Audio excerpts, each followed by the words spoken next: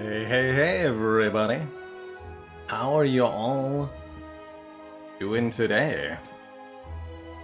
It's great to have you all here with some exciting new changes to the stream today. And I do appreciate any and all feedback on our new looks. Whether it be positive or negative, feedback, criticism, constructive, or just outright compliments, it's all good, all welcome, and I'm excited to be here. How's it going, everybody? Hey, J-Mitch, Zuthis, Malkavian, LARP Freak, Refined Bean, Seably TV, L-Tier, Zizification, Guyfish, heya. By the way, I appreciate the reminder, Zuthis, that the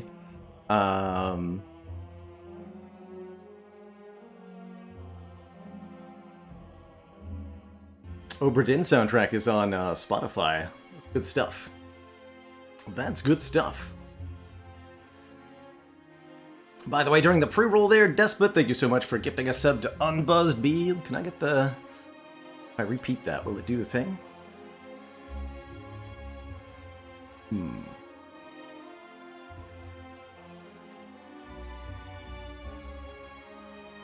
Not entirely sure if the sub alerts are working. We'll see. We'll see. Definitely going to be, I'm sure, a snag here or there every time you're rolling out something new or changing something. How's it going, Mr. Spokes? Super Inago. Avox, Silence, hype for some new arts. Yeah, Jedit O. Janin.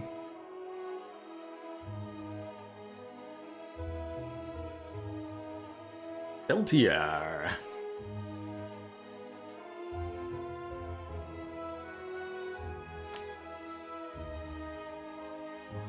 Chronometrics.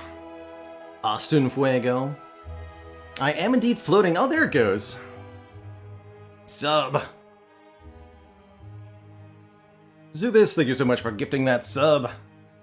To Ray. And for testing that out. Hey, Beards and Bacon. Los Riantos. Sir Lancelot. And everybody else. How's it going? There's a couple of variations on the new sub alert too. Hello, Gubna. Thank you so much for that tier 1 sub. Welcome to the council. More evil and more handsome at the same time. Kind of what we ended up going for.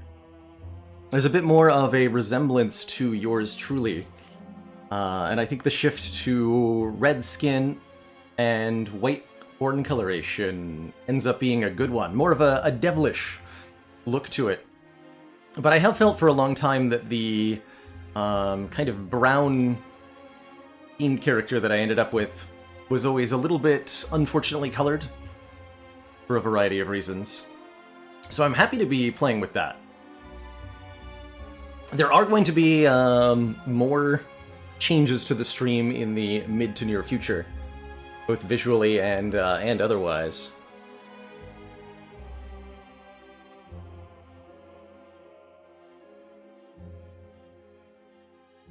That makes sense, Chicken Man Phil. Almost too sleek to feel cozy. Well, fear not, because the cozy attitude of the stream is absolutely going nowhere. And it's going to be the exact same show as always, just with kind of new branding / aesthetic overall.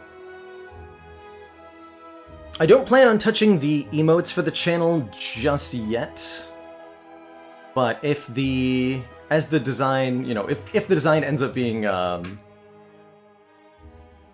something we stick with in the long term, I could definitely see ending up redoing the emotes at some point. But at the moment, I have no plans to touch any of the emotes. So if you've got a favorite, you're not. It's not changing right now.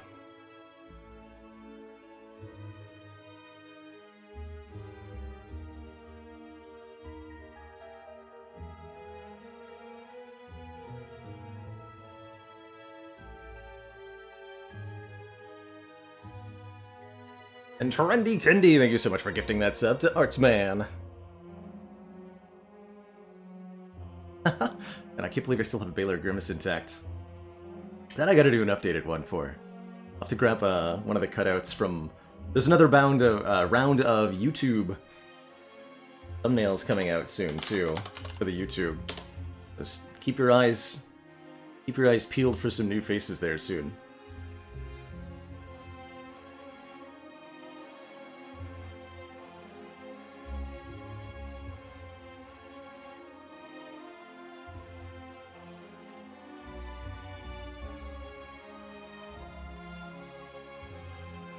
Zizzification.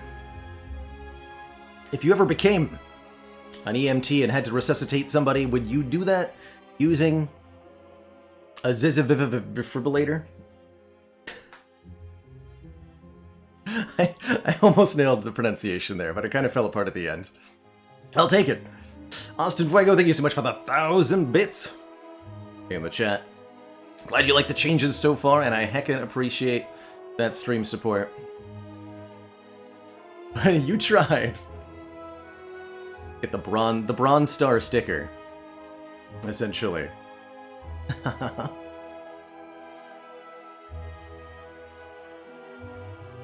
And Fiabby Boy, thank you so much for that very generous tier 2 sub and the 14 heckin' months. Blam.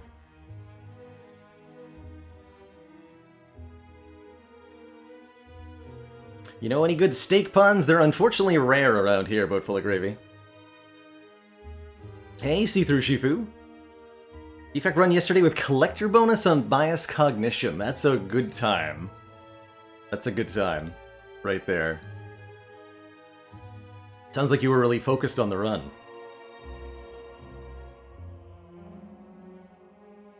So in addition to these visual changes, which are courtesy of the folks over at S tier, Sean and James, who I really appreciate for all of their help and everything they've been doing. But the primary purpose, or one of the things that they're offering me is words. I have partnered with S tier in not only to revitalize the art of the stream, or make over the art of the stream, but also in an attempt to help connect this stream with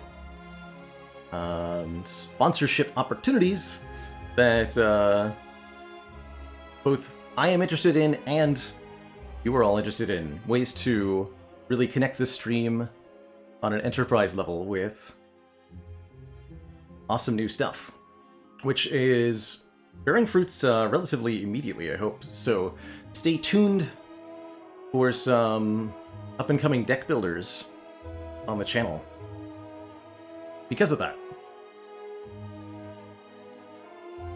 So Fury Curioso says, mind explaining how to install the basic mods? So if you bring up your through Steam on the workshop link, you'll need to subscribe to both base mod and probably, depending on what mods you want, you'll need STS lib as well. There's gotta be a basic, like, getting started for Spire modding tutorial that somebody's made, right? But at the very minimum, you will need base mod subscribed to in order to play with anything else. Once you have that, you select Play with mods when launching Slay the Spire from Steam. You may need to launch from the main library menu, rather than launching from a quick icon. And that might be where you're getting snagged up. There we go, that's what I'm trying to say. So do make sure you're selecting Launch with Mods when booting Slay the Spire. Fluffy Mittens, thank you so much for the very generous 5 gifted subs. The Corey, thank you so much for the Prime sub, and Werfjig, thanks so much for the 14 months of excitement.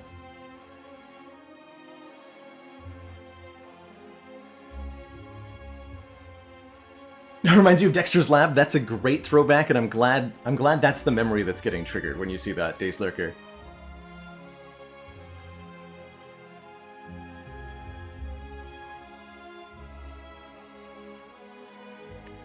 I believe, with all that said and done, that we're here to play some Slay the Spire. Currently on a 2 streak? Yes.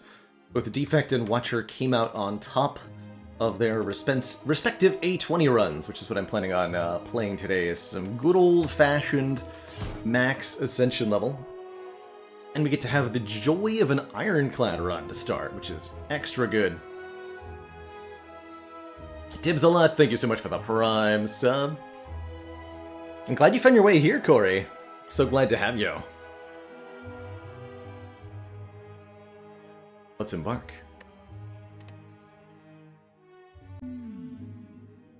Okay, good. I did remember to not have Built of the Spire on.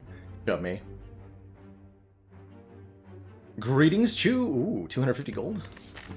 With an early store, you say? Well, not much I like more than that. Genuinely, I think 250 gold starts are some of the best in Slay the Spire, especially on Ironclad. Opportunity to buy a rare relic in the store, opportunity to buy a rare colorless card in the store if it's good, and if it's not, you get to spend the money somehow else. Pollywag! Thank you so much for the Prime sub and the 2 months. Question back at you, Boat Full of Gravy. When are you doing a hot tub stream full of gravy? A tub full of gravy.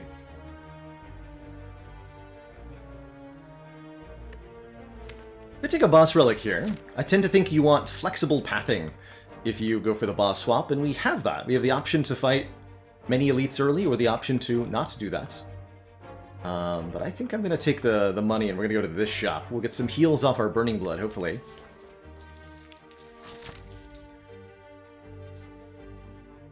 Be the dollar redos. And then we may be in shape to fight elites immediately, or we may not be. I might go for the Burning Elite. We'll see what's at the store. That's going to shape a lot of our future here. Take that, you stinky cultist. Die, fiend. Okay, next turn could hurt. Depending on our draws here. I was worried we might draw exactly this hand. I guess we have guaranteed lethal, right? Strike, bash is a kill. Yeah, guaranteed lethal. So take one more. Net plus 4 HP from our cultist fight. That's good stuff. Despot! Hello, by the way. I saw you in chat earlier. I don't know if I said hi. Great to have you for the start of stream. Thanks very much for gifting us up to Takarot. And Takarot, thanks for watching. I really appreciate it.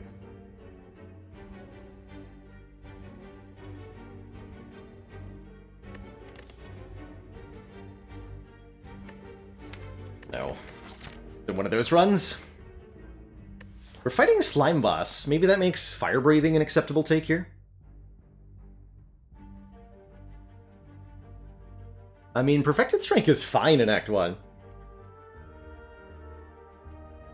Nothing wrong with it.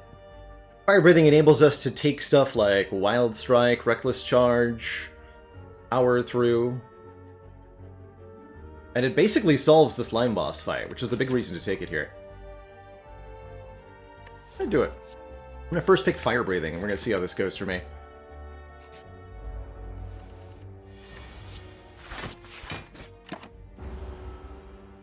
Rick! Tiny Rick, thank you so much for the 2 months of support. That Prime sub.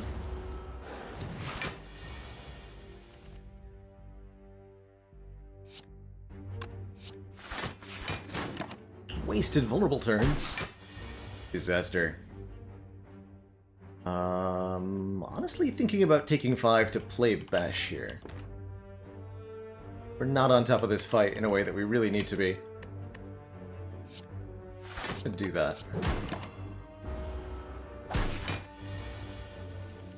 Yeah, that was a good idea. Otherwise we'd be taking this hit, and this would make me very upset. Good job, me. I avoided the damage.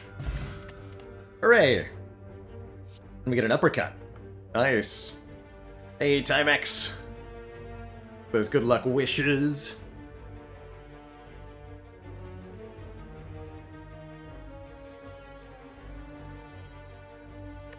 Let's see, we could take a flex. Flex pair is better with lots of card draw, which we don't have. Second Wind lets us exhaust non-attack cards. Could, in theory, pair with Fire Breathing, but in practice does not do so yet. I think we want the attack that also does some statuses. That's a good choice. Do we want to take another combat now? Yes, we can even go this way if we want. One more combat. Still haven't found a potion. We'd like to know where our potion chance stands before we go into the shop. Kind of addicted to Flex? Honestly, Flex can become really, really good with just a few card removals or a little bit of card draw. I never do 22 here. Might have been correct to bash the front one sometimes. It was correct to bash the front one. Oh, I think. One.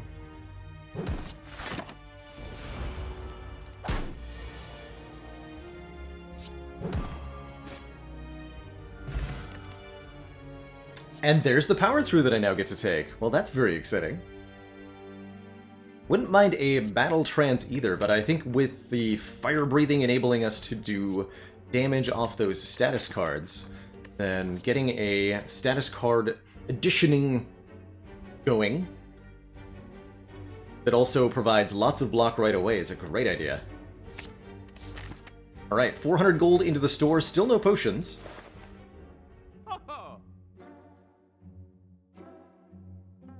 Oh my.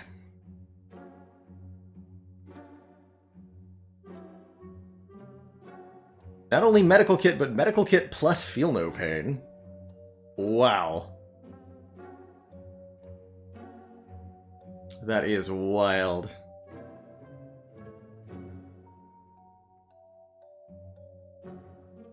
The downside to our start with 3-9 was damage taken, which is why we're at 51. We had pretty good first 3 fights. Hell, we've actually, I think, even were at higher health than we were when we started the run.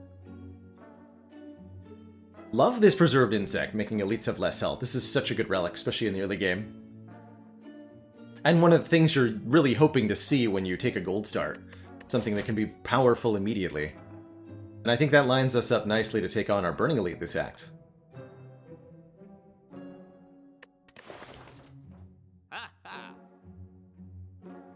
Not sure about this medical kit. So medical kit allows us to exhaust status cards by playing them. We already benefit from them being around though, thanks to fire breathing. I definitely think that I want this preserved insect. That's always going to happen.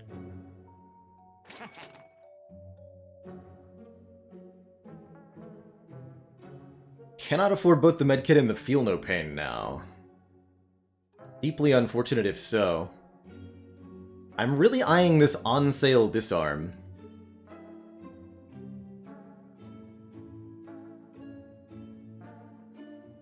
How much exhaust do I have currently? Okay, just the disarm, if if I buy the disarm. So maybe I don't even take the feel no pain. Removal is definitely good here. I would be happy to remove, honestly, a defend question mark? Maybe bash double question mark.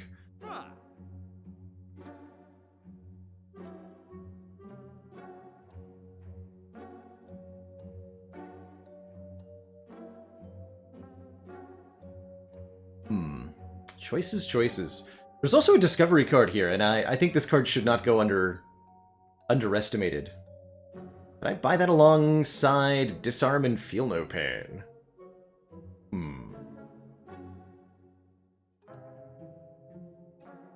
Spot weakness a consideration here. It's a nice way to gain some strength. I like it a lot less with fire breathing, because we already have a way to scale our damage with this interaction.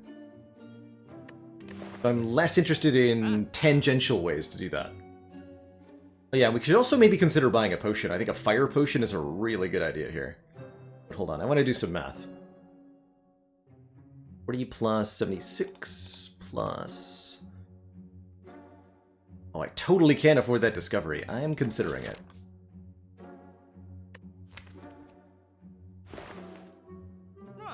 Have 3 random cards to add to your hand, costing 0 this turn, exhaust.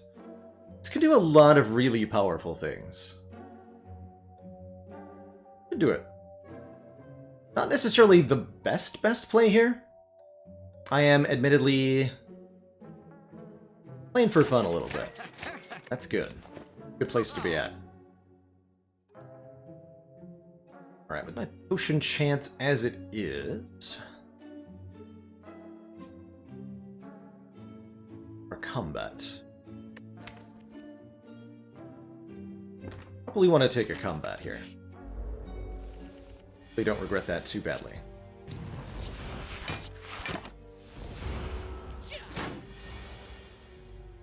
Alright, Discovery, show me what you got. Another disarm. Take it. The double disarming.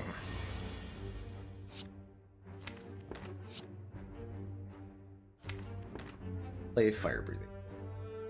Guess so.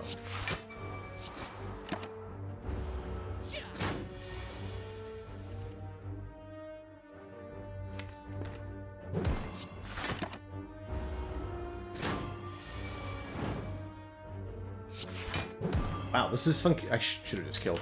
This is functioning better than I expected. We healed off this fight. Still no potion. Oh! Wait a minute, Wild Strike? Now, hold on a second. Or do I take the second Feel No Pain?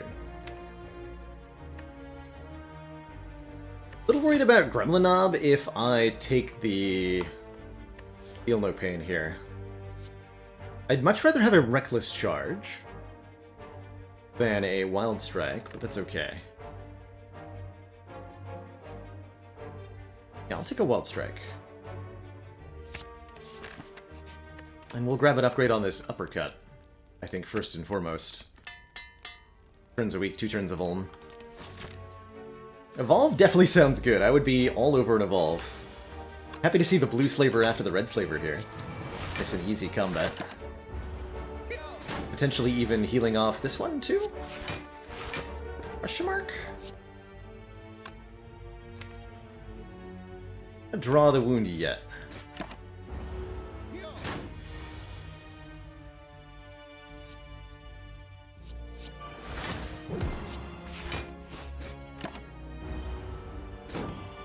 Definitely appreciating discoveries so far.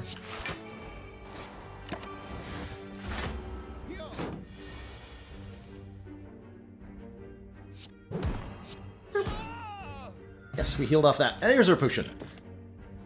And another card that says Exhaust on it. Shockwave applies weaken vuln to all enemies. I really like that. Really like that. When do I think it's good to upgrade Discovery? If you... I mean, if you want to use it multiple times, of course. This deck is never going to upgrade it, because we actually appreciate the exhaust effect with the Feel No Pain. But it can be good to upgrade if you are able to retrieve it quickly. So if you've got a small deck and you want to use it as kind of like a Nilri's Codex, as a way to beat Champ, for example, Discovery can work for that. It works really well if you've got Hologram on Defect or Meditate on Watcher. You get that upgraded version letting you use it over and over again. It's got a few uses. But we'll be very happy with the unupgraded version here. No way, no how am I taking a stinky curse right before the elites. Get out of here, you serpent man. Be gone. Unai. Hey, we're gonna have time to play 3 attacks in one turn. Just seems statistically improbable. I think in general, Ironclad very, very much struggles to use the kunai.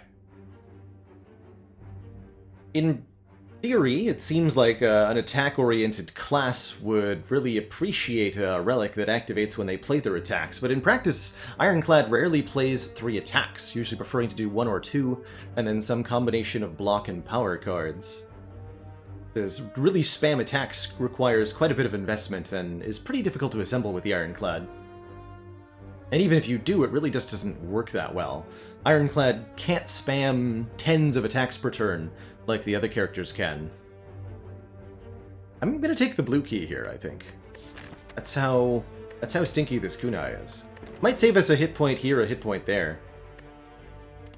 But no. We have both Feel No Pain and Fire Breathing in this fight. I think we can easily save our potion. for a potential mob fight coming up.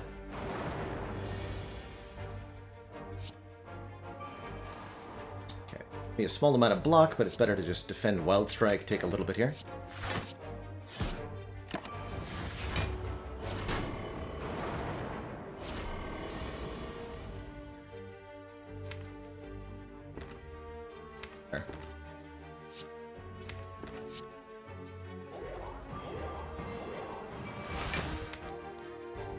Easily next turn. Perfect. Okay. A bit more life loss than I thought we would have to. We're through this fight nice and clean now.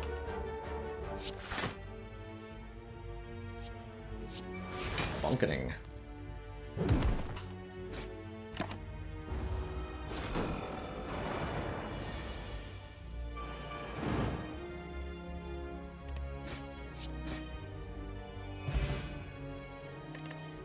Darkstone Period gives us max HP when we take curses. Not the greatest relic in the world, but it can be good sometimes.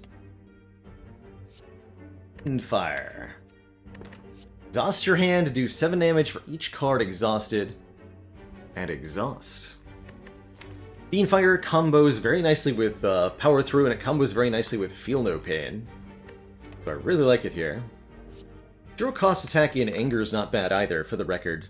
Anger would have been the pick to go with the kunai for sure. I'm going to lean into our exhaust synergy. This will also make any potential Pyramid or Snecko I take a lot more viable.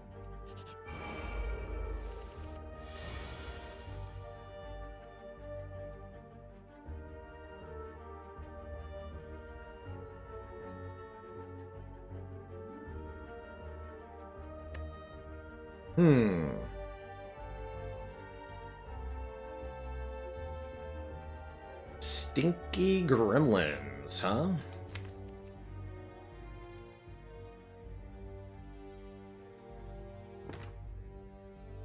So, the 2 angry gremlins are going to be the least threatening here. They put out 5 damage per turn, but they won't get any worse unless we attack them. This fat gremlin here will make us weak and frail. And 2 turns from now, this gremlin wizard is going to attack us for 35 damage. We cannot allow that. Yes, Skippy Goober, this is a hard pool fight.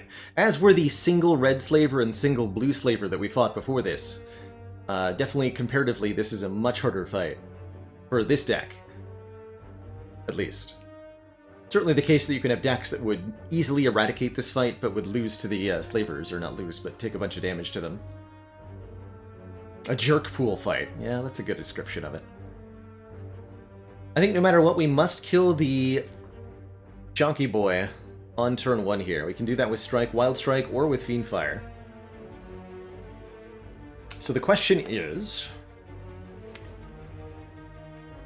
how much damage do I let myself take? So in the draw pile, we have 24 plus 13. We'll need to draw in 2 turns most of this damage. I guess we get there with 3 strikes using the Strength Potion too. The question is essentially, do I defend to save 5 or maybe even 7 with Dex Potion? Or do I Wild Strike the Gremlin Wizard and Fiendfire the Fat Gremlin? If we Wild Strike the Wizard, we lose 1 draw, but we do 12 damage, meaning it'll be really easy to pick them off. Of course, we take more damage immediately for making that choice, but I think it's probably a better idea in the long run. Take the damage up front here and make sure we get through this fight nice and clean. Let's do this.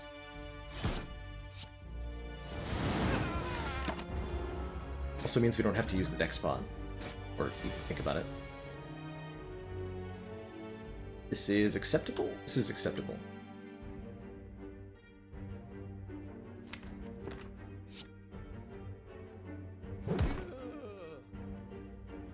What do we feel about Dex Potion now?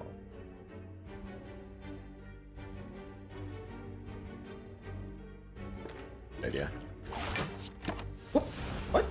Oh, that was weird. Did you see that? I tried to play the card.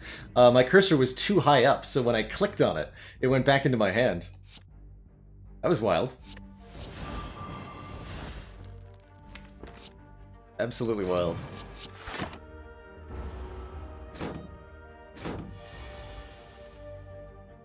Could this happen? Taking more damage. What's this fight? Actually, wait, they only take one. That way.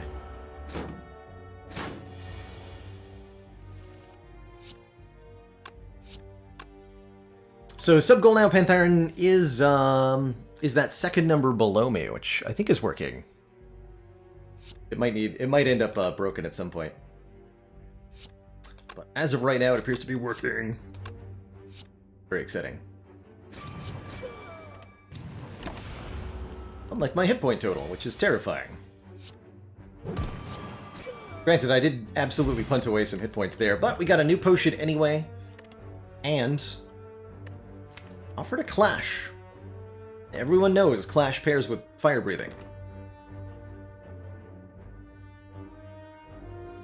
Yeah, that 17 should be just from today so far. But I'm not 100% sure how accurate it is at the moment.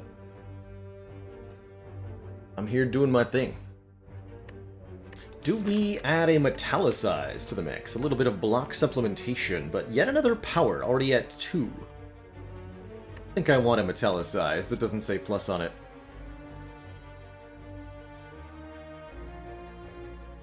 Medical Kit would have been the Clash Enabler, and then Ascender's Bane would have told us off. With a Shockwave, I don't want a Clothesline, and we have an Uppercut too. Let's fight the Burning Elite here.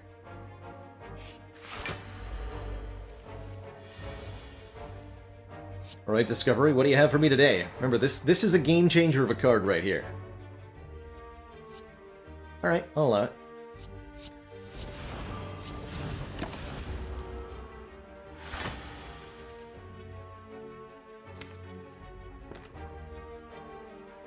Basically a regular Lagavulin. Right. Okay, next 2 turns could be fun. Depending on one's definition of fun.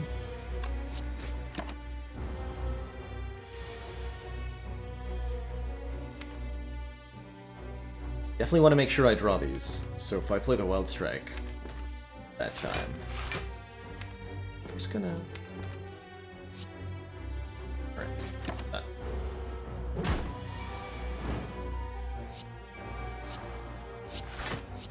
I wouldn't call Metallicize a worse defend. It is the every turn nature of it is quite useful, as is the fact that it's a power, which means that it isn't affected by dexterity in the case of minus dex from Lagavulin, isn't affected by Frail, which is relevant for a lot of fights, and doesn't make the Gremlin angrier. Love to get Pantograph here, means we're definitely upgrading twice before the Slime Boss. Great Relic overall. Do we want a Combust? I don't think so. Combust and Fire Breathing are kind of doing the same thing.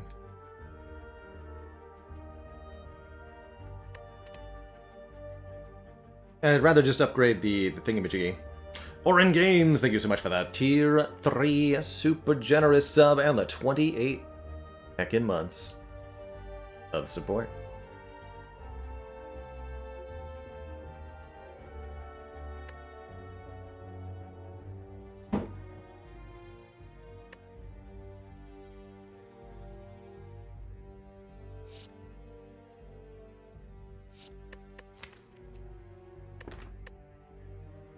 Other nice thing about Metallicize is that you're not going to draw it over and over and over again.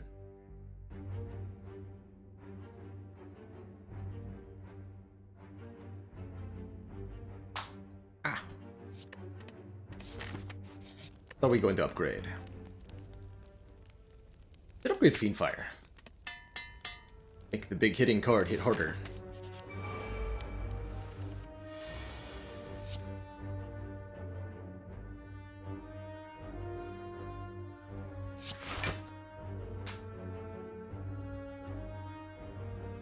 Would be more or less likely to pick up a second Metallicize if I already have one. Less likely, Snazzy.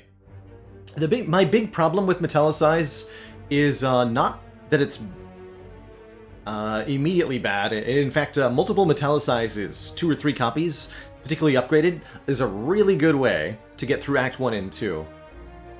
But where Metallicized really starts to fall short is in the late game, where it's completely inadequate block against the Awakened one. They gain strength. Well, actually, if you're below Ascension 19, it's actually fine against Awakened one. But it ends up just being inadequate block for all of the late game fights, where you're only getting 2 or 3, or 4 per turn, in fights that are outputting 50 or 60 damage to you. And if you can't get lots of copies in play very quickly, or if you're not able to otherwise play a ton of cards, it just ends up being not enough. It doesn't scale in terms of number of activations like, say, Feel No Pain does. One copy of Feel No Pain can be tons and tons of block in the late game because you exhaust 10 or more cards per turn, but Metallicized is only ever going to be that one activation. Yeah, if you have an Orichalcum, though, Apnea, then taking that passive block from 4 to 10, or from 6 to 10, becomes amazing, and even more so if you can get some weak down with a clothesline or something.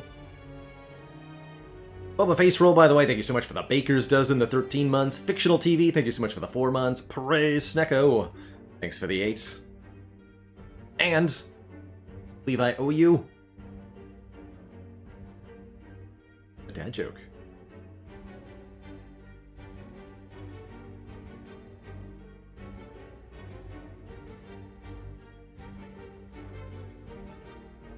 Did you hear about the Snecko that performed at the top of its division? They gave it a praise.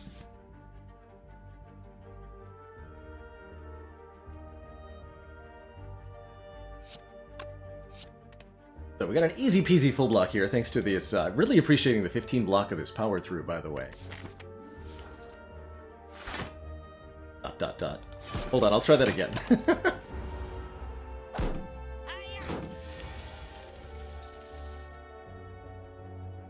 I'm gonna trust in Discovery here. Yes.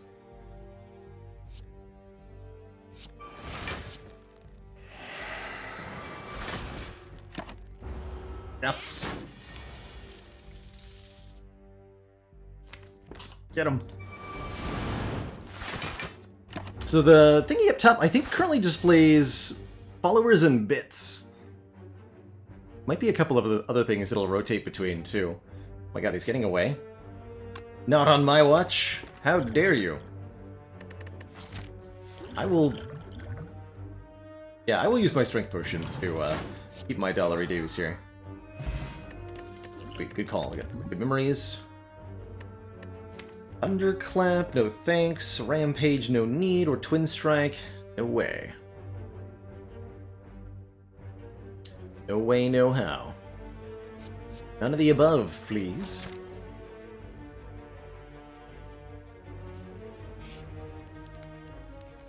Hey, Burns. So we've got basically almost a total channel makeover here, courtesy of S Tier, who I'm partnering with in order to better promote the stream and to better connect with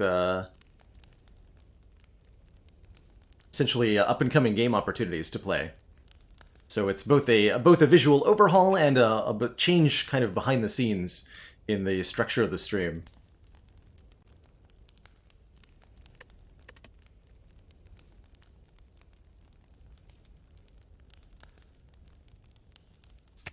Them an upgrade.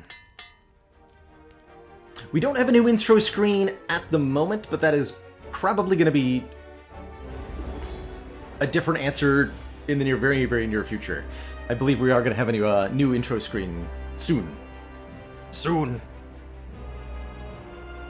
Soon, soon. Alright, Slimy Boy. This deck is basically custom built to destroy you. So you're going to have a bad time. Methlin, thank you so much for the 16 months. And that support. Current intro screen, I think, was about a year. Something close to a year, and the new sub-animations that I had done relatively recently were about 6 months. A little bit less time than I anticipated using those all for, but I had no idea. that new and exciting possibilities were about to occur. Okay, we're gonna get the Feel No Pain in play, I guess. I'm tempted to bash here. Extend that vulnerable, but we really only care about the Vul next turn anyway. Slime Crush. Oh, we did get Fiend Fire. Perfect. So we can go Fire-breathing Fiend Fire, and that should be plenty, right? Maybe that KOs. 18 times 3.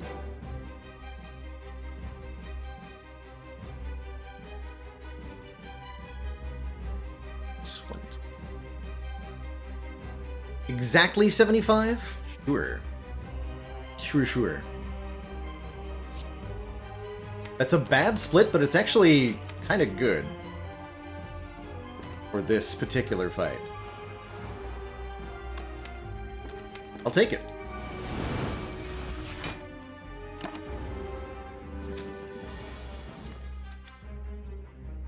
I'll take it.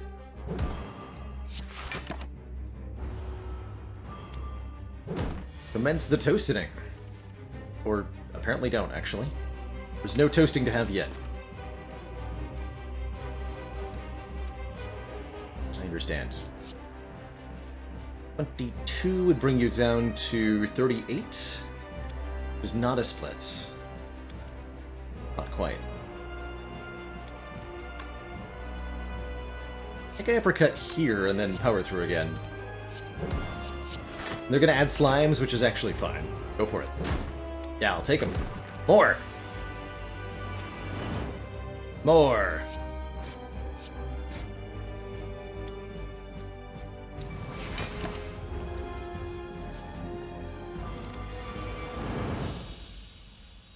Yes! Haha!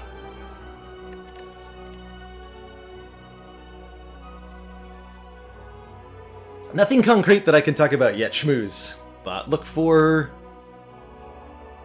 some new and exciting stuff this month. Is I believe the narrowest I can get on. I don't want to talk about anything that's not signed and sealed yet, though. Do we add a bludgeon to this deck? Do we add a Fiend Fire number 2? Not sure about that. I don't think this deck wants a double tap.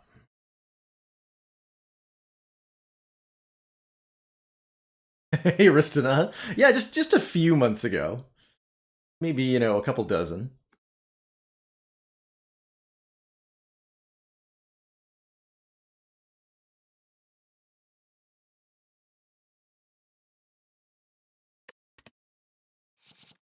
I almost want to skip all of these.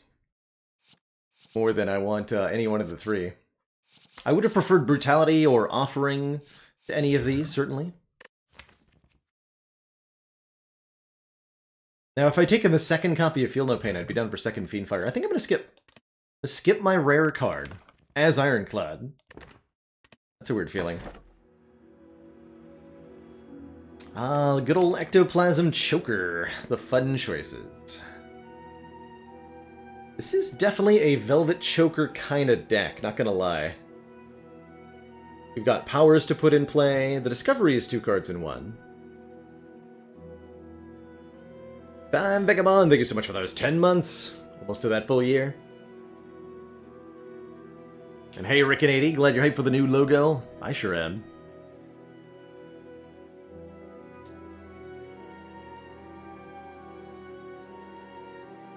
And on Romania, 5th time's the charm. Thank you so much for the 5 months. Support.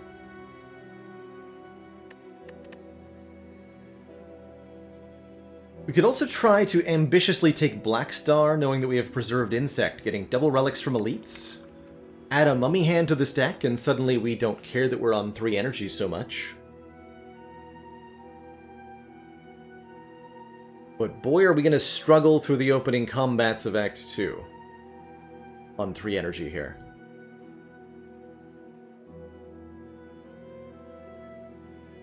And that does indeed make a potential corruption quite a bit worse if we take the Choker.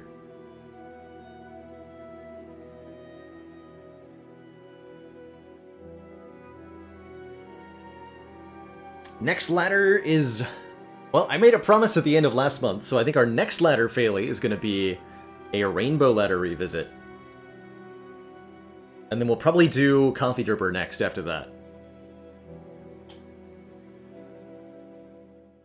Take a little break from the rotation to give a big thank you for all the support last month. When's the witness ladder? You're witnessing it right here.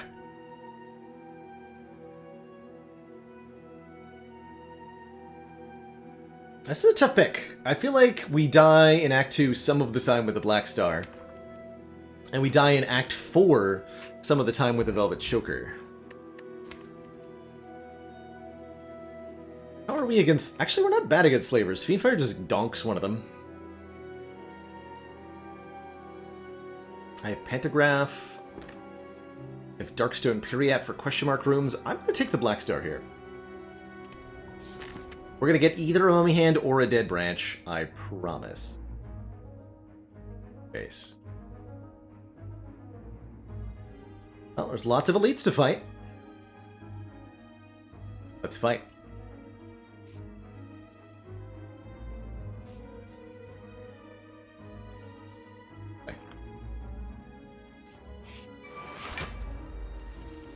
We did indeed skip our rare card Omni. It was Bludgeon, Fiendfire, and Double Tap. Okay.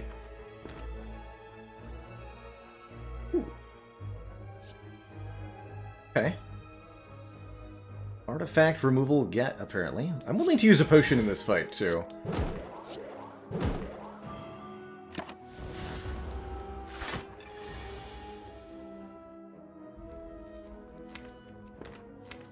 That potion is Liquid Memory. There's no need for the weak this turn. Oh, but the vulnerable matters, though?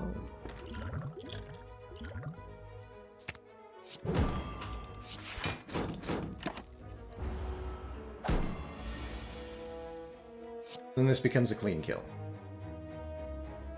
Yeah, I'm quite happy I used that Liquid Memories. I think that was a good choice.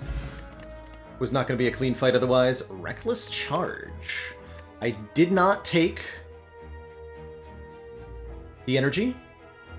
We have Feel No Pain, we have Fire Breathing, it's a zero-cost attack. I'm actually totally in for that.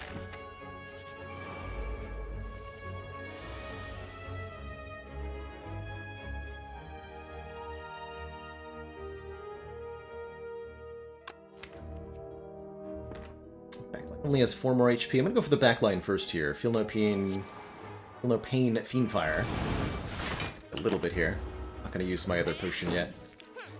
Was only willing to use the Liquid Memories in the way that I did because we had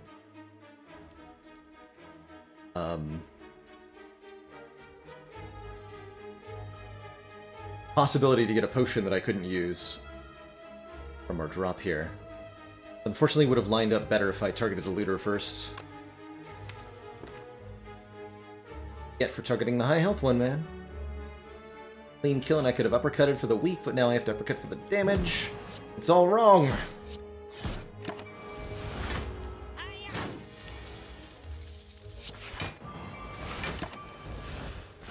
I might get away. No, God.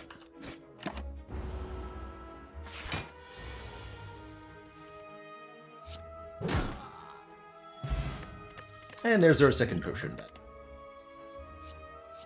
As I'm eyeing a Pummel Strike, because card draw sure seems nice right now.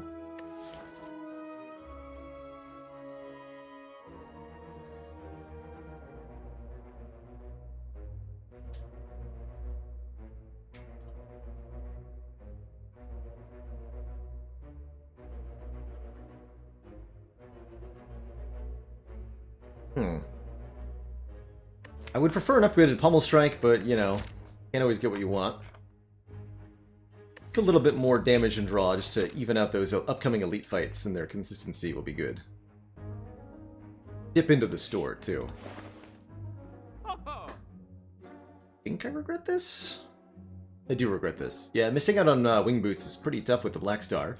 That said, there's some sweet stuff here, like an Impervious, Can't really afford this barricade to get into play, but the other stuff is good.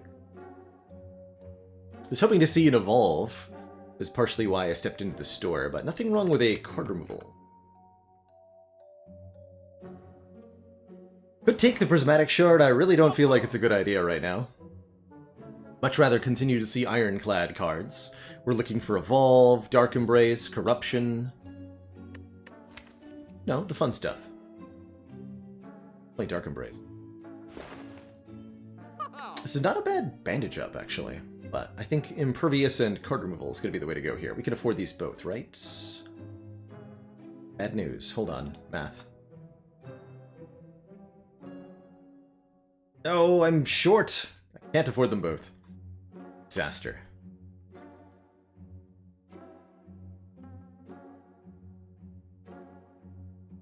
Where we consider bandage up is like discount Impervious? Question mark?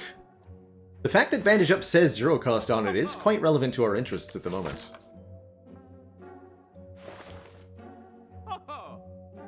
We can afford barricade removal.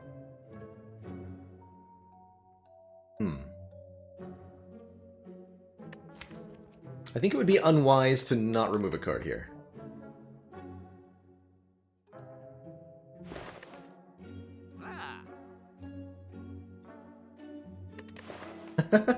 I can afford removal and Prismatic Shard. No, but I'm already doing a fire-breathing deck. No, you have to stay focused. I do take this bandage up. Think about it a little. Do a lot of elite. You know what? Alright, let's try it. I'm gonna buy a bandage up. See how that goes for me. So far, actually pretty good.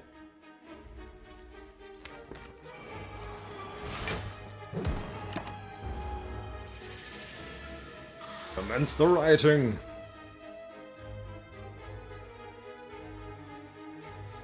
Oof. Oof, etc. Alright, we'll use this.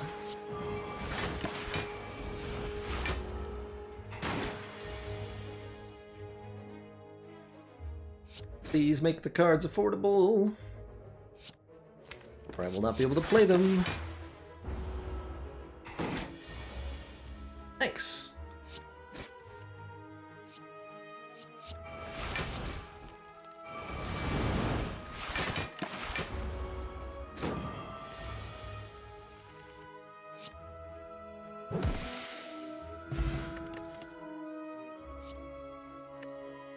Card from your exhaust pile into your hand. We can get back bandage up, we can get back disarm, we can get back discovery. Oh, I love all those options. Exhume will be a pretty good upgrade, too. So, rather than mess with hardpool fights, let's fight our first elite here. Oh.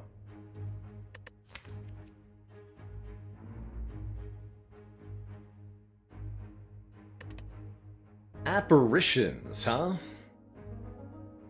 As you continued your descent, thick black smoke begins to billow out of the ground and walls around you, coalescing into 3 masked forms. Begin to speak. Would you like to be a spooky ghost? They say, in unison. Being a spooky ghost is pretty sweet here. Real big selling point right now is that we have an Exhume, allowing us to spend 4 turns intangible. Immune to damage.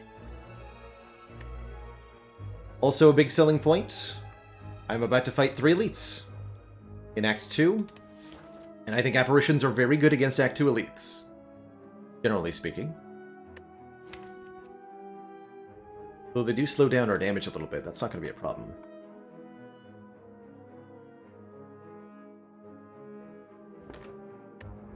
It does cost us a lot of current HP, which is a detriment here.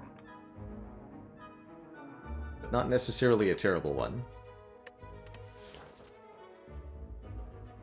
Okay, I'm gonna take these. Lose a lot of health, but become the spookiest. Spookiest ironclad that ever was.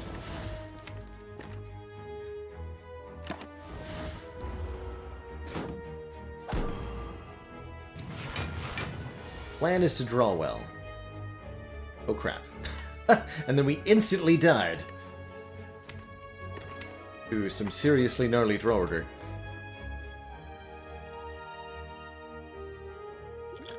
Got for me, colorless potion. Thinking ahead. Okay, you're gonna have to bail me out here.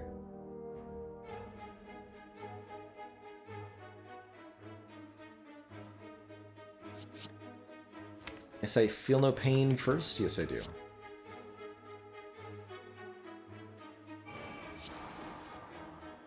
Ah! Well, crap. Curses.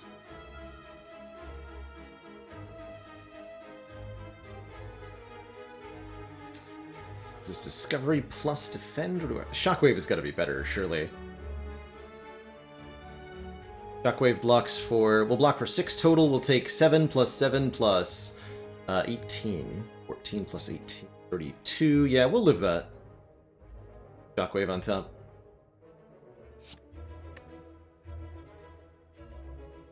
Or wait, put Discovery on top, excuse me.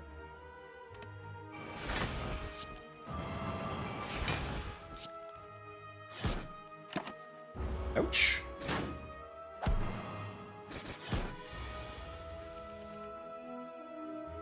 Now you offer me the intangibility, that's okay.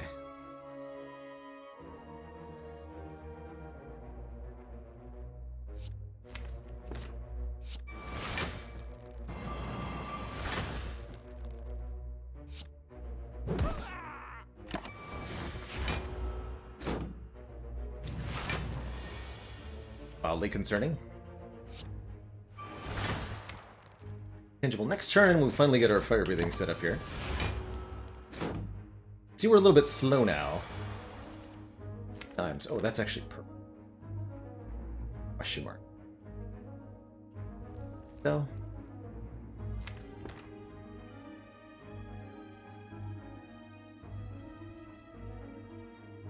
Hey, Lorian. Planning currently only on playing some Slay the Spire today.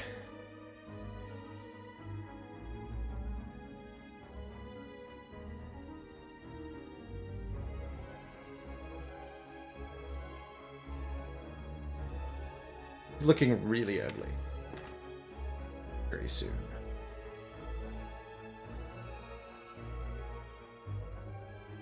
I have to go to 1.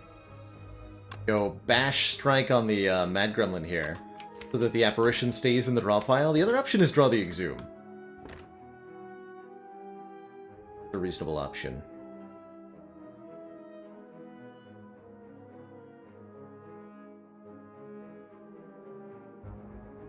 Hey, Darkache. Yeah, I enjoyed Legend of Keepers quite a bit, actually. I played a little bit more off-stream yesterday. I think it's a very cool little dungeon defense game. Feels a little bit slower paced.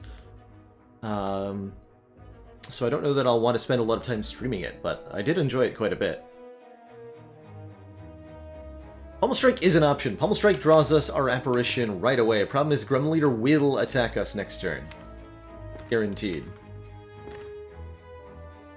And if I don't have an Apparition for that, well, it's bad times. So I think my best play is, unfortunately, terrible here. This.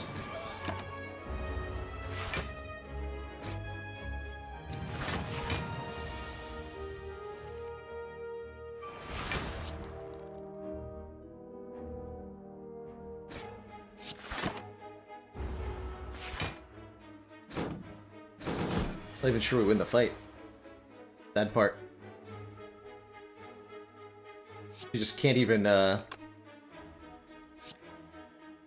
we really weren't very strong, huh?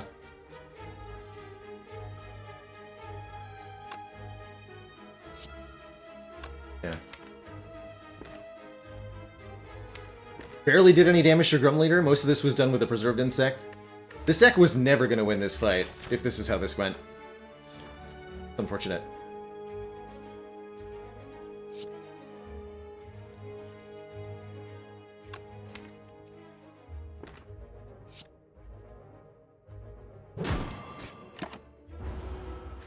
GG.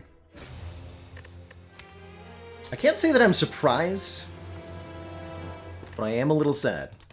GG, Mr. Ironclad. Here.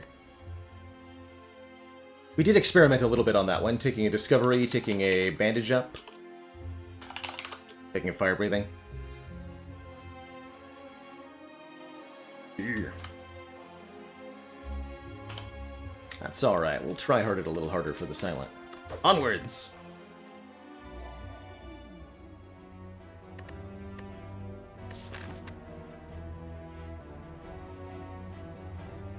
So, little careful. My elite pathing here. This, but that's kind of suicide.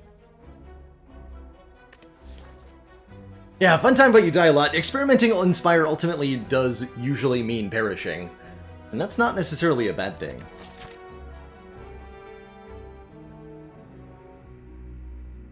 At least if you're experimenting on A20. It gave me a better idea of where fire breathing works and where it doesn't. It's very much not front-loader damage, at least not the way we had it. Note that, I mean, our AoE damage, which is what you need to kill Grem Leader, we weren't able to play it. It's not a good sign. Not a good sign. In retrospect, I actually kind of wish I'd taken that Combust we were offered in Act 1. Hey, Bart, great to see you, as always. Contemplating taking 12 HP here. Would make my Act 1 a lot more comfortable overall. Much more likely to succeed in this kind of pathing if I take that. About 100 gold. No conveniently placed stores. Alright, the colorless card starts. Those go okay sometimes. I'm going to take the 12 max HP here. Very notably 12 current HP, starting us out with 71 hit points instead of the usual 59 for Silent. We'll take a bunch of combats to put that HP to use. Lucifer, thank you so much for the Prime sub and the 10 heckin' months. Much love to you, too. Hey, Il Zelcho, glad you love the new logo. Pretty happy with it right now. We can save every hit point.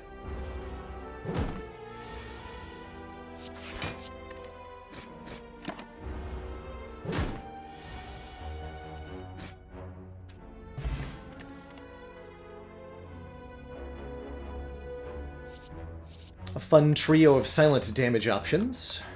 Sneaky Strike, Cloak and Dagger, Heel Hook.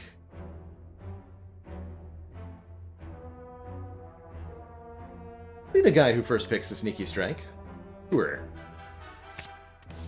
Sure, we don't have any discard to go with it yet, but it'll encourage us to pick up anything discard related that we see. Hoping for a Dagger Throw after the Cultist.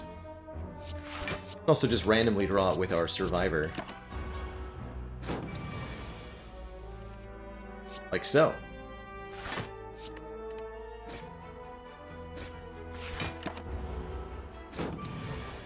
Easy. Let's say Dagger Throw.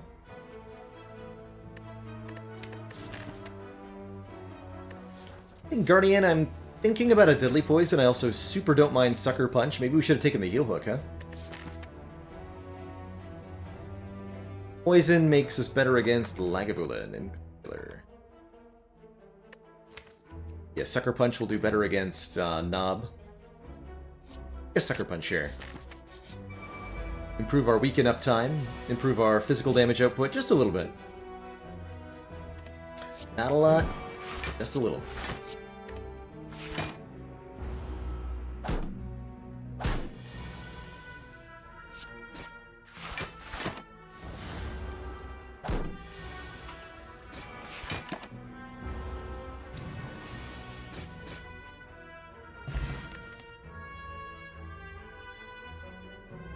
Wow.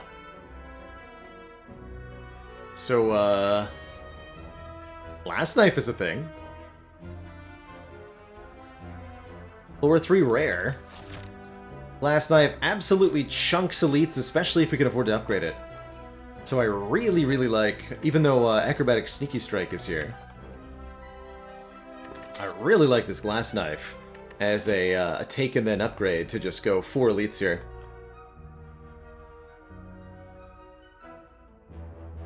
Poison decks are absolutely viable on A20 Dark Sion, absolutely. especially if with some catalysts involved. Hey, Nightcat, appreciate it. 3 views at once, it's good stuff.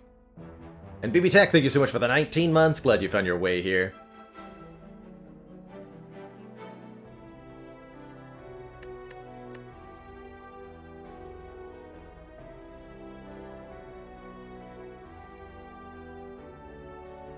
When it comes to D&D, I'm definitely a wizard guy, although I've been known to really enjoy the weird, like, multi-classed Fury crafting kind of stuff.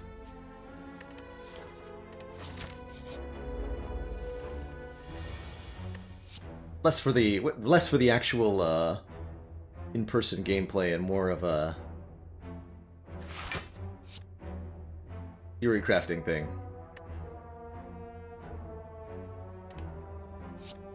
Use on more Baldur's Gate content when that game comes to full release. We'll be checking it out again, but probably not before. Sure, your weekend. Might regret that choice. I'm not putting the damage into the spike slime here. Nope. Last knife. Good. This is a really difficult hard pull fight. So the fact that we're just like, easy peasy, this is no problem, is a really good sign for where we're at.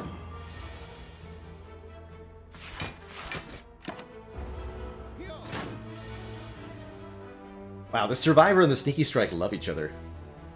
Very, very much.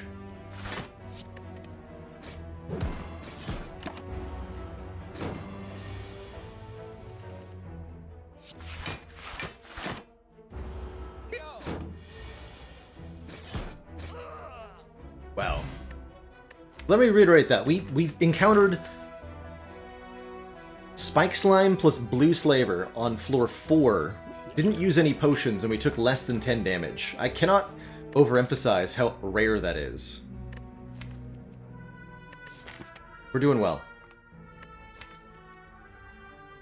I am actually kind of happy with the backflip here to let us draw into these upgraded, well not upgraded, these good attacks more often. Pairs nicely with our speed potion, and because we have Guardian coming up, I like it a fair bit too.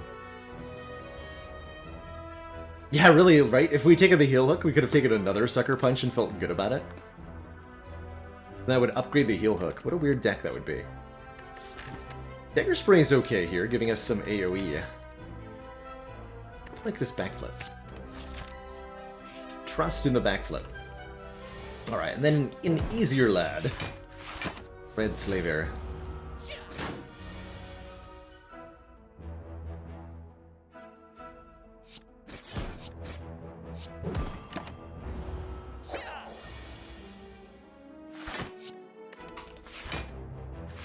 Hey, it's Grizzly.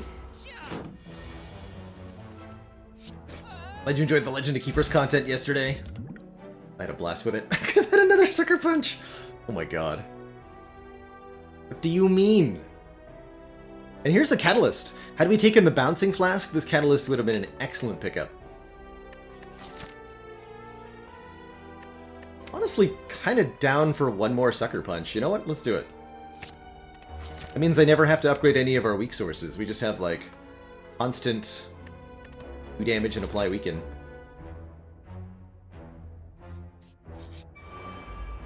Okay, sentries are up first. They're honestly our worst matchup. I'll use the Power Potion to alleviate... question mark. Yeah, to alleviate the problem here. Well-laid plans is not the best, but it'll definitely do.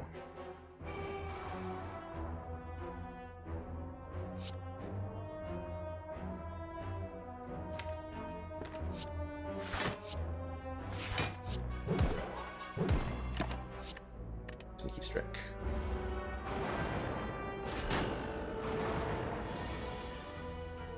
Aha!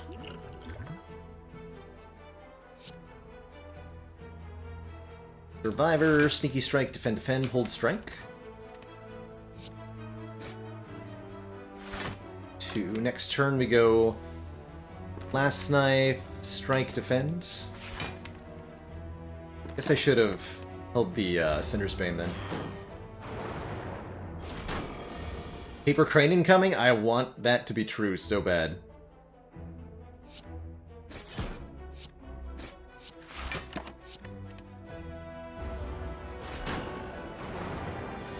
idea.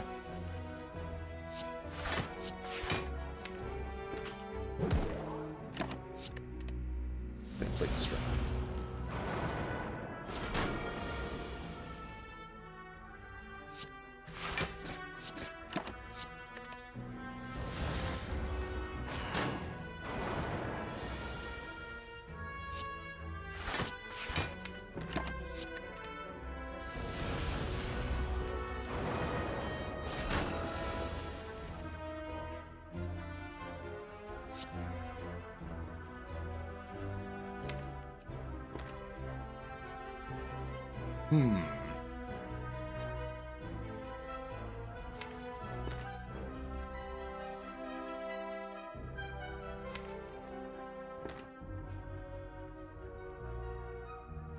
Like...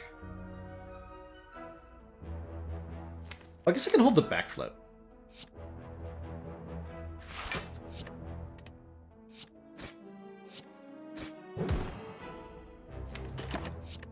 Five next turn.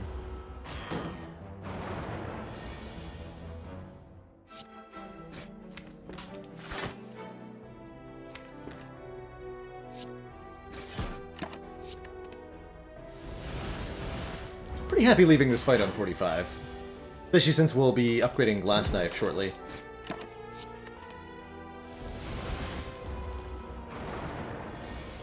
This could have gone a little better, but not too much better.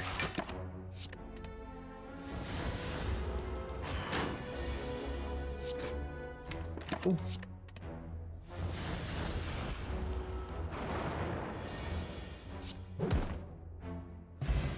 Blue Candle. How's that for a first relic? We can now play our Ascender's Bane. Do 1 damage to ourselves. Phantasmal Killer Glass Knife. I'm in. Do it.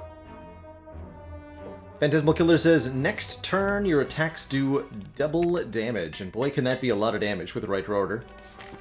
Doofgod, thank you so much for the Prime sub and the 6 heckin' months of support. Uh-oh. Quite the knob turn one we wanted. Turn 2. Okay, but we know we're drawing a bunch of damage next turn, so math time. Can I do 22? Decimal.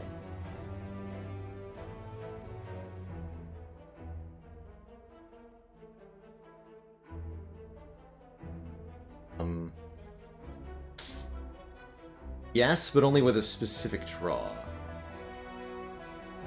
Well, we'll see what happens. I've guaranteed lethal? Not if I draw a neutralize, strike, strike, strike, backflip, I don't. That'll be 1 damage short.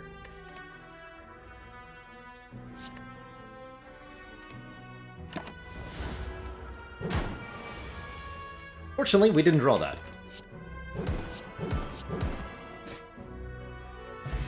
Good.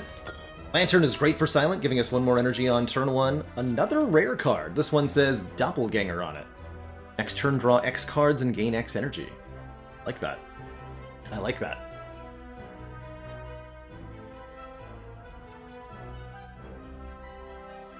It's a lot of rare cards.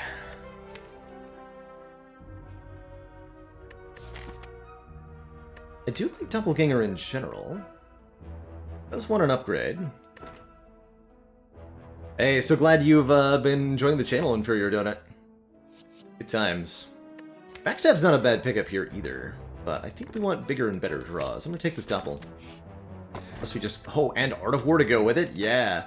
You don't play any attacks during your turn, gain an additional energy on the next turn. Very good pairing with the Doppelganger here. What a bizarre and effective poison deck this could have been. Wow. Good turn 1.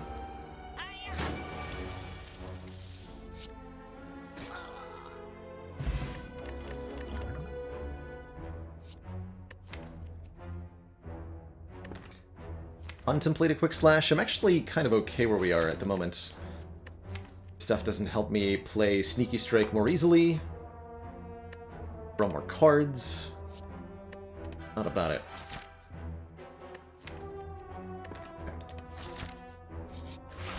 Ooh, Lagavulin is going to be very,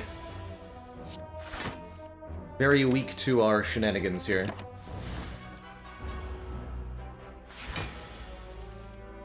Yes! Phantasmal Killer Doppelganger, let's go.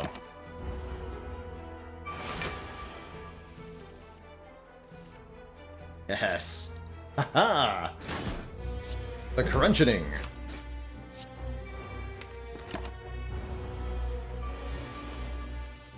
Oh, sorry, what's that, Lagavulin? Were you expecting to be alive? Too bad. Not today. Score ourselves a Juzu bracelet guaranteeing that we no longer encounter regular enemy combats in question mark rooms, and... Wow. How's that for a card reward?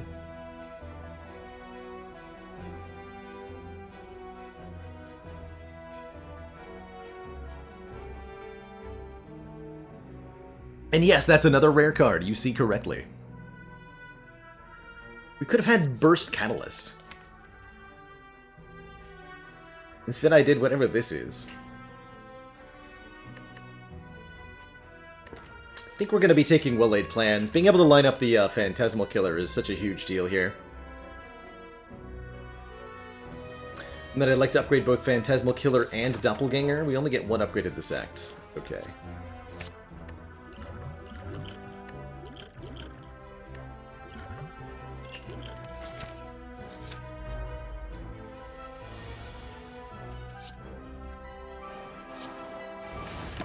Put that Art of War to work.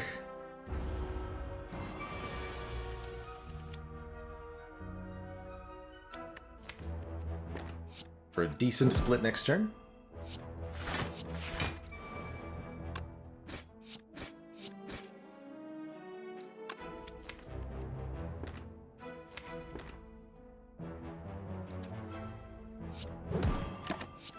Couldn't decide if I wanted to use that or not.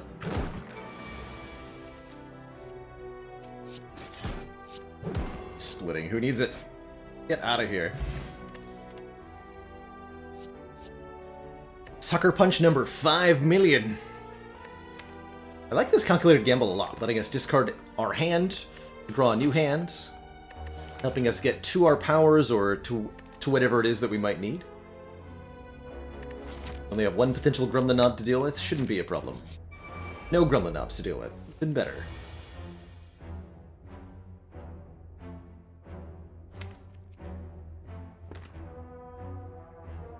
Play Phantasmal and gamble. I'm gonna see what happens.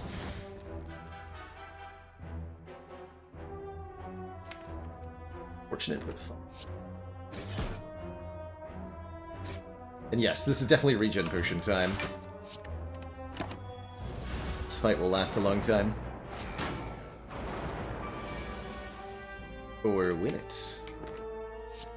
I think it's foolish. Even though we could block the full 10, I think it's foolish not to do 14 damage while we have the opportunity here.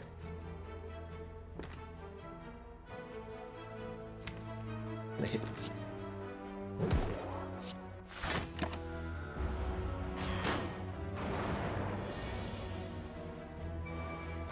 Or wait.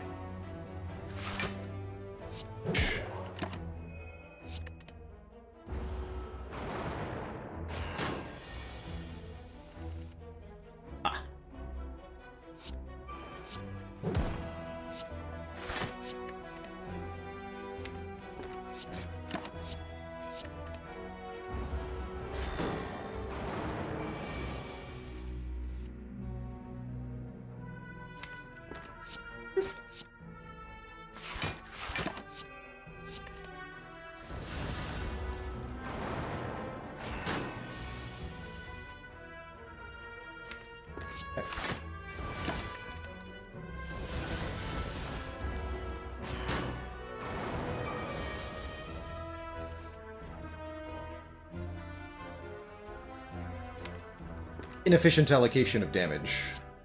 If I use the glass knife here.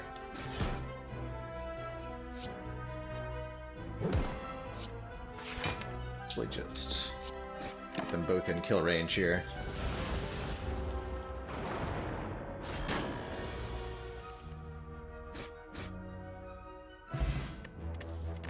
Early Courier, letting the merchant restock and be cheaper. Sucker Punch number 5,000,001. And we've made it! We fought 4 elites, we've rested 0 times, and I still have a ton of health, thanks to taking the 12 max HP starting bonus. Consider briefly this all-out attack, because we don't have a way to do area of effect damage otherwise. But I really don't like it much. Especially with well-laid plans. No, I'm gonna try to avoid this.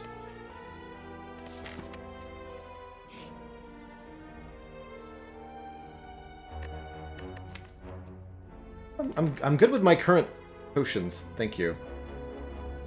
They're not what I had in mind. Wow. Alright, for the Guardian fight, feels like upgrading Phantasmal Killer is going to be a big impact. Upgrading well-laid plans could be good too. Make this 0 cost.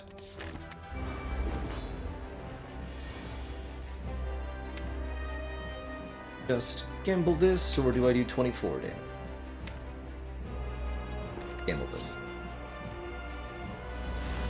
Yeah, that feels more correct.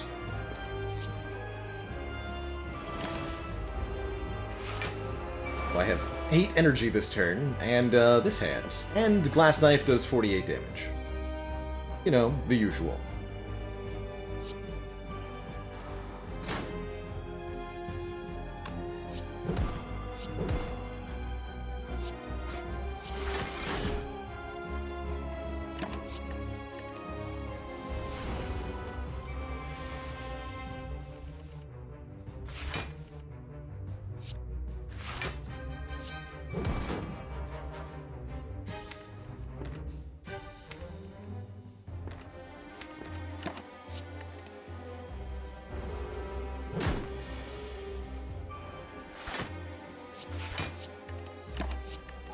We should just be able to transform again here. Although our damage output is going to drop as the Guardian's threshold for transformations rises. Causes some problems, maybe.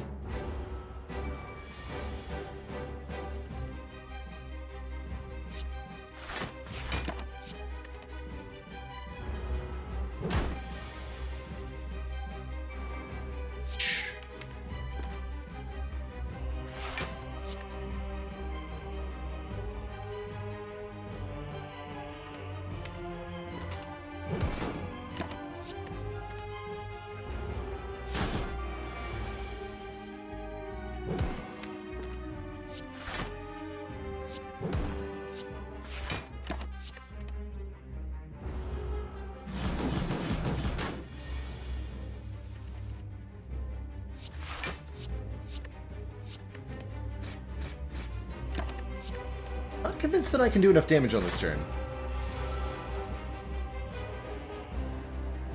Let's see, 16 plus 7 is too short, so we have to draw Neutralize. Not do it, which means we don't block. Okay. Do I Speed Potion, or do I take a bunch of damage to the face?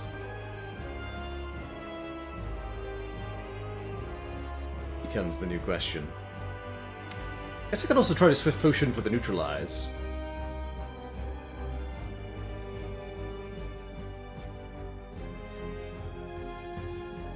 What would we be taking? This goes to 27 with weak, so we take 17 damage.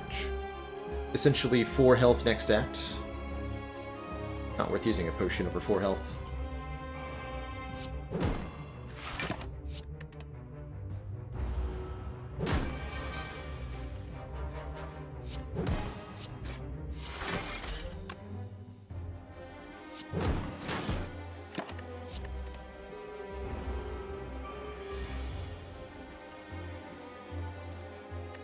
Adam 253.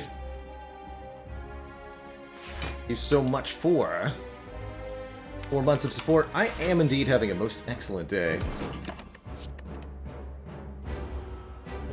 Same is true for you too.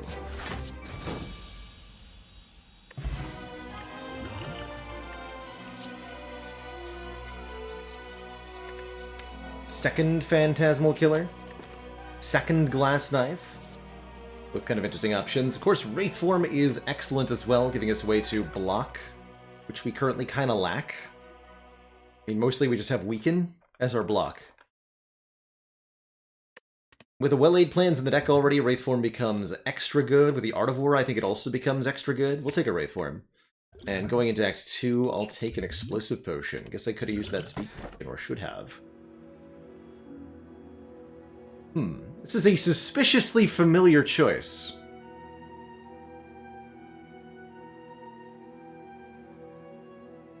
The exact same 3 relics we got on Ironclad. Kind of amazing, actually. Well, with Courier, I'm not going to take the Ectoplasm. We can rule that one out. I don't feel very good about Ganger with Choker.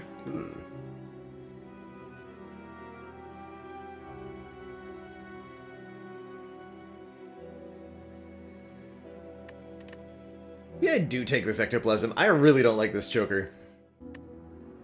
And I really don't like doing this on 3 energy either. At least not with Black Star. I would take an Astrolabe over either of these. Scruffy, thanks so much for converting from that Prime sub to a Tier 1. Making it official.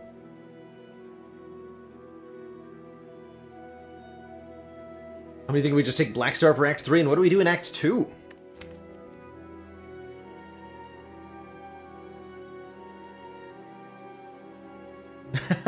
I'm not surprised that would work. So it was that the Prime... I gotta write that down. It's always the, like, unusual subs that throw all the notifications for a loop. I'm surprised that even activated anything.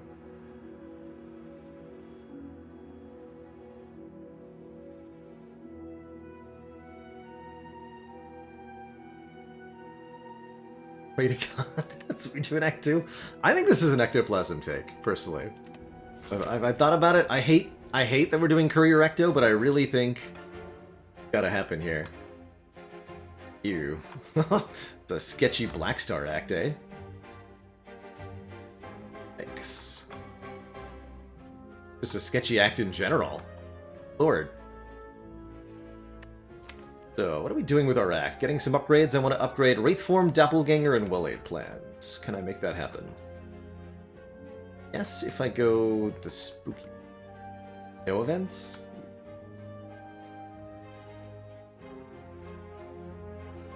Or... go many elites...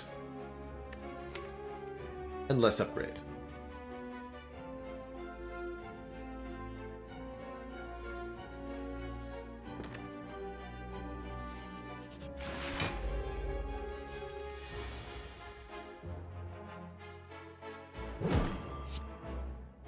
Some weekend.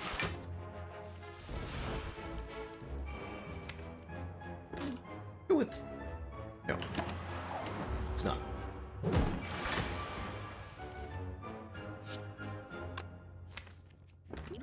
Bought this thing.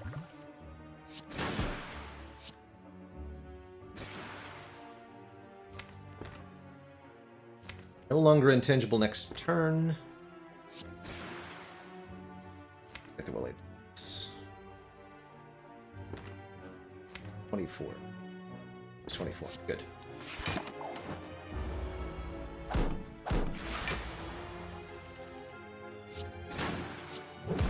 Let's just say that with Black Star, this would have gone very badly. That's true. Unupgraded stinky cards. No way, no how. And no thieves, thankfully. What if instead of thieves, birds? Then.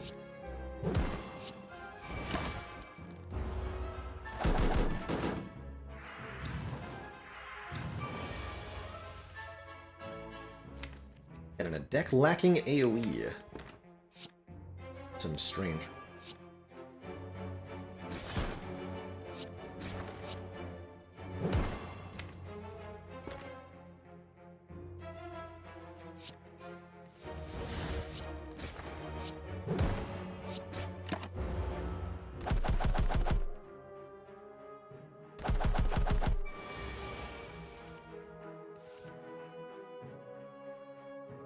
Oof.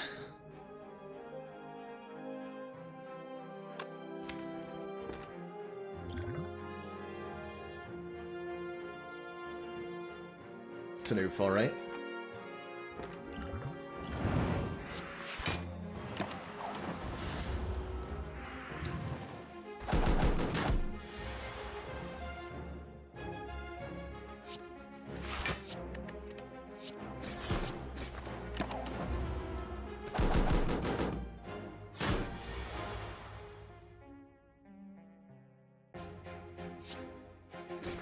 A little bit of damage here on the way out.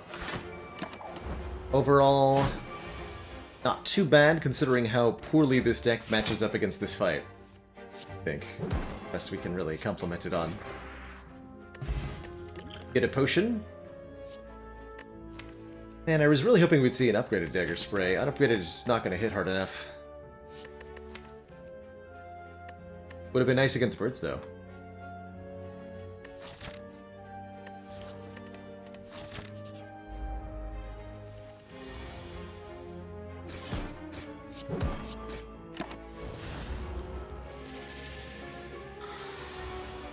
We do need the upgrade on the Wraith form before this becomes any safer here.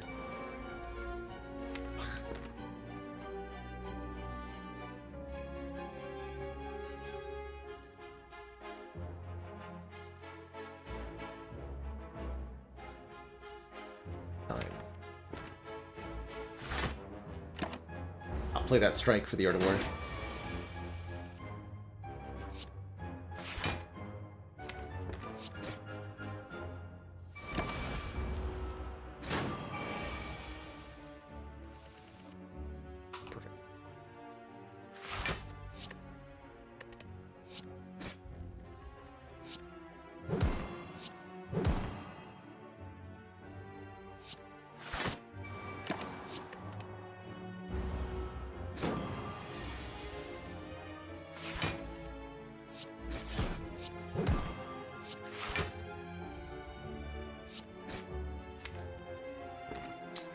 Form coming up.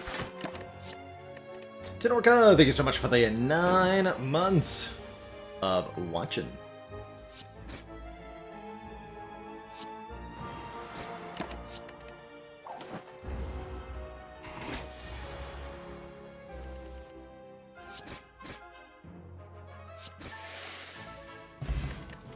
Slightly nightmarish.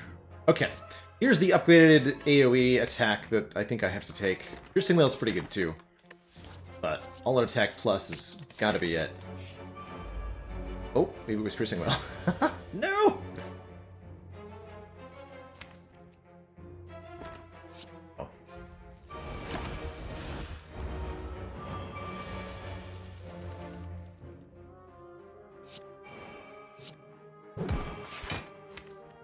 Whole bunch of cards, but what are those cards gonna do? Draws 7? It'll draw all of this. I want to draw mostly next turn anyway.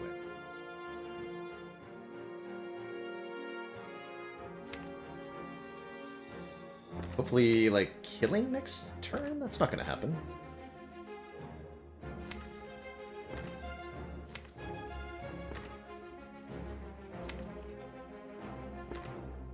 It's gonna suck. A bit.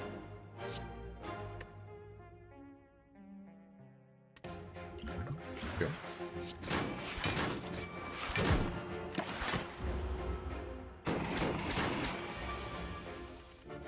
Didn't even draw the glass knife. Ouch.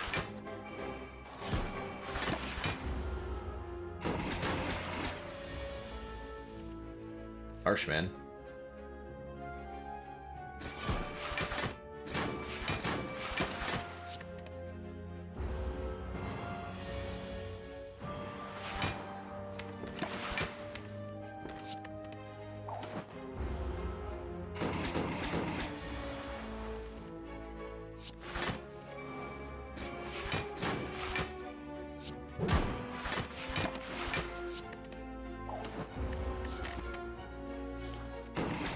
Just 2 fires, good.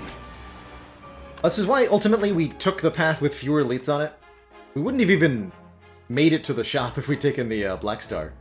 And I think, likewise, if we'd gone this way, we end up perishing somewhere in the here range. But salvation is just around the corner. Oh, I love this Prepared Plus. Draw 2, discard 2. Help me find my... Help me activate Sneaky Strike. Help me find what I'm looking for. Good.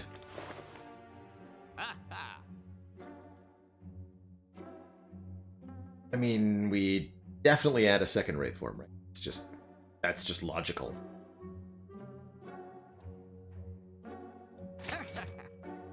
Perfect. I need to cut a card.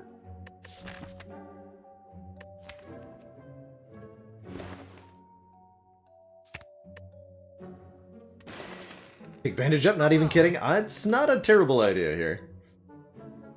A terrible idea.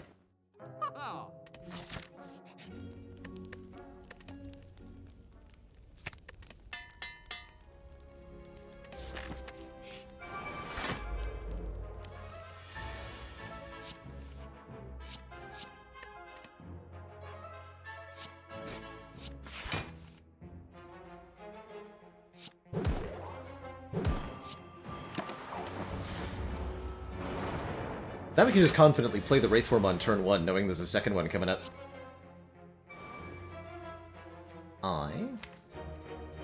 Here's what I'm gonna play alt attack, and whichever card it discards is the one I don't play. Fair enough.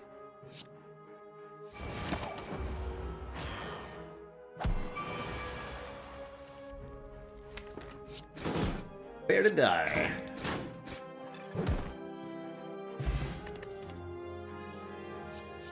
Second sneaky. Actually, more about these now. One more. Now it is sleeping time? Now it is sleeping time.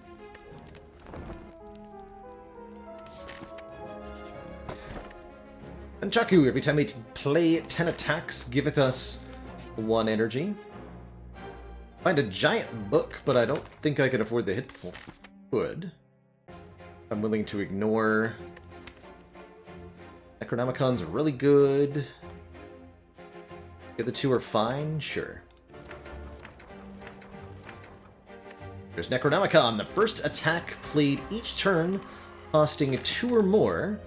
It's played twice. Hey, Dog Barker, glad you like it. Having a really good time with the new layout we got added.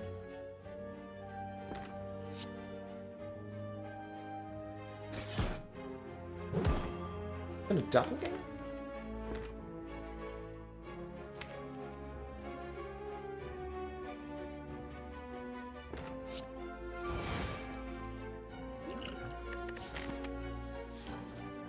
Next, though.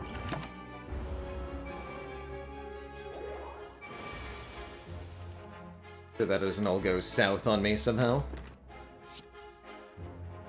So the really nice thing about having the Necronomicon here is that Sneaky Strike getting played twice after discarding means we actually gain 2 points of energy.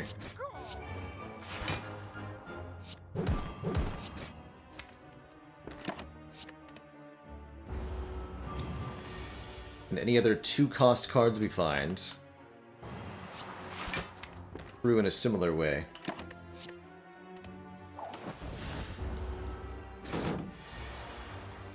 Eviscerate.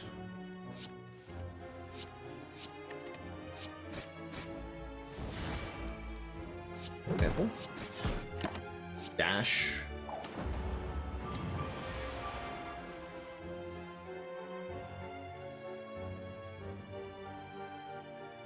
Nine, 21 is 27 plus 21, that's enough.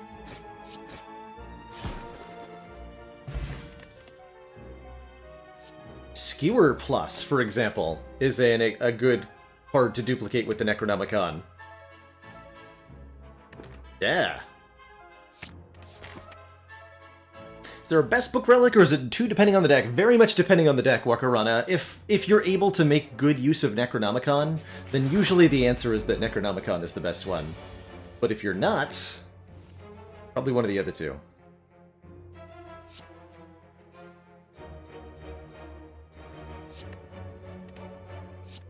Let's actually become vulnerable here. I'll be intangible anyway.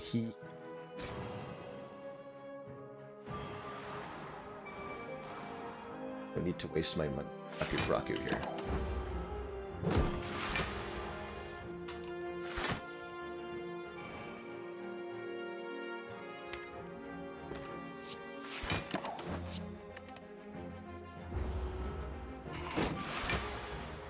And then when you add hacking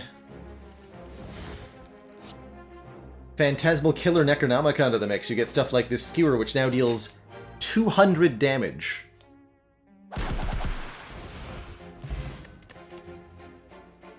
Pretty good. Pretty good. So, do I get to fight Champ on 18 hit points? My question. Upgrade Well-Aid Plans, upgrade Doppelganger?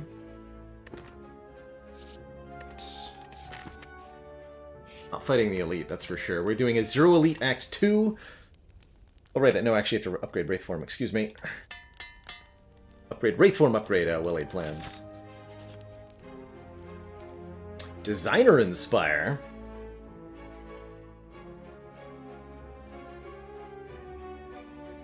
You can transform 2 of my strikes for only 75 gold, huh? Strike removals that we won't be able to realistically get otherwise.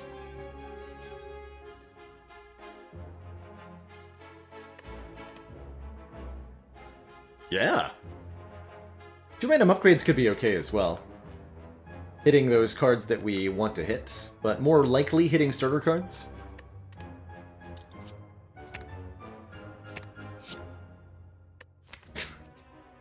Should have punched him. Should have punched him. Got 2 more rares, I guess. Storm of Steel Bullet time?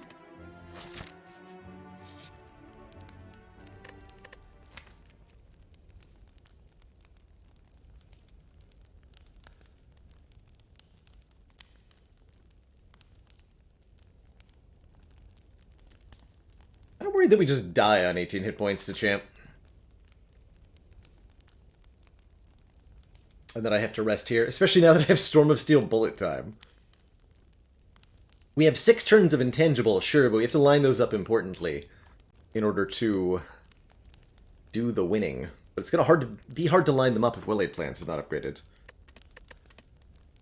If I die, it's my fault. Wait, that's not Well-Aid Plans. Hold on, that's not what I meant to... Try that again. That's the one. Not sure why my brain was like, this backflip is definitely a Well-Aid Plans. Hello? Okay, really, really good start here. I was worried that we'd just take 18 damage on turn 1. But not being attacked into Doppelganger for 5 sounds awesome. Good morning, Aqualad. Hello, hello.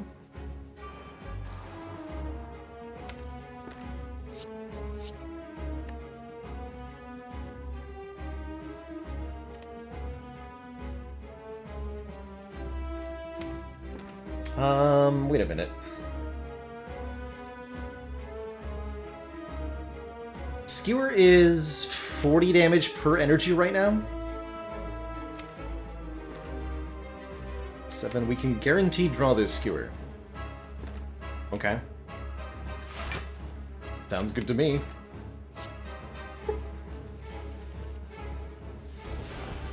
Guess what, Mr. Champ? It's spicy time. Oh, brutal.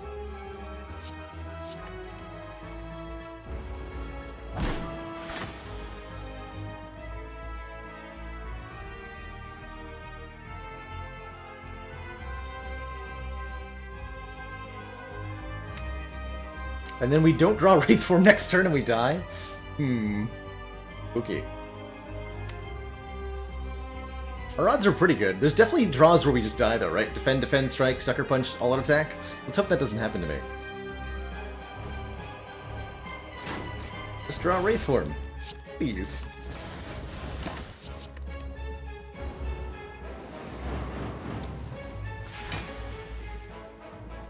No!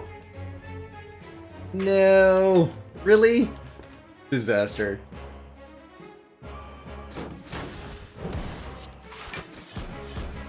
GG.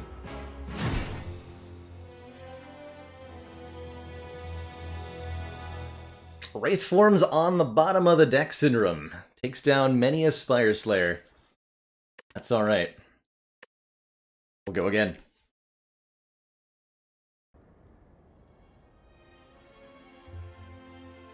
But that was fun. With the with the skewer for 320 or something. Amazing. Amazing. Shame, too, we couldn't hold on to the Wraith form from the previous rotation, too, because we drew it with the backflip before playing the calculated gamble, so we actually never had the Wraith forms in hand to retain. It was weird. But we died with style, and that is indeed what matters. That is indeed what matters. Before I dive on into another run, I'm going to take a quick break, refill my legs, stretch my water. When I return, we'll try some more A20s, and maybe they'll go a little better. Be right back, everybody.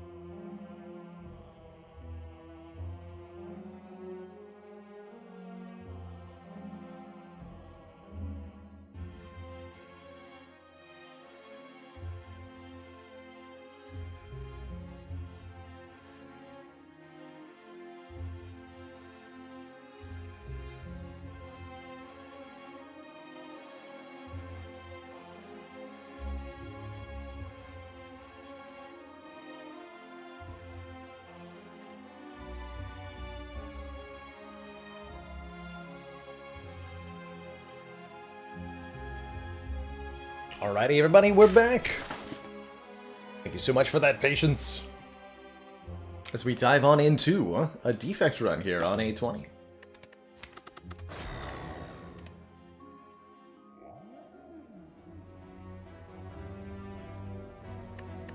Let's see, what have we got? Early Burning Elite, potentially?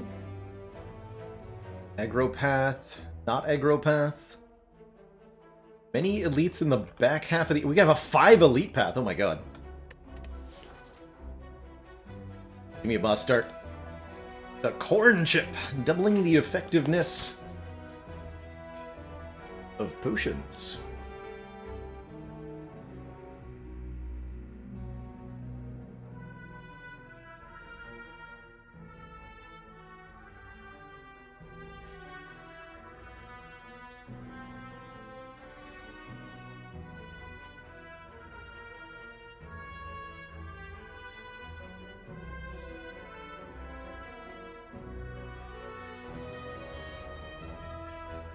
The plan is make money, buy potions, kill elites. That's certainly an option. We could go to this store and stock up on potions. I also really like, instead of going 5 elites like a crazy person, what we do is we go 4 elites, opting into the Burning Elite first here. We score 2 upgrades that we would not have gotten otherwise. We fight 1 less elite, but we're better prepared for the future. Although that means I want to go to this shop, which is going to be a little bit sketchy. Hey, Mextech, not a new ladder, just doing some A20 runs.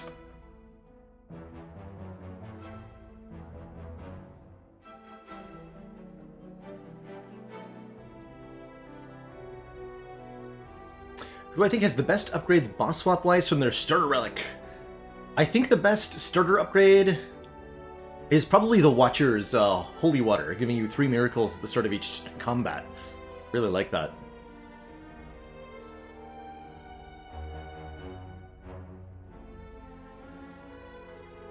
They really like that one.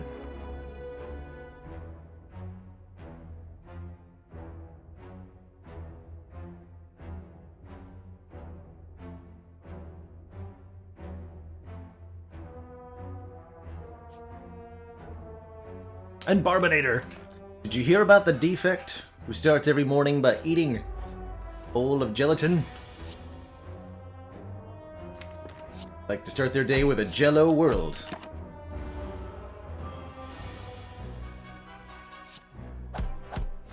The 12 health heal on Ironclad, the Black Blood's not bad. I don't often find cause to take it. I think it just falls a little short compared to some of the other boss relic options, but it's definitely not bad.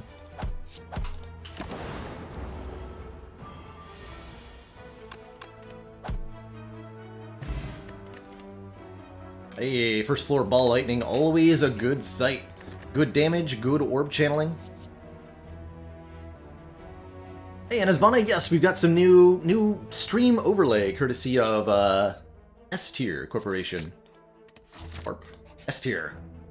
They're helping me out with new visual elements as well as some back-end stuff when it comes to finding opportunities for the stream.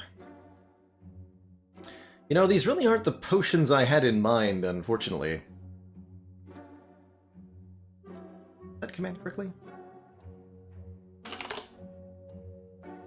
Good.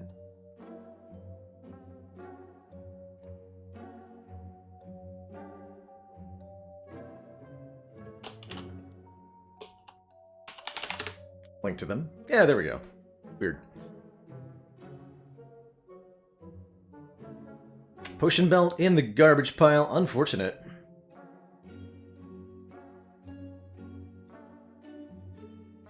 But I was hoping for a fire potion, an attack potion, a power potion. I guess the energy potion could be okay. Although, what would I spend all the energy on? I can't spend full energy in one turn.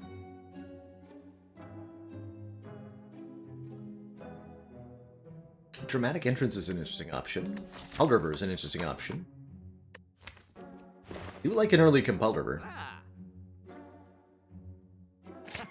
Compelled River Charge Battery, actually. That'll round out the deck a lot. It's not what I was looking for. But it'll do.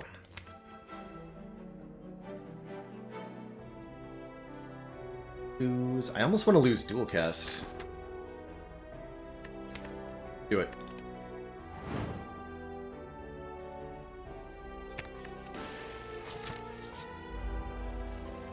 Make sure we never did draw that on turn 1.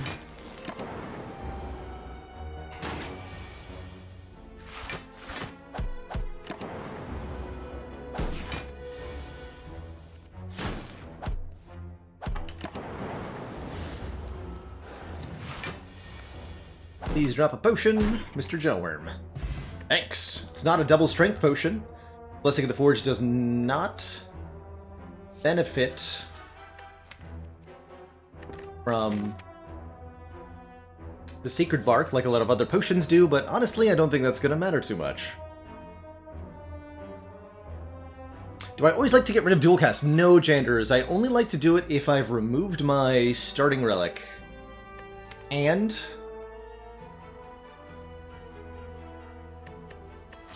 I need to make sure that I have a better turn 1 for Act 1. Dual cast is pretty good to have in the deck in the long term, but it's really a problem early game when you're... I think. Really a problem in the early game when you're drawing it on turn 1 and you don't have any orbs to evoke. Nice.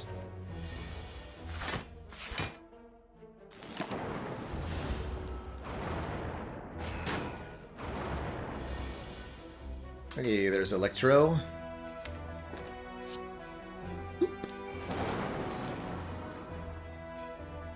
Killing anybody, so I'll just take the 13 damage here, and then we should be good from there. I think that means we get to keep the potion, too.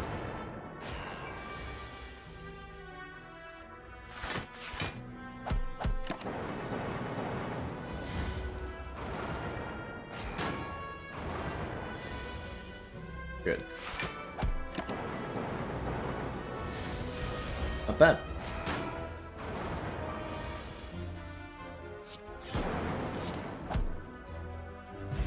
Bottled Tornado means we start combat with Electrodynamics Plus in hand, or Static Discharge in hand. Static Discharge is great here, actually. Whenever you receive unblocked attack damage, channel 1 Lightning Orb. And we'll have a Bottled Electro to make sure that those damage takings result in lots more lightning. I like it. I think that means, though, if I want to take on 3 more elites, it's probably a good idea to sleep here. The 19 HP. Yeah, that's going to be a good idea.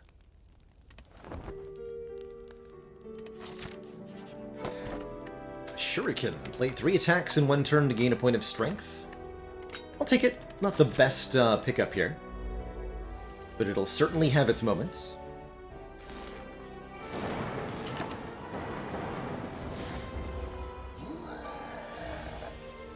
Lord. Be an easy take 8.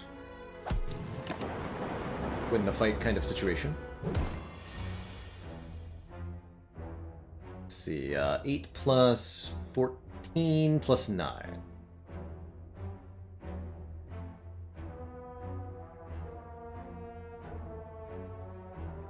$31.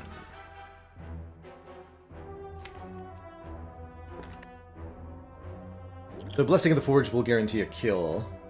We can also Compile Driver, and if that draws Ball Lightning, we get to save the potion. So we Compile Driver first. If we hit Ball Lightning, good. Otherwise, we'll just use the potion. No.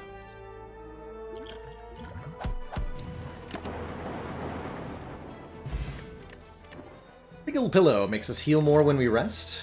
Ooh, and a Self-Repair to help us keep up the healing. I also really like Beam Cell with the Shuriken.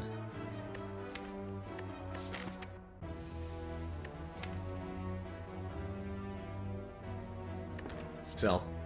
Much as I like this Self-Repair, Beam Cell Shuriken is very good value. Still in the easy pool, apparently.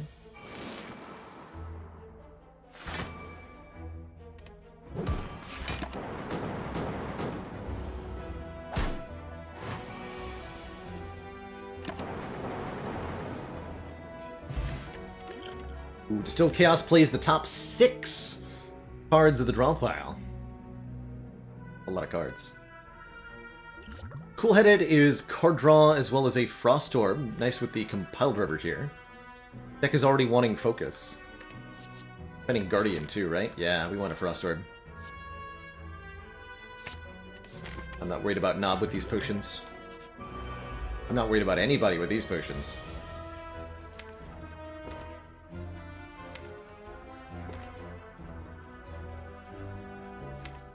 Do I potion here? Mostly next turn we have an issue with. Potentially.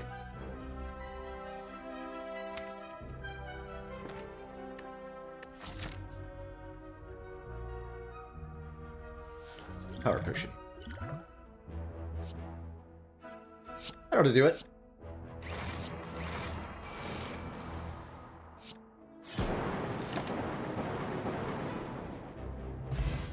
So how about that Sacred Bark? Toxic Egg is here, making sure any skills we get are upgraded. Storm. Storm Electro turn 1 could be interesting.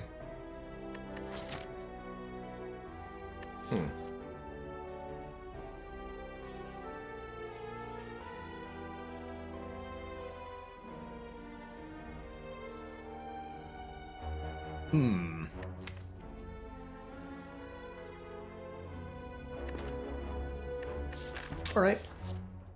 I could actually be okay with a Hello World, too.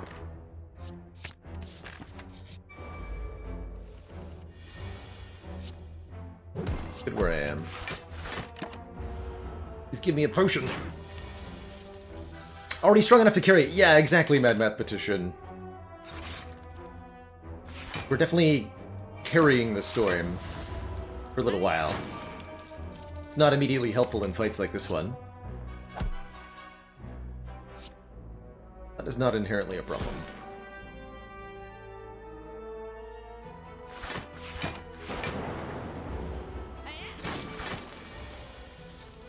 I am now wishing I took that self-repair, though.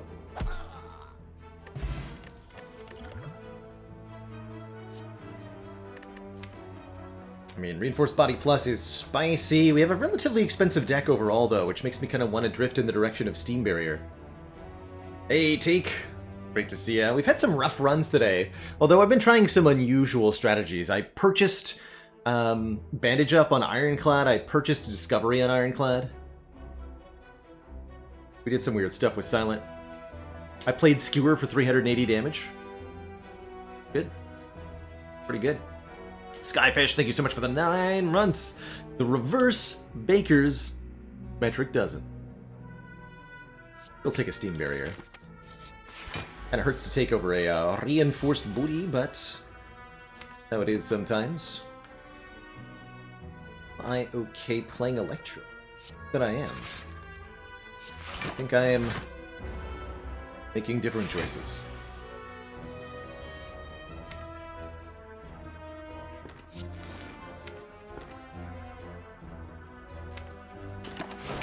Just want to get these 3 cards out of the draw pile, ideally.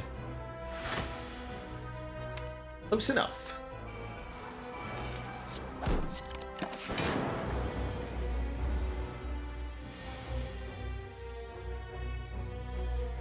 Take 5? Or do I do the thing? Is doing the thing even necessary? Kind of unnecessary.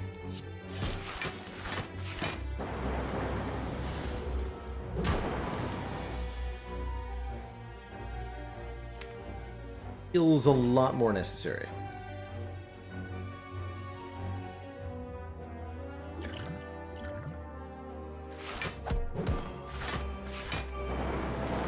That's a lot of cards, man.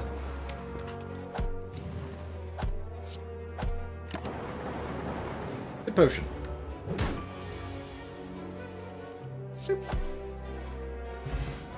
Bag of Preparation, giving us 2 additional cards on turn 1. It's enough to make a lad want a boot sequence. Fortunately, there's no boot sequences here, only a Turbo and a Steam Barrier. Turbo is somewhat agreeable to a man who has Compelled River and Cool-Headed in his deck. And we're going to get upgraded draw cards. Stuff like Turbo will ensure that we don't need boss energy relics. I'll take 1 Turbo here. And we're going to upgrade our Static Discharge.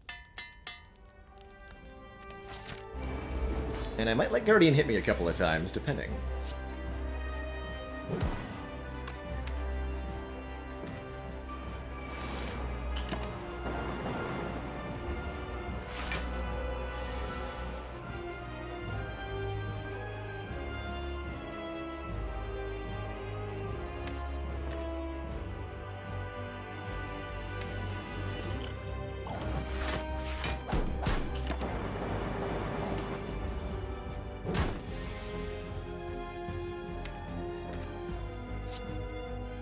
A little annoying, but acceptable.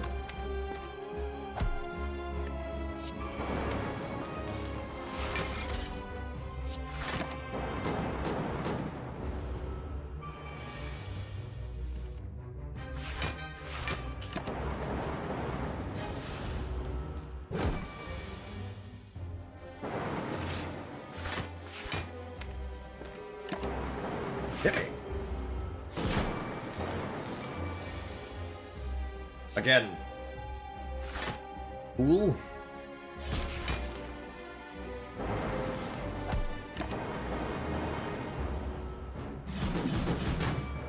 And see how the turbo's not being useful yet, though. We're frequently drawing it with stuff we can't even afford to do the thing with anyway. Oh boy, next turn's gonna be very scary.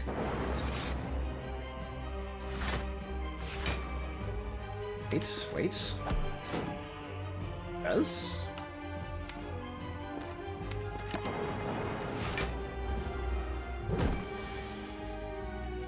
Good.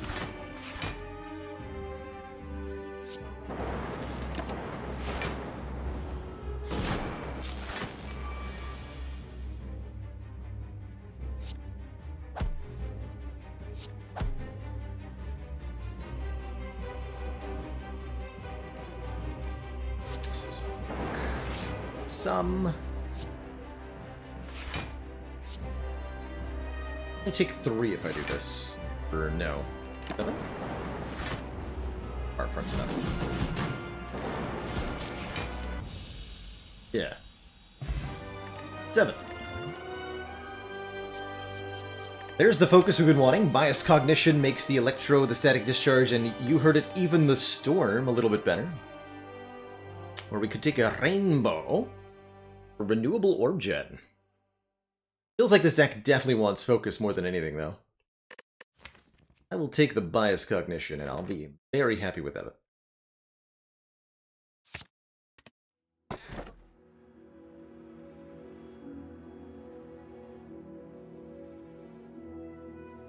Three flavors of energy. Busted Crown gives us energy every turn, but we can get fewer cards at card rewards. Cursed Key gives us Curse when we open a non-boss chest, or the Coffee Dripper prevents us from resting at rest sites. A lot happier with a Coffee Dripper when I've got a Bag of Preparation. Deck already wants a self-repair. We have relatively low max HP, all things that steer me, and we have the Golden Idol, all things that steer me in the direction of taking Coffee Dripper. The penalties from the Cursed Key and the Busted Crown will be a little bit on the harsh side. We're going to try to avoid needing to rest, and that might mean going a little bit light on the elites this end. Instead of 4 of them.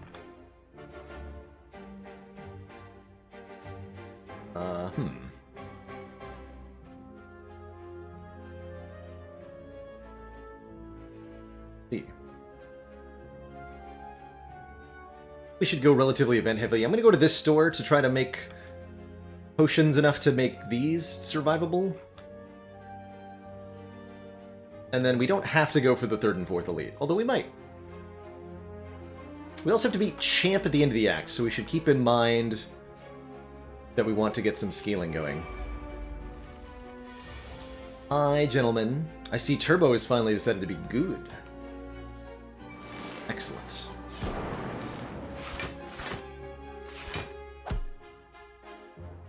can save some health right now with this explosive potion, but I don't think it's worth it. Only saving 7 after all.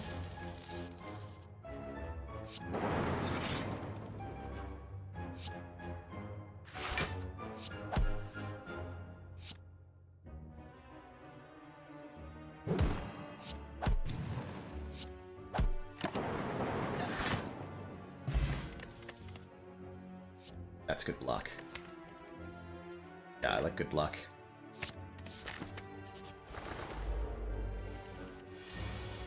I'm very happy that I have good luck.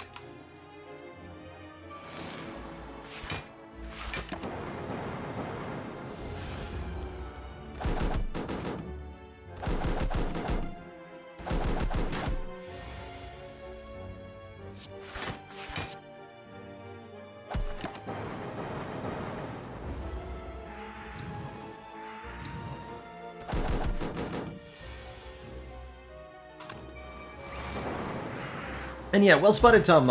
Yes, on that penultimate Guardian turn in Act 1, we could have used the Static Discharge to evoke the Frost Orb. Miscounted my orbs as I was going through. Here it is! Excellent! In front of you sits an altar to a forgotten god. Atop the altar sits an ornate female statue with arms outstretched. She calls out to you, demanding sacrifice. As you gently sit the golden idol onto the altar, a cold wind swirls throughout the room. The arms of the statue begin to discolor and crumble. Your golden idol begins to dull in color and begins bleeding from its eyes. Bleeding never ceases. So our golden idol is now the bloody idol, healing us 5 HP whenever we gain dollary dues, and that's perfect with the coffee dripper. One of the reasons we took the coffee dripper was having the golden idol so that it could turn into the bloody idol so that we could buy a membership card. Wait, what?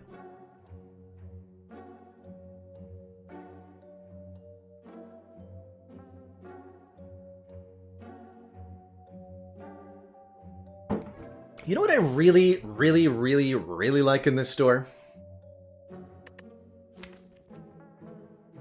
Astro Strategy Plus says draw 4 cards. Pretty spicy. Not a bad heat sinks either. Reprogram. I mean, you know, we could make that work actually. I could maybe go with another charge battery. We already have one. Feels like we're gonna see lots of upgraded blocks and such. Art of War is okay for energy generation. I like the blind here as well for AoE weaken. That's quite good. A little bit low on damage. Got orbs for damage. Definitely gonna remove one of these strikes.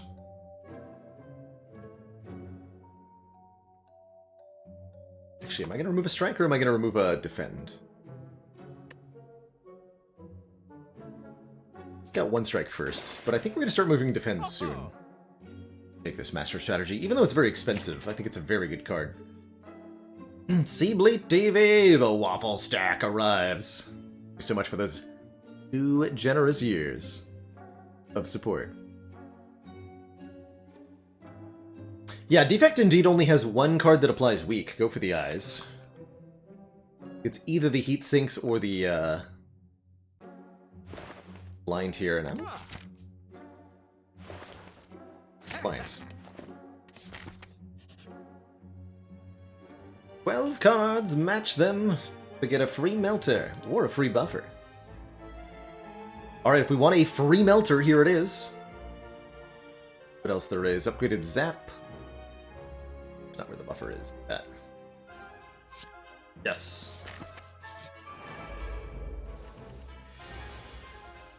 No. We'll head in first. Hey, perfect. Storm. Then Biased. Then Electro. What's happening? Who needs explosive potions, right?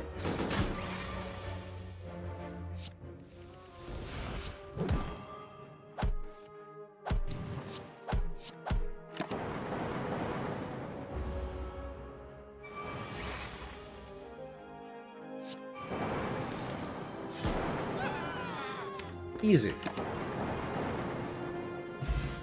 Oh, I should have taken the heat sinks. Mummified Hand is here. This is what the Spire calls an apology run. If we play a power card, and we have lots of them, a random card in our hand costs 0. Here's the real go for the eyes, and how about an overclock plus for some more card draw? Actually, kind of behind that now.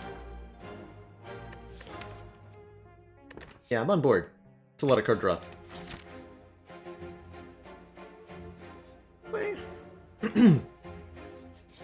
This way. Upgrade the bias, upgrade the buffer. Start upgrading Storm soon.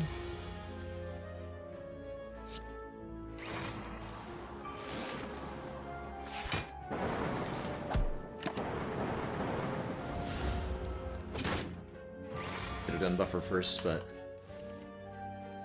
good either way.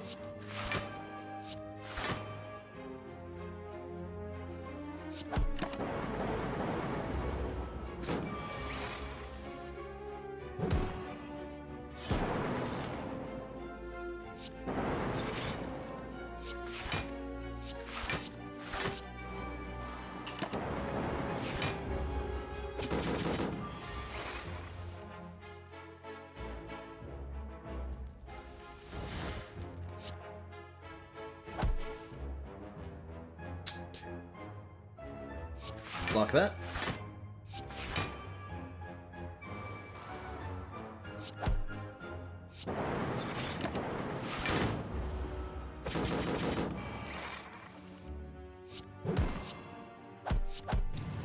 Whew. More focus, the data disk.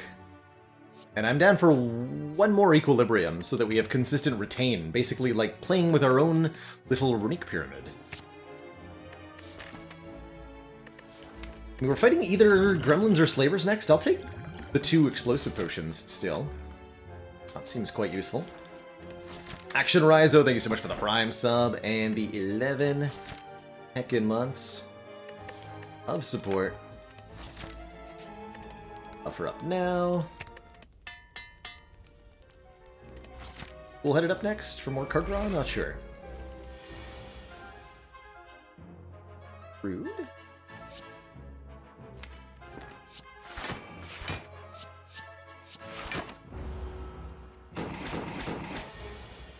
Better.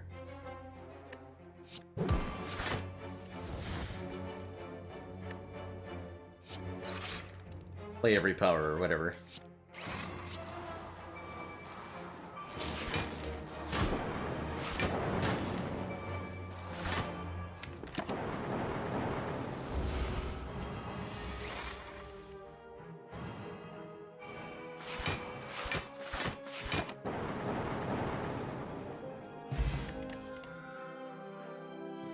Orbs.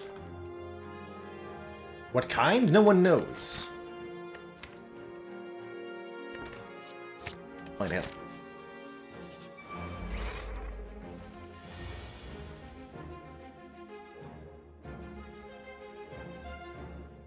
Begin Runic Pyramid. Go.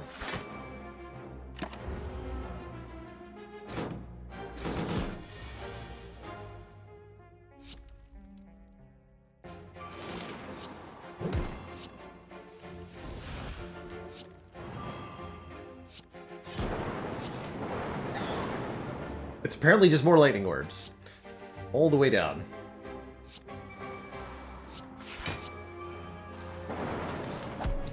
Always has been.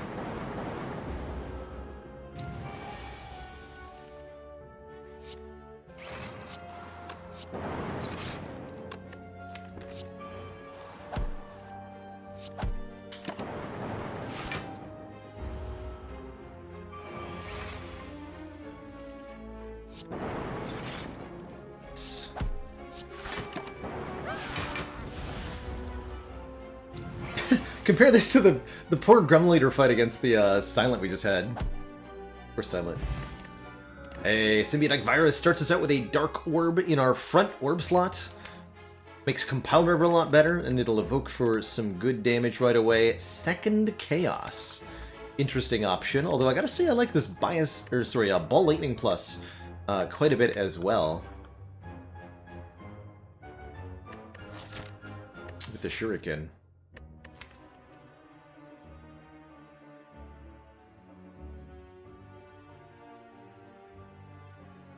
Electro, we want to channel Lightning Orbs.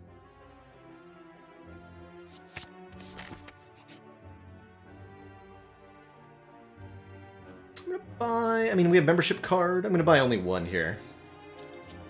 Draw 10 cards. Slavers decided to stay home this week. Apparently. Good for them.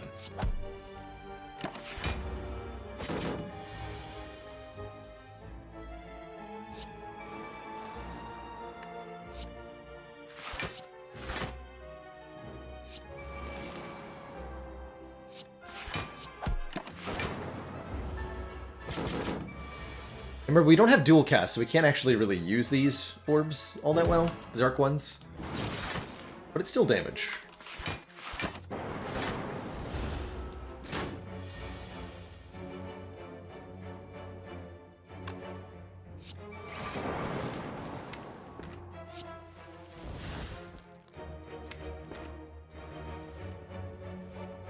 Oh my.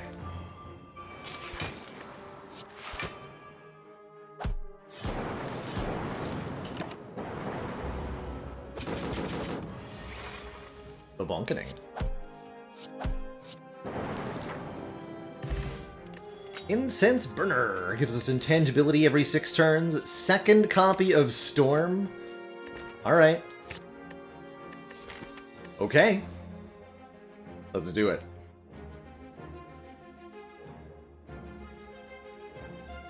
And I think I better take a Flex Potion over an Explosive Potion. This is slightly better against Champ, who I am mildly concerned about. But only mildly. Not yet time to upgrade Storm. Jaga! Thank you so much for the 11 months. That tier 1 sub. One more. That full year.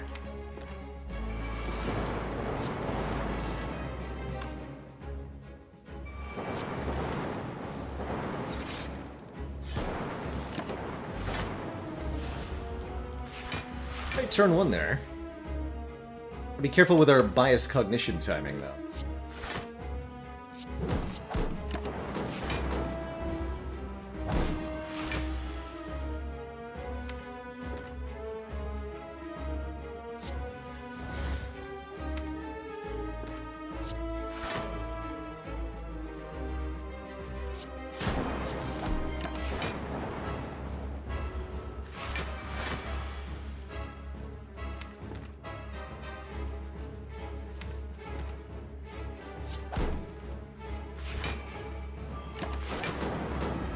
Get a Shuriken proc, maybe.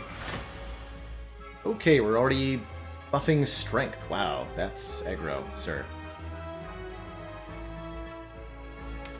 It's like we're gonna go around again.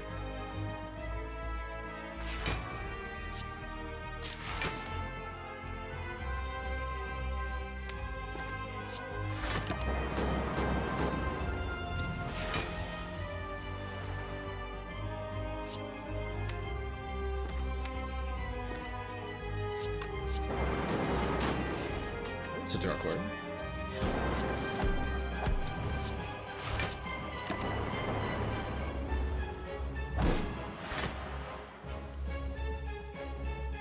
So goal is put Champ below half health when Incense Burner is on 4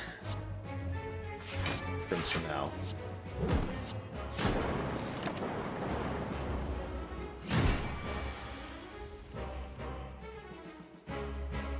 AKA not this turn. Next turn.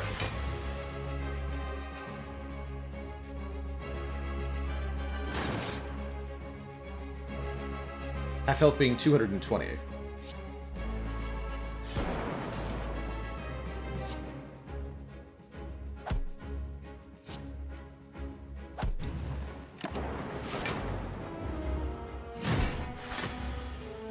Yeah.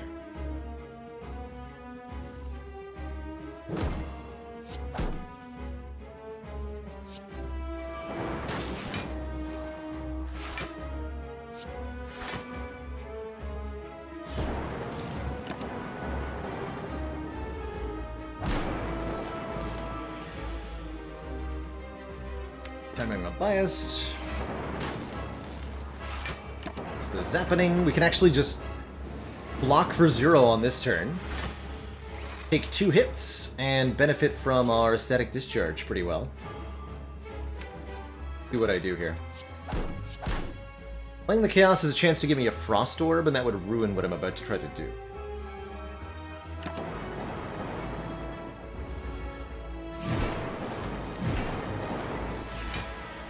Give him the Zippy Zappy.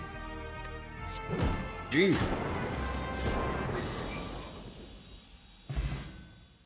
Not bad. Not bad at all. And we're offered a Seek Plus. Put 2 cards from your draw pile into your hand. Alternately, Creative AI. Also pretty good. I think the free upgrade on the Seek really sells it here. Letting us fetch anything from our increasingly large draw pile. But Creative AI Mummy Hand is very good, especially with 2 storms in the deck, right? Essentially a never-ending supply of damage.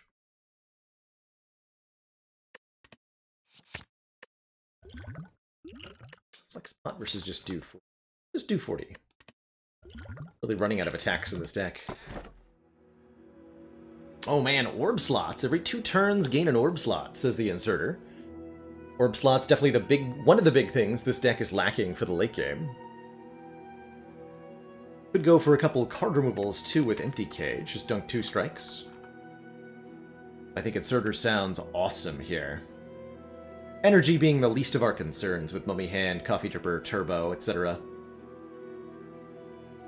Alright, this is feeling good. It's feeling good. I have enough money to make that shop worthwhile. Only do 2 elites this act. Interesting. Merchant positions are such that I could take 999 gold and it would be really good, so let's allow that to happen. Eventually.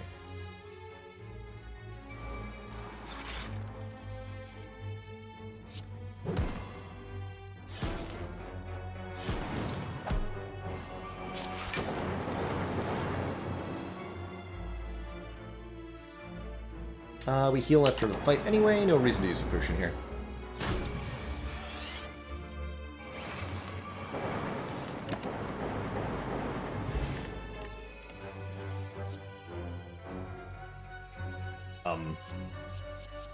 What do you mean it says plus on it? Okay.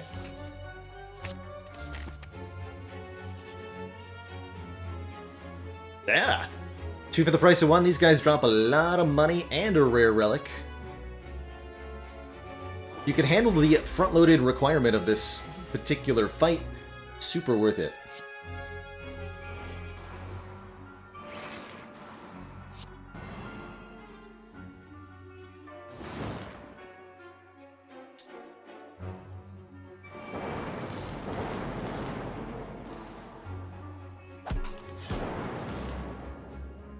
This is 18 plus 20.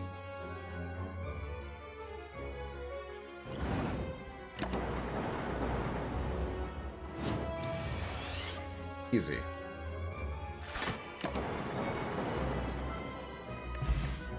Sure, yeah, lets us lift at rest sites. I mean, we're probably not going to do that, but we can now. And another energy generator. Aggregate is probably one of the best energy generators in the game when your deck is above 30 cards. And we have a Seek Plus, so I think this is an excellent, excellent aggregate. Not that attached to this fire potion. Here, Renwood, have a spice potion. Exquisite! He downs the potion in one go and lets out a satisfied, spicy burp. Have a mango in return. He left. Crazy person.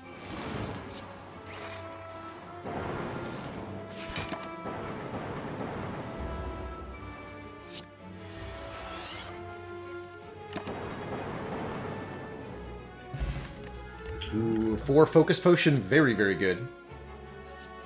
Deck would like some more frost now. I think we want a barrage. Even with Guria Inserter, I don't think I want this barrage. Is that real? Am I ever gonna upgrade Guria?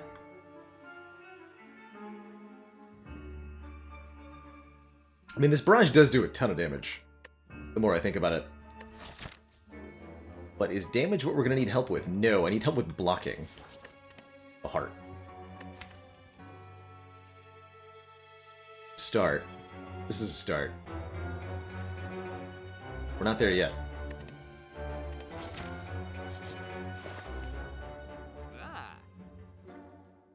We're a lot closer. Oh my god, this store.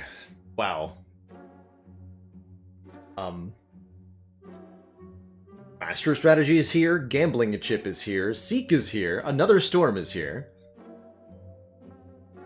Wild.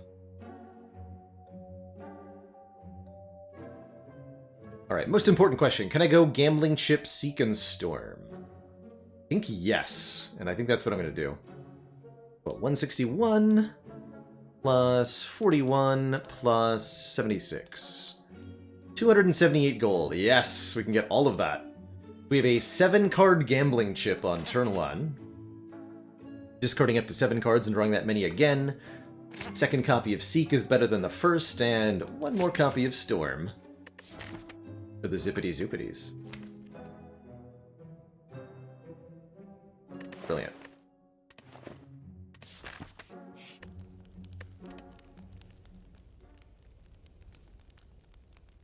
Now I'm even less likely to want to upgrade the Storms, because we can Gambling Chip into them.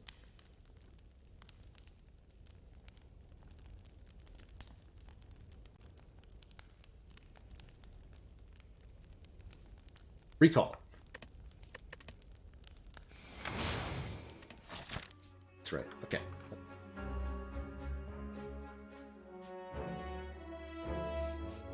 Right to... Truly.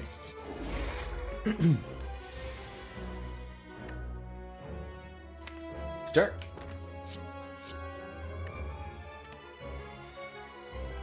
Bruh.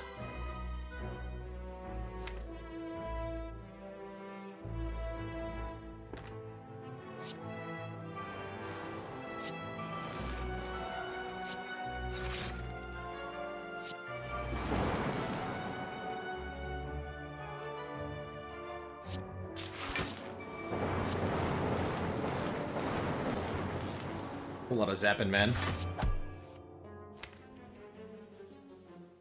Or aggregate and keep going here. Onto it. At this point, I'm more interested in a Heat Sinks than a Storm nerf Nitro, but I would happily take another Storm.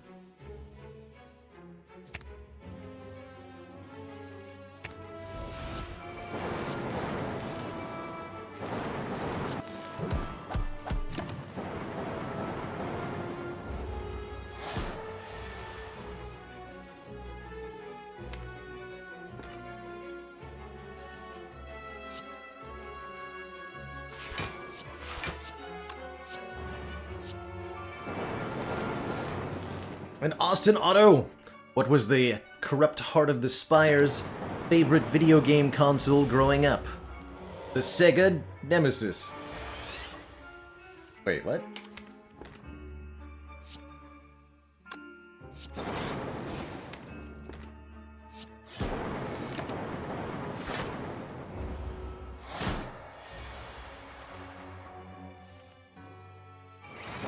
Not a ghost, I'm a ghost.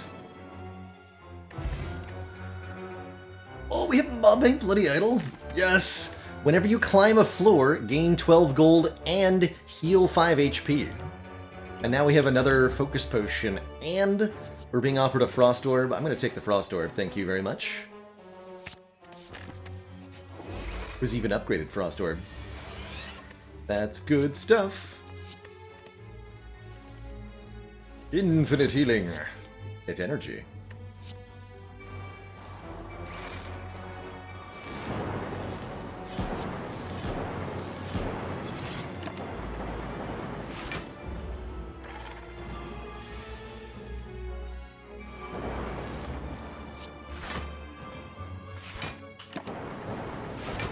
Close.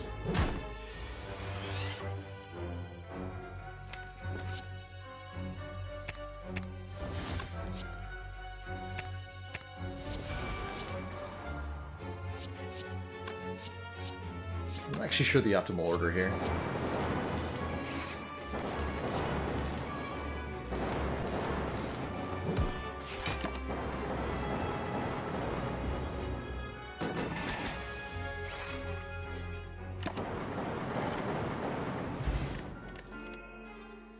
More Frost Orbs, and more card draw. Yes! Deck is really, really coming together here. All upgraded all the time. I think a Marble Strip artifact is vaguely useful. Here's the question. Good of fires or not? Fire versus question mark. We can lift at fires. Seems kind of inconsequential. I'd rather see more events, rather see more card rewards. Go here.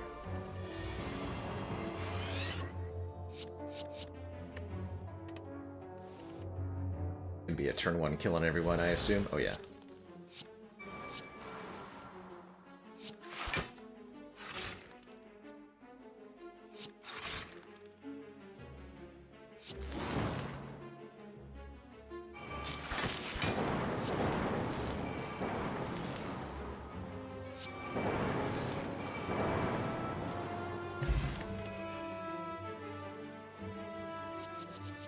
Core Surge with our Biased is kind of important. We don't have a way to stop that debuff currently. More orb slots could be good too, although I think the Inserter has us covered. Core Surge. Great with our Seek as well, since we can Seek the Core Surge and the Bias Cog together pretty easily.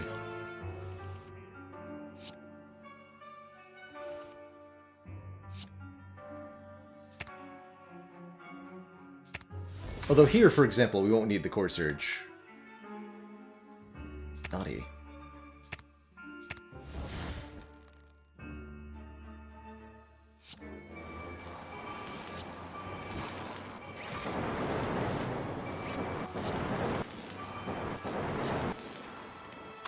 Zoop.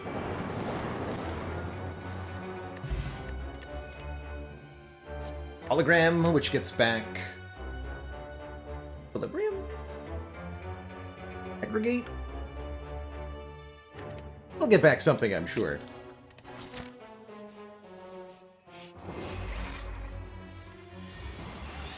Oh there, Giant Head. Welcome, etc.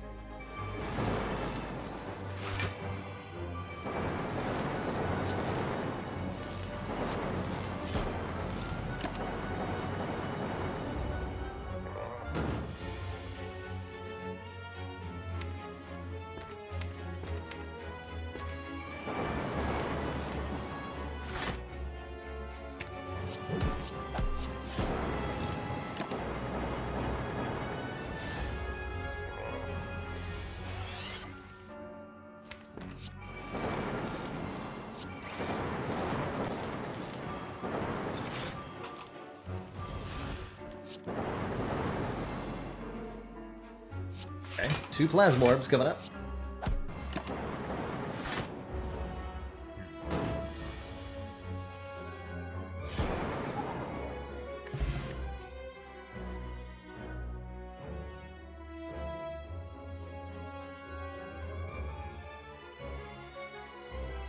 This is terrible news. I have to discard a focus potion here.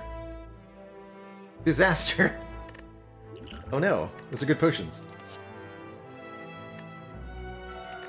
Upgraded Compoundor seems maybe not amazing, but decent. Definitely happy getting a potion after every combat. Alright. Free my focus potion, friends. Get in my belly fruit juice. Delicious.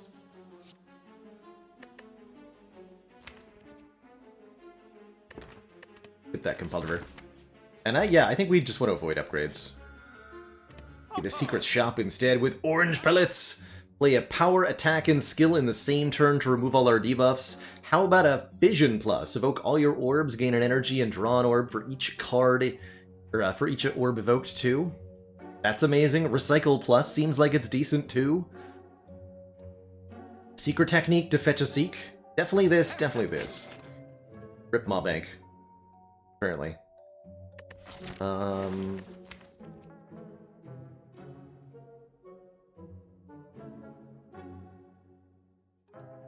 Amazing. Debating recycle versus card remove here. Cycle's gonna have a hard time doing a lot in a 40-card deck. Just remove a strike.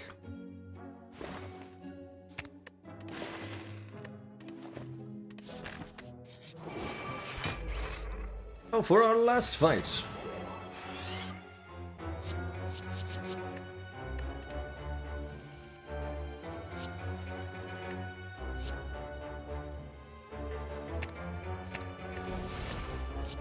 Yeah, really liking those aggregates.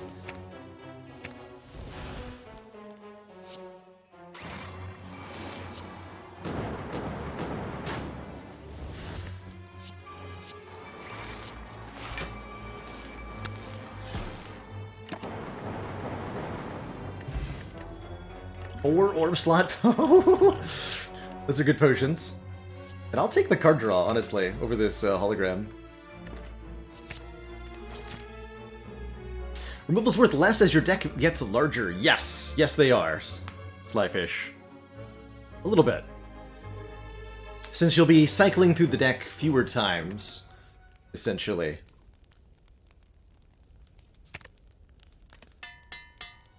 That you smelly Guria.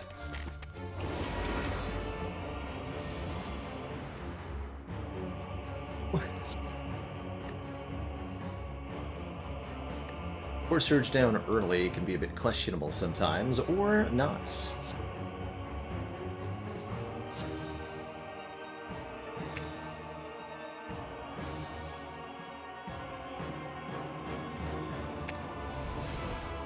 this happening?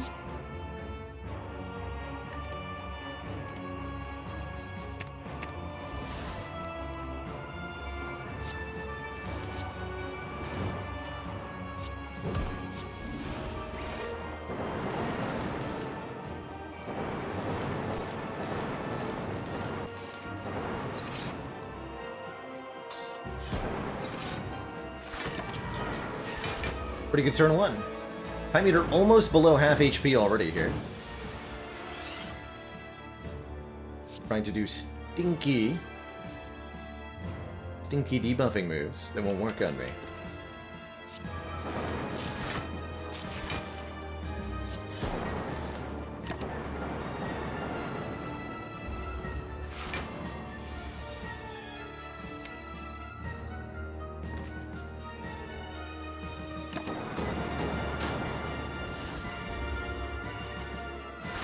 Foolish.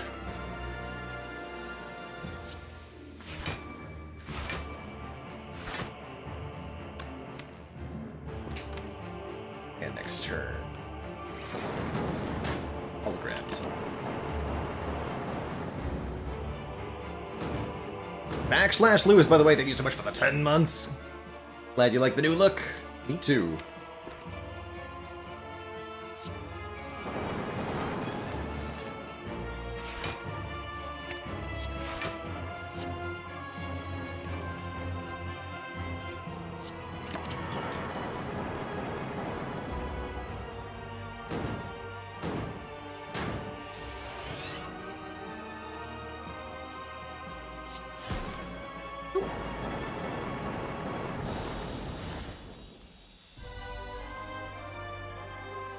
Oh, we will definitely care about the Incense Burner going into Act 4, Inferior Donut. There's no amount of confidence you can give me for that turn 2 against Spire Sphere and Spire Shield. Although we could end up killing them on turn 1, actually. I'm not confident enough to trust in that. Hey, Core Surge.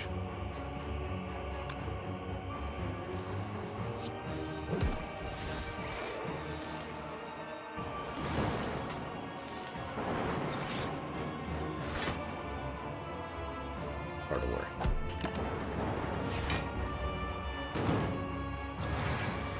But there's certainly bad draws where not having Incense Burner on 4 will have a very bad time against Spire Spear, Spire Shield.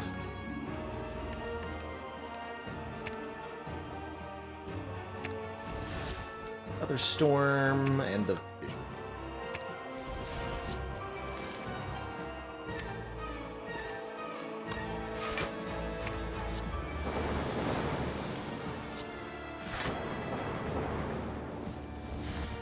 We want to end with Incense Burner on 4.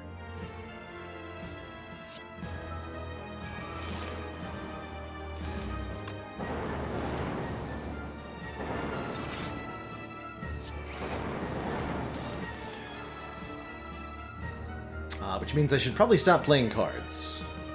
Or I'm not going to manage to do that.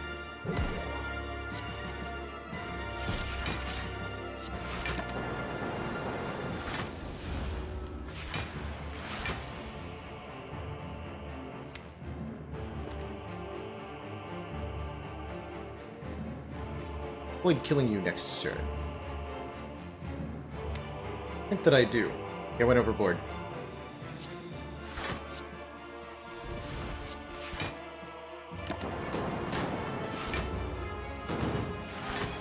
Burner on 3. I guess that means we're just going to have to go for the early kill on Spire Spear and Spire Shield, and if that means involving the Focus Potion, so be it.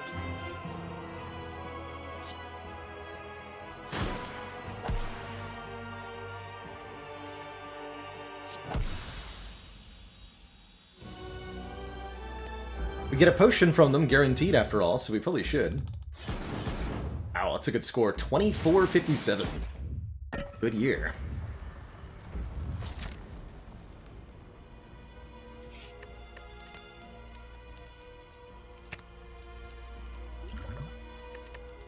Upgrade.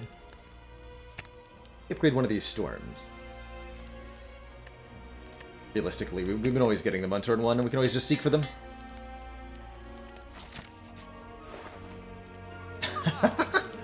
No! My money! Fine. Card this for this? I think so.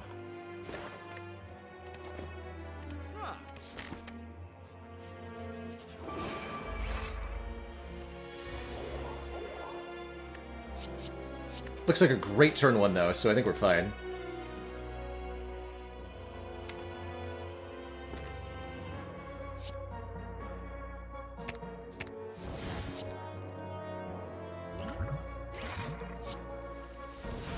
This is looking good.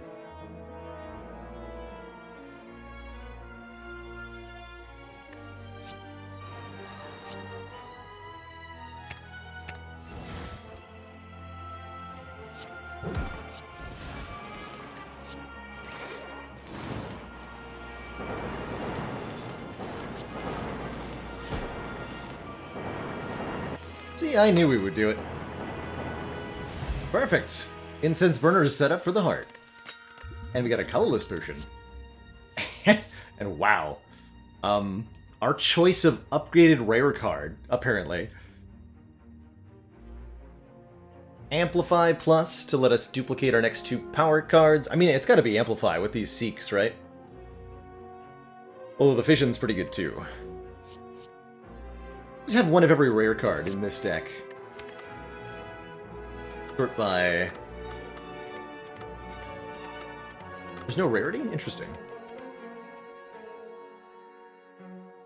1, 2, 3, 4, 5, 6, 7, 8, 9. 9 rare cards.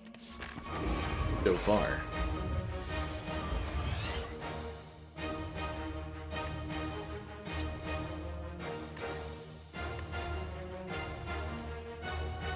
So, about Beat of Death.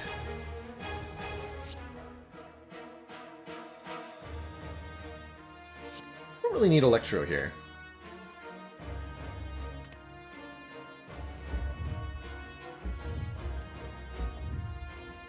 So I'm going to hold on to this whole hand, actually. We'll do it all next turn with Intangibility.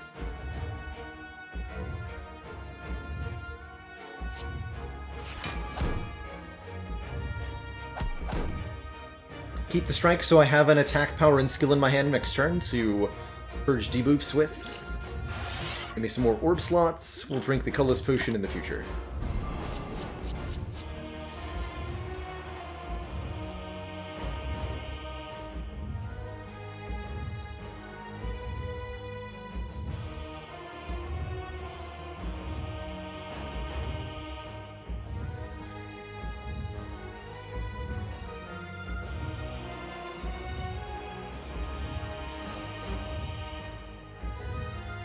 It's gonna be way too much return damage, actually. I'm debating not playing a Frost Orb here. I don't think that's a good idea, ultimately. Go with this.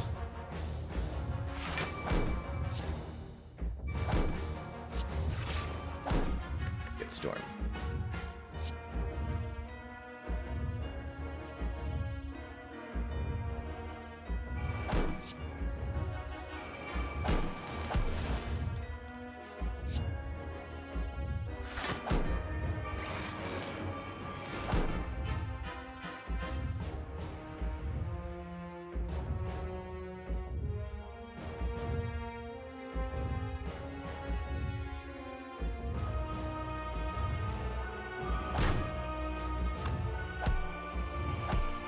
The one Frost. But provoking it? It's okay.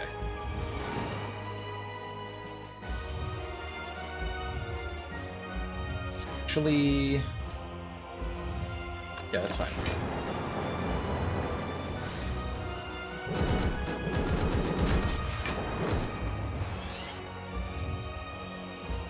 Vision. Ooh. Draw me some cards.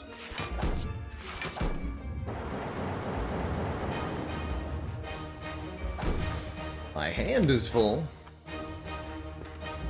Now, whomsoever would have allowed that?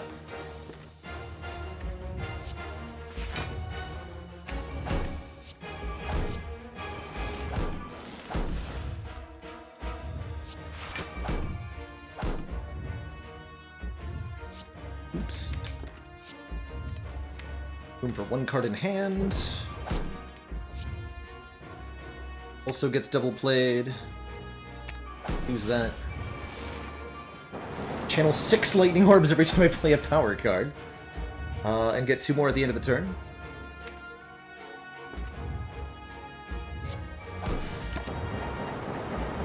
Call it a day.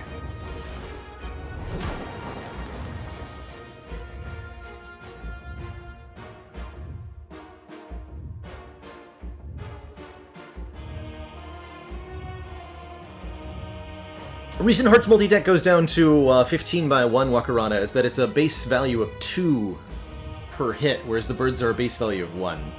Spire rounds down. We were also intangible on that turn, so we're going to be taking 1 no matter what. Started out as a 3 by 15. I don't have any block.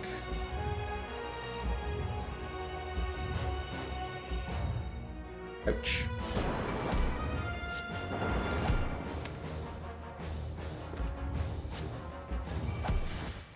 Perfect.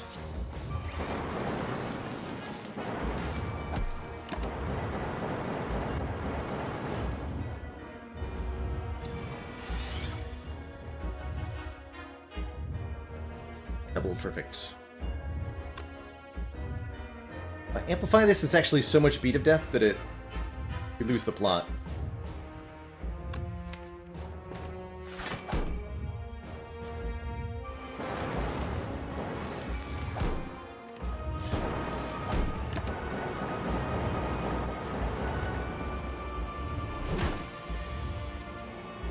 And agreed. We got Echo Form.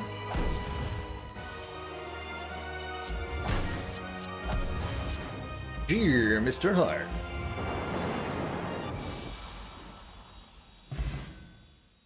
GG.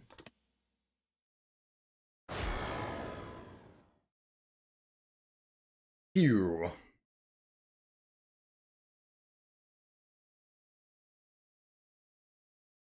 What a gloriously wonderful run that was.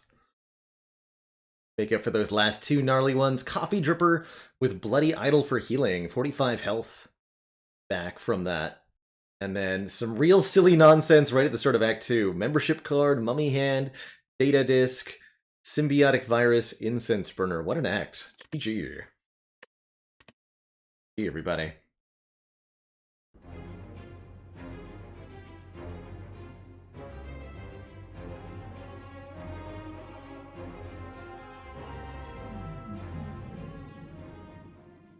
Meow, what? Hath it been dunst?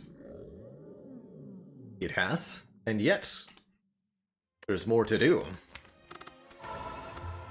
Watcher up next in the rotation.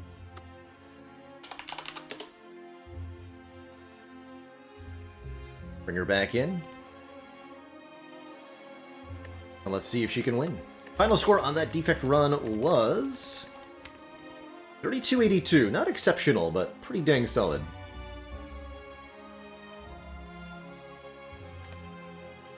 Streak yet. Don't have any really streaks going on.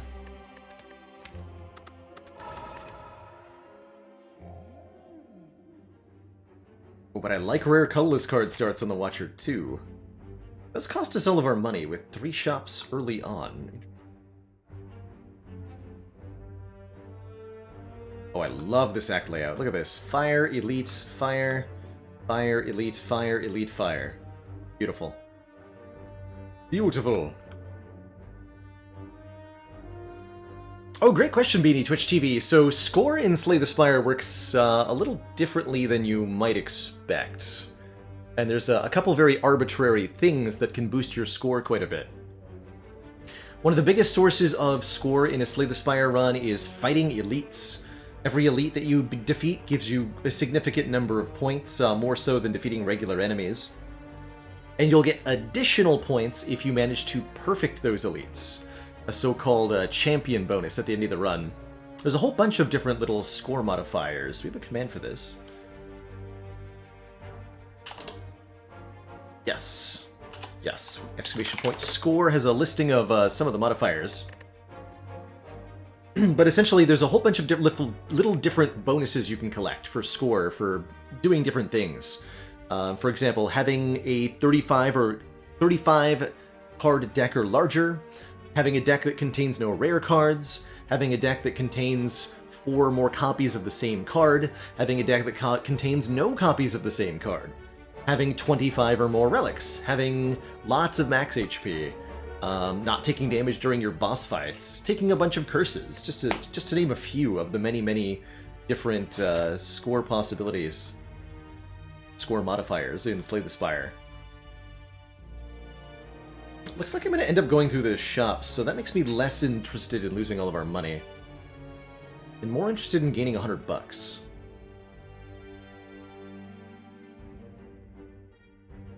What if Hand of Greed?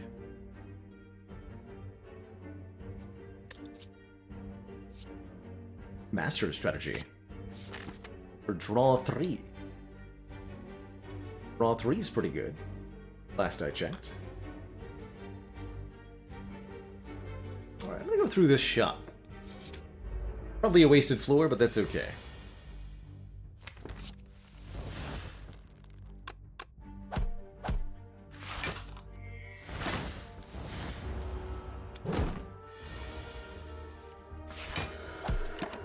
Watcher's got 2 stances, this Calm stance, blue.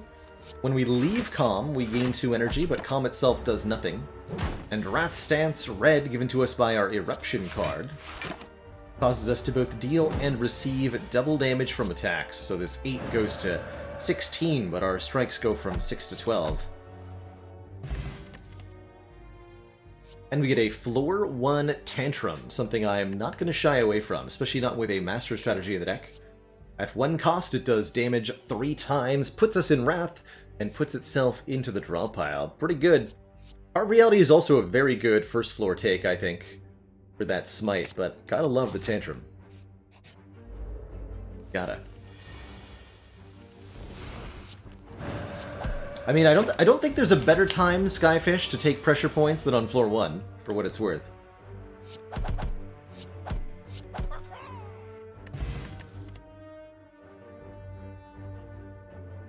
Empty Mug. Here, we definitely would like some stance control. I think we do. Draw 2 cards and exit our stance. Not... Actually, Guardian makes me kind of want to protect. We're fighting the Guardian. And we have a Master Strategy for big card draws, so actually I like Protect more than I normally would. Yeah, alright. Don't think Protect is a great card most of the time. But it'll do just fine here.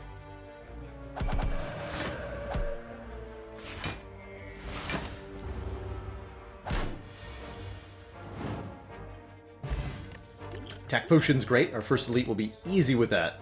And this is the easiest Fear No Evil in the world. If the enemy intends to attack, enter Calm, getting us out of Wrath and giving us more energy when we go back in.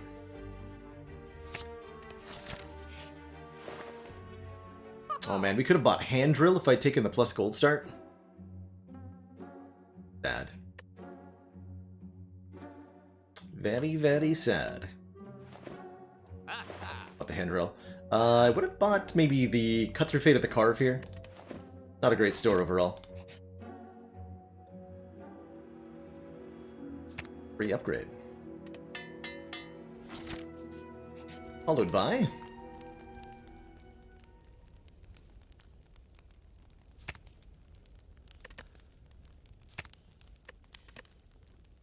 No.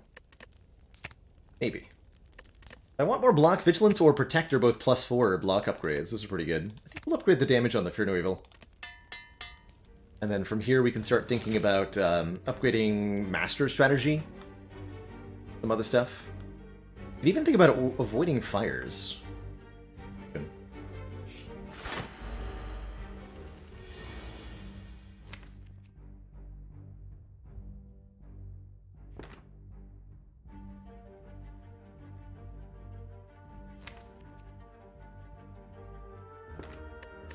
Evelyn is very tricky for them.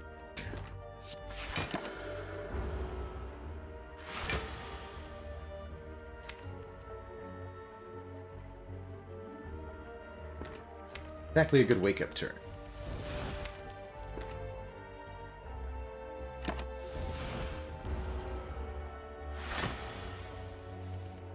Perfect.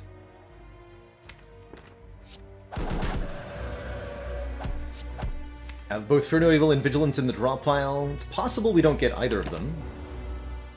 We live in the event that we don't.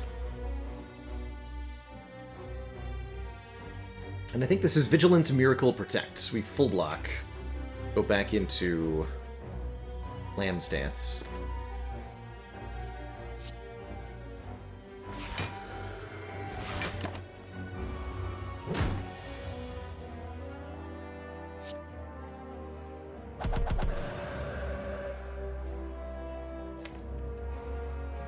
Might actually get to save this potion.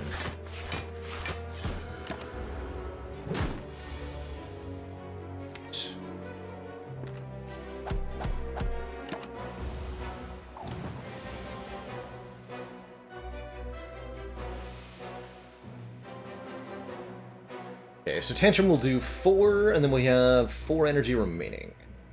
We can play Eruption, Strike, and Fear No Evil.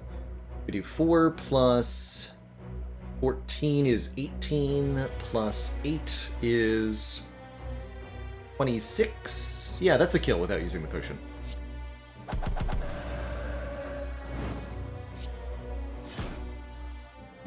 Good. Very easy fight overall. We've got all of our health left, almost. And the Blood Vial will heal us 2 hit points per fight. As well, we're offered a study for some card draw. Just lucky for a little bit of scry and block or weave, returning to the hand. Scry. Weave is no useful yet. Study is an interesting card. I like the upgraded version of this at 1 cost. It's reasonable. Kind of slow card draw, but once you get going, it's good, and I like it a lot with Tantrum in particular.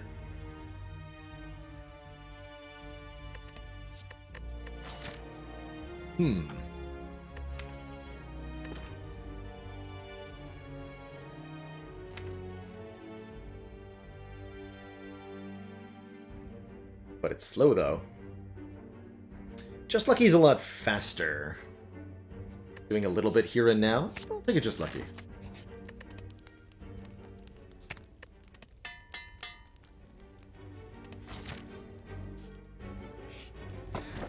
Ooh, and Vajra gives us a point of strength. Now we're headed in the right direction. Good. Might end up taking combat over fire? That seems ridiculous. Yeah, Study and Sneko Eye are not exactly friends, unfortunately.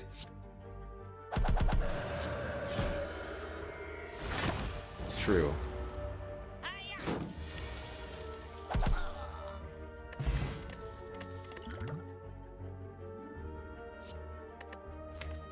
Strike and Evaluate?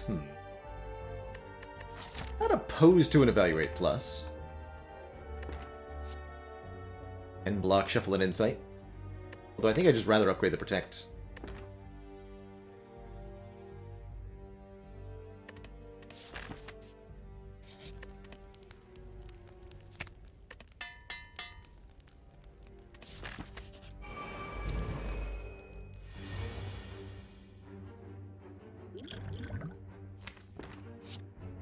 Oh. No, just a little chaos, that's for sure.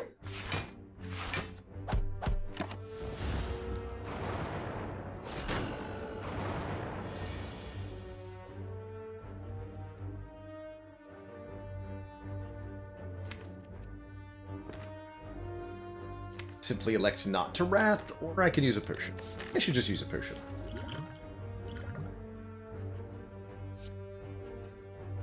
It's 12. We don't have Sacred Bark. This is only 12 tall enemies. Still better than the other options.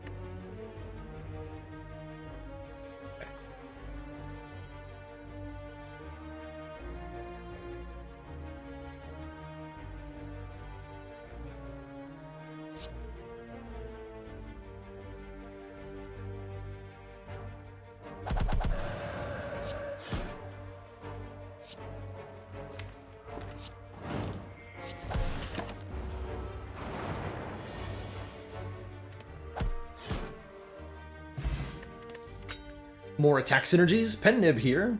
Every 10th attack says do double damage, and I'm totally down for a Third Eye, giving us some Scry in this deck. As well as being a good source of block and a great upgrade for Scry 5. One of my favorite commons. Or double windmills. There you go. Also really good with this Distilled Chaos.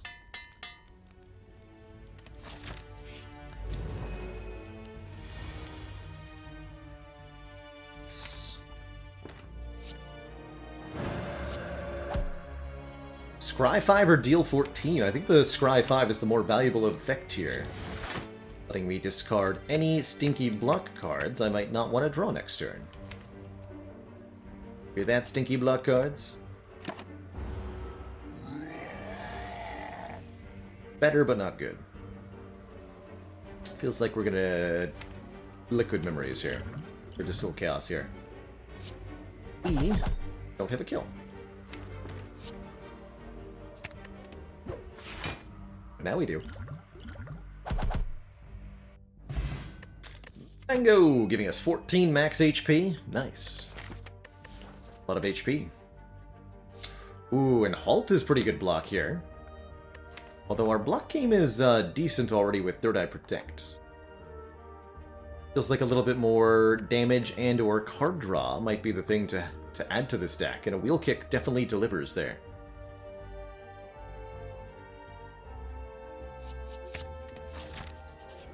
On it.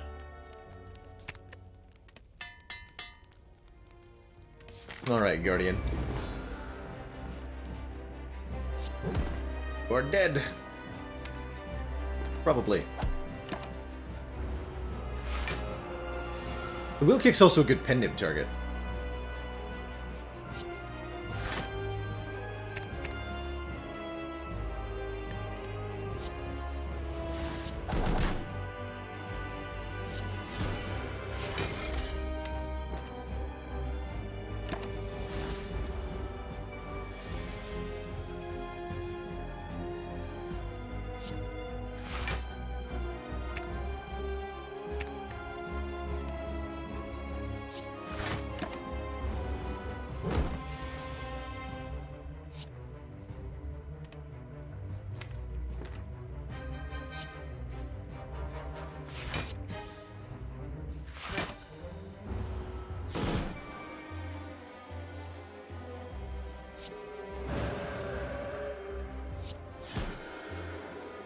Kind of a sad turn.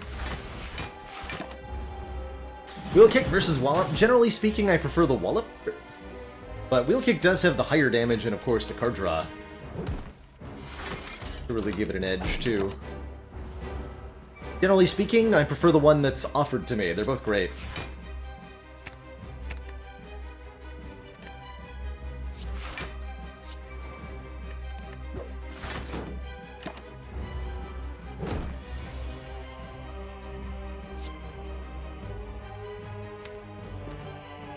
Probably better to take a little bit of damage on this turn to keep the Protect in hand for next turn.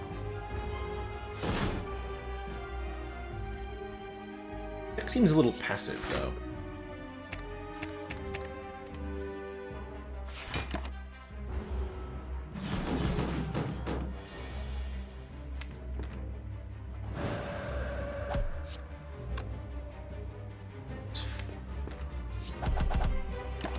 Deliberately not transforming there. And pen nib tantrum here.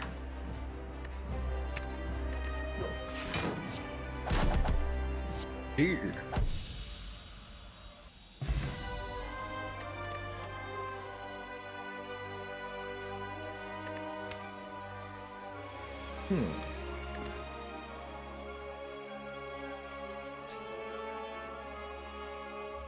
Choices.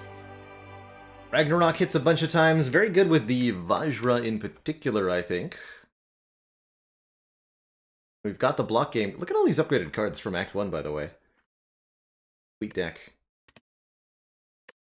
Devaform takes a long time to pay off. Good with Snekowai, maybe. Although so is the Ragnarok.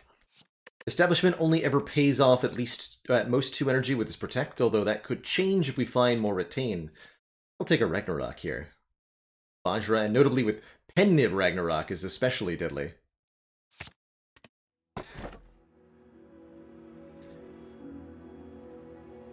No Snekos or Pyramids today. But we are offered some crazy, crazy cards. Relics, rather. Philo Stone gives all enemies 1 strength in exchange for giving us more energy. Pandora's Box transforms all strikes and defends. That's 8 random cards. Count them, 8. Or Astrolabe is 3 random cards, but they're upgraded. You imagine that Pandora's is slightly better than Astrolabe on average. A lot of good things that we can get in the Panda Box. We could say with Blood Vials that we go for Bites. That's an option. And we, like, Astrolabe 3 defends. That's a bold choice. They'll just take the, box here. What do we get? Blasphemy Vault, the Wombo combo. Overall, this is an insanely good set of cards. Vault is, of course, great. It works really well with Wave of the Hand. Foresight is per turn Scry. The Flurry works with everything. The Cut Through Fate works with everything. Yeah, that's a good set of cards. That's a really good set of cards. The only thing we need now is energy. What point does Astrolabe become better than Pandora's? Hard... You know, that'll be a case-by-case basis. Kind of weighing one transform at the same as one upgrade, so my thought there was that the 3 transform and upgrades of Astrolabe is quote-unquote roughly equivalent to 6 regular transforms, but since we're getting 8, it's better. Now, that said, the specifics are always where the details are very relevant. You know, how good are your strikes with Vajra, Pennib? Do you have any egg relics that can upgrade stuff? That sort of question. But that's where I drew the evaluation line this time. Let's see here. What's our pathing look like? This deck definitely wants some upgrades. We want to make Blasphemy Retain. We want to make Vault cheaper. We want to mostly do those 2 things. Apparently.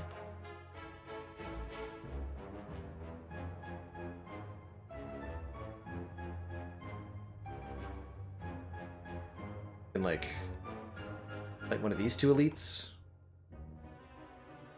Like this elite. Maybe go here, but probably not.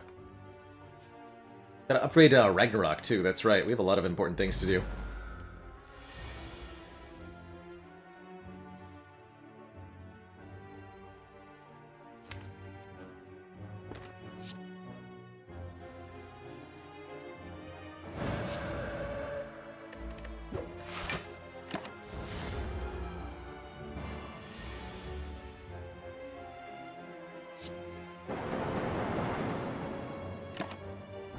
The time just kills.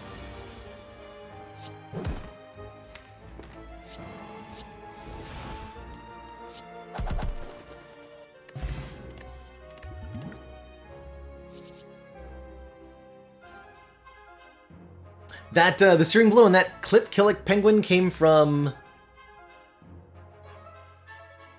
Lesson Learned. Upgrading it over and over again. Pretty good stuff. Let's see, Sanctity and is block and draw. I like that quite a bit. Second Prostrate's interesting. Second Flurry, not without Talk to the Hands. Sanctity. It was a combat.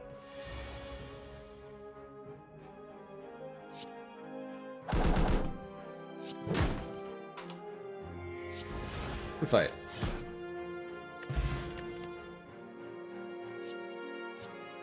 Second Tantrum versus Upgraded Consecrate, hitting all enemies for 9 damage. That's a really good AoE source. This deck needs some cheap cards right now, so I'm going to take the Consecrate over the Second Tantrum. Uh-oh. Uh-oh. I think this might work out in my favor.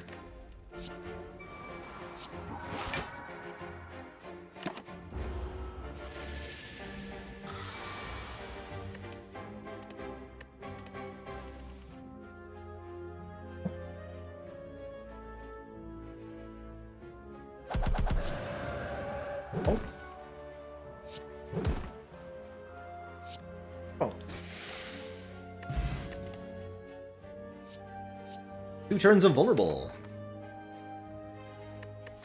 Yeah. Getting cards to say plus on them. Uh-oh.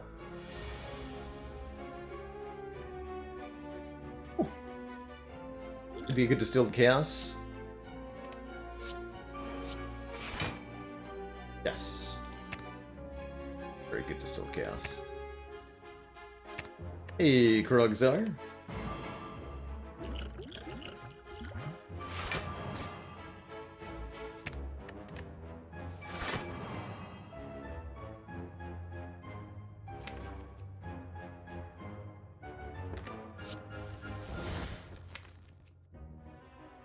Okay, Foresight Vault next turn.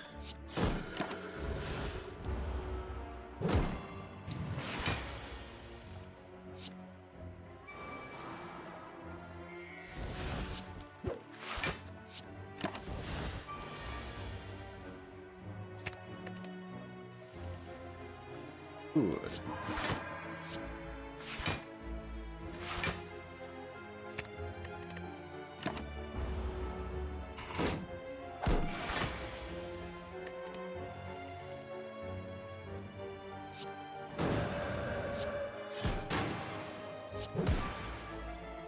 $84 damage. Stuff. Oh man, and with this much stance switching in the deck, we're offered a Mental Fortress Plus, giving us 6 block whenever we change stance. Fits perfectly, right? We're doing tons of stance switching. Want more block activations with Wave of the Hand? Good lord, yes. Deck is stacked. Look at that. It's a merchant offering the membership card. Don't mind if I do. That lets me buy an attack potion for this upcoming elite. I think I'll take a card removal. Not interested in any of these cards, unfortunately. But I am interested in... probably removing Eruption at this point. Tantrum's good. Other removals that are tempting include... none of this? Apparently none of this.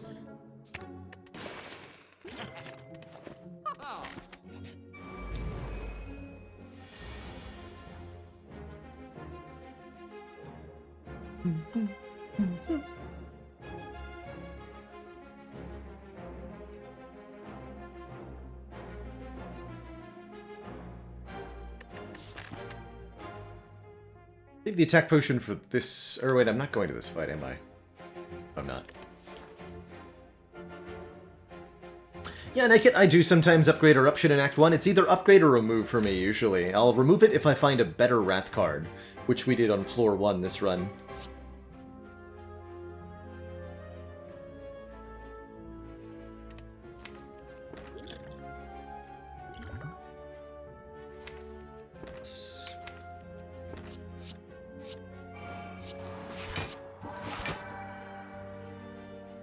Energy potion to Fear No Evil. Or Miracle to Fear No Evil. Give that.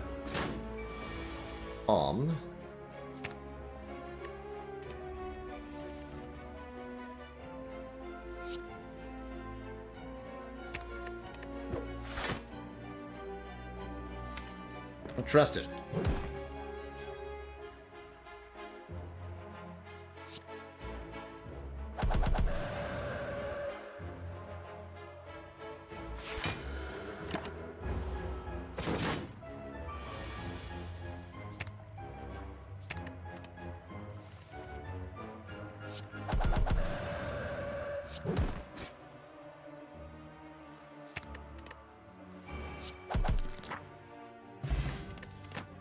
Bag of Marbles making our turn 1 a little spicier.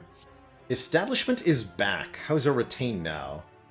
Retain Sands of Time. We're going to retain Blasphemy. Retain Protect.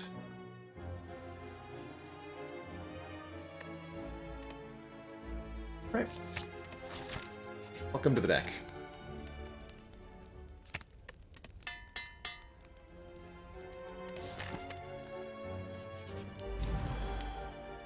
Oh.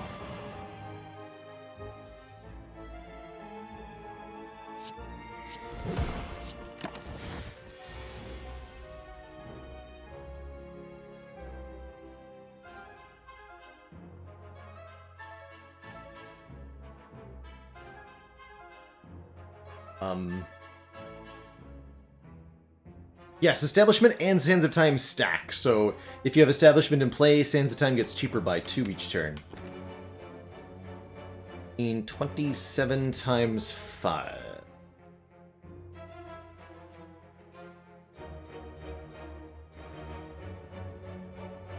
Should kill them all, right?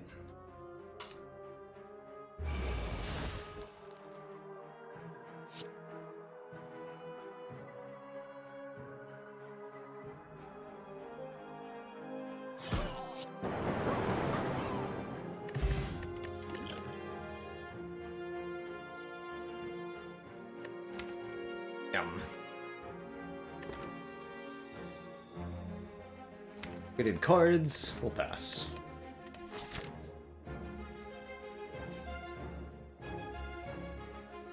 This way.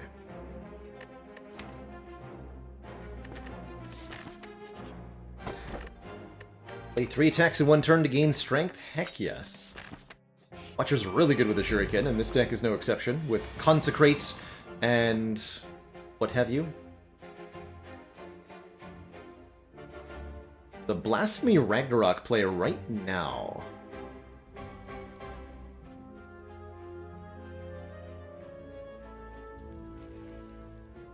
Leave the leader on minus 3, and then this will do 11 times 4.5. We're like super close here.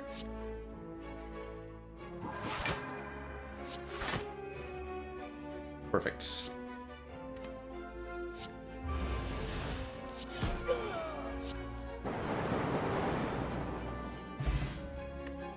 Oh, and we got Akabeko. Oh man, Pennib, Akabeko, Bag of Marbles with Ragnarok is going to lead to maybe a turn 1 boss kill, honestly.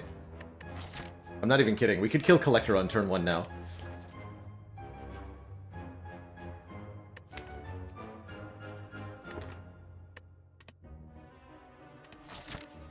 Just need a couple upgrades, starting with Ragnarok itself.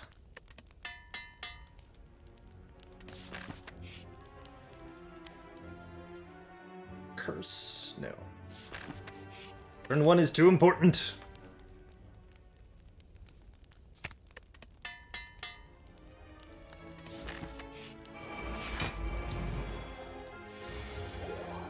It's here. Zap.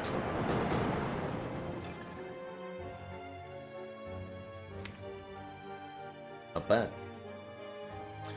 Is it possible for me to get Pennib to 9? That's the really important question. Looks like that's a no, unfortunately.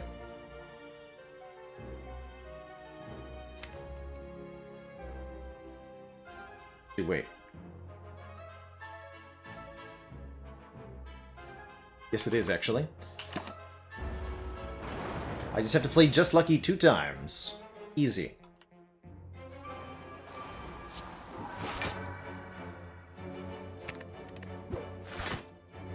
And I'm going to totally take damage to make that happen, too.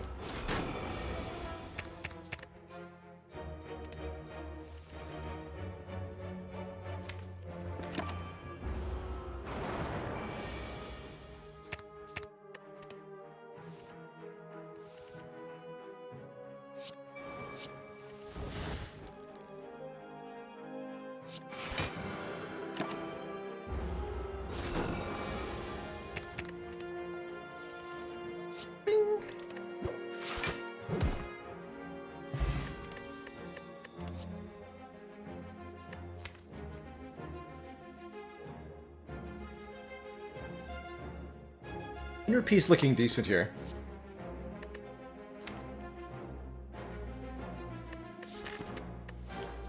I'd rather have a Meditate as our next commentary, though. A little greedy to hold on for that, but I'm going to do it. Pray could be decent as well. Untrigade.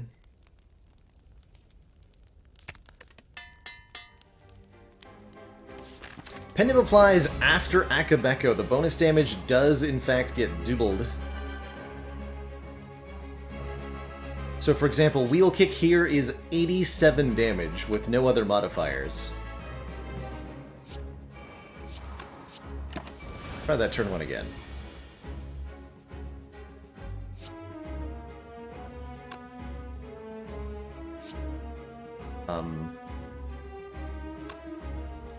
Did we do it? I think we did it!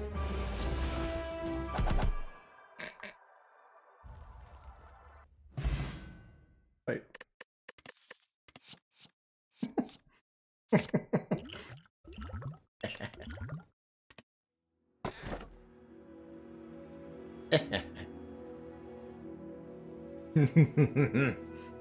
Good stuff. So how about a Runic Pyramid? Pretty spicy. Well, this deck already retains a little bit. Being able to retain everything is good.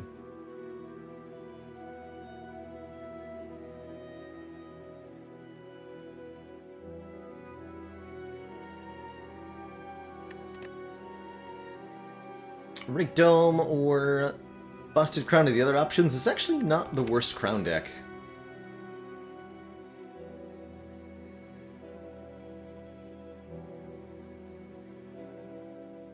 A little more energy goes a long way here.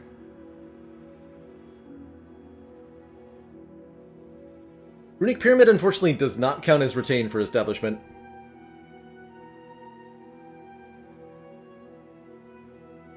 But we still get to discount things that normally retain, like the Protect and the Blasphemy.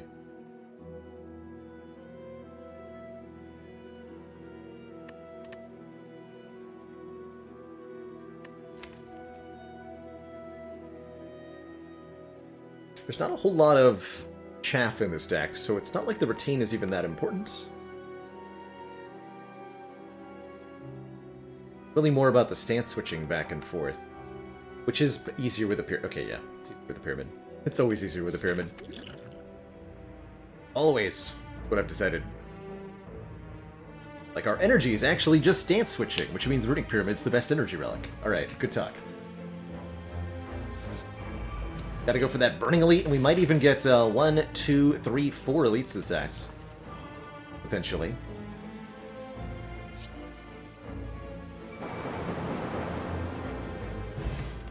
Right. Yes, Halt Plus is exceptionally good block. We're looking for 0 energy cards. Another thing that's very good with Pyramid. Wallop's not bad either, for the record. But it doesn't say plus on it, so...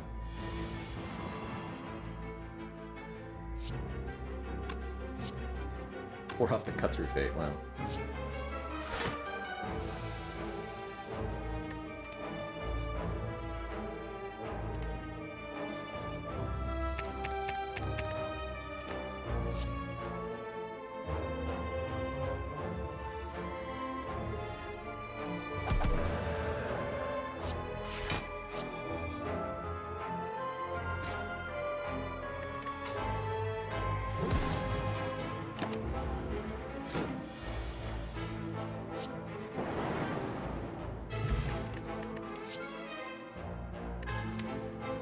And Flurry is good. Maybe an Empty Body? Again, prefer Meditate.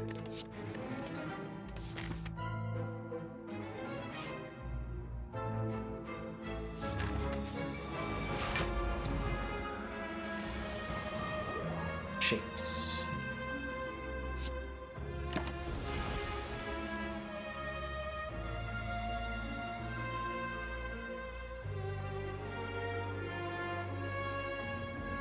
We go to 6 plus 8, 14.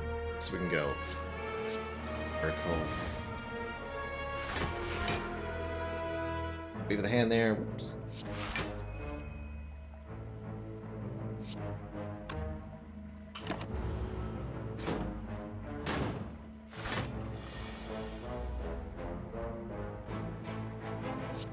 It's even better.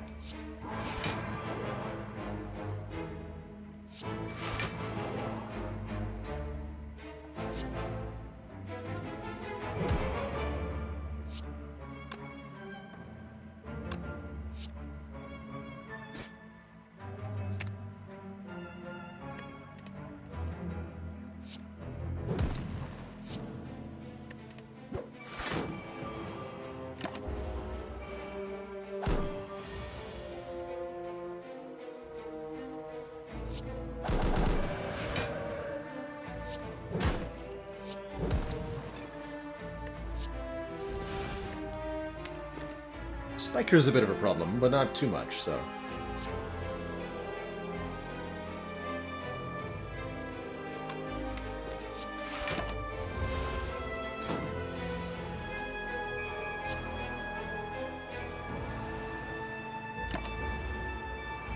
So note how the Blasphemy discounted and the Sands of Time discounted there.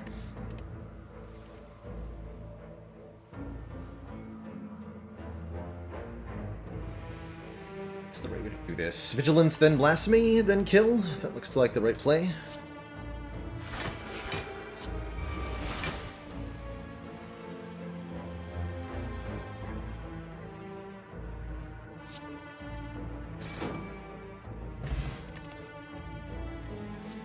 Don't need a Sash Whip now that we have the Wave of the Hand Plus. Closing thoughts on Legend of Keepers. A little slow-paced, but quite enjoyable for McDura. There's a lot of fun little strategies you can employ, and I really found it a good time to defend my dungeon against those invading heroes over and over again. I played another run with the Enchantress after stream yesterday, and I enjoyed that quite a bit. There's definitely some incentive to return to check out the third engineer character. See how different they are. Warp Tongs. Upgrade a card every turn, or... Get it up. I get to remove this card almost immediately. Let's go with the Warp Tongs here. Upgrade a random card in our hand. All I have to do is beat one Burning Giant Head with a Pain in my deck with Runic Pyramid. Easy, right? Surely. Surely that's easy. Where'd this bonus vault come? Oh, right, I took another vault, didn't I? Yeah, okay. Yep, that's right. I did that. That was me. I did that.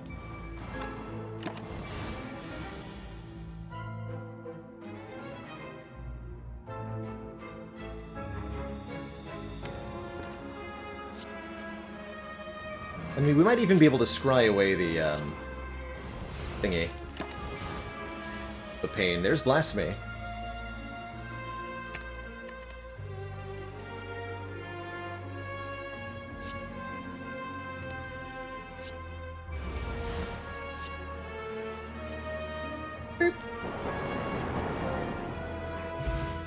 What do you think? Can we beat Giant Head before the Pain gets into our hand? Not sure we're gonna get there.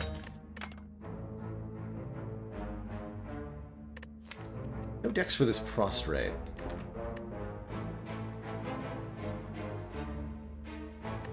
Yeah, that was without Pendant too. We could have done that for 1,000 damage instead. Think of the possibilities. By the way, I'm rich now, and we have a Gurya. I guess gain Stronitude at rest sites up to 3 times. Well, actually, up to 1 time, realistically. So that's probably not worth buying.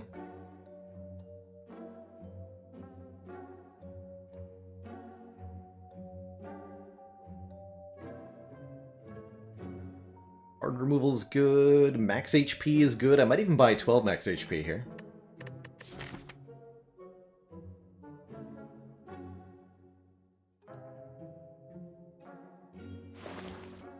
Any consideration for violence? You should know that I am a man of peace. Twitch chat. Though, our draw is pretty good, I hear.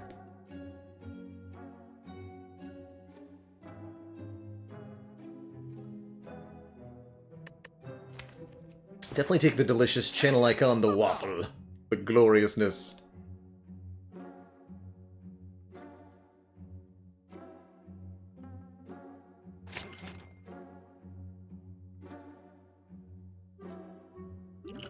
Swap out 1 potion for fruit juice and the ancient pot so that we have vulnerable blocked against hearts, which we're gonna need because we don't block against heart very well.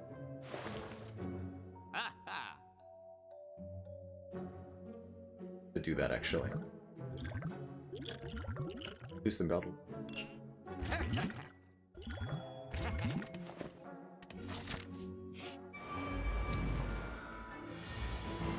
I did remember to move the Pain, right? It's good job, me. Hooray!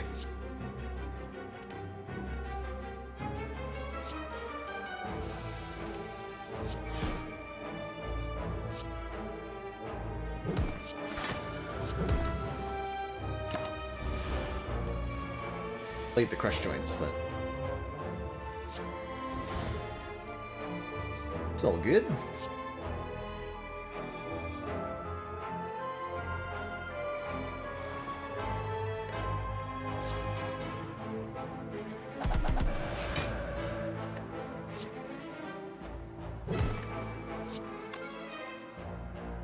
$88 damage. I'd have actually been able to kill Reptomancer here if I'd thought this through a bit more.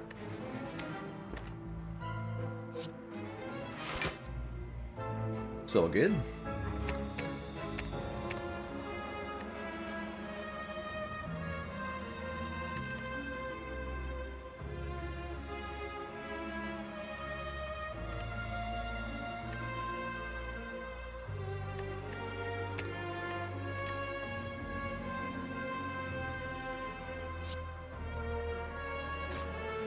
Get our vault down.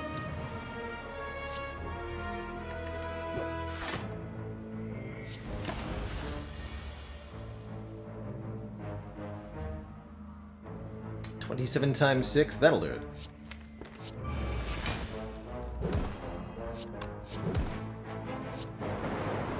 Alright, good fight.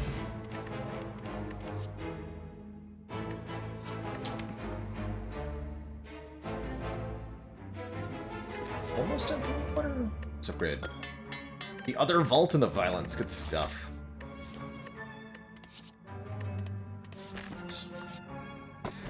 Gotta take the blue key here over the Horn Cleat, which would be really good as a defensive relic against Heart. Oh well. Times that's how it goes.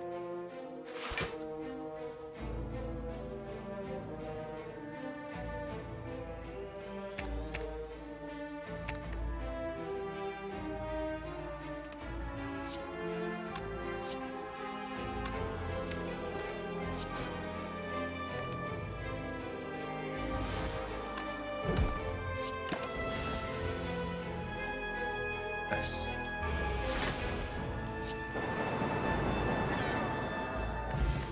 Got him. Art of War, if we don't play any attacks on our turn, gain an additional energy on the next turn. Very, very good for keeping this deck alive. We're fueled with energy through the remaining few fights on full 3-base energy here. Especially with these vaults. Of course, just vault. Take another turn. Get Art of War value. Easy.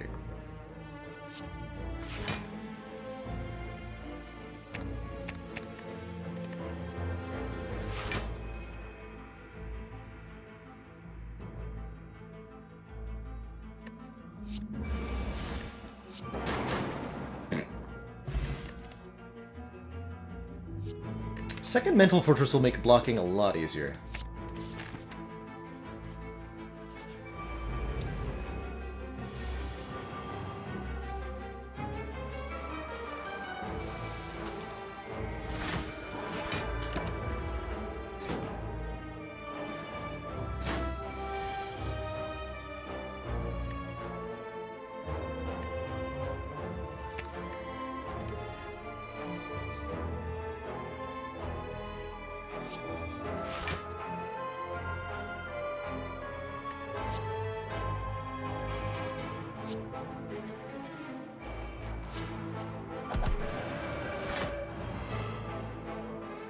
Get him.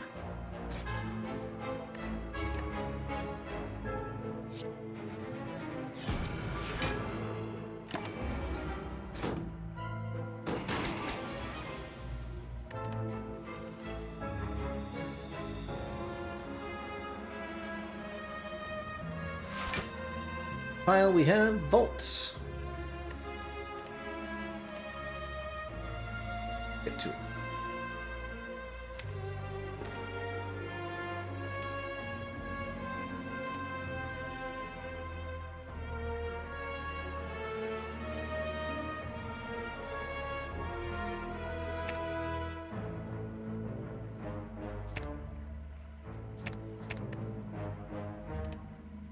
This may need to be a Liquid Memories.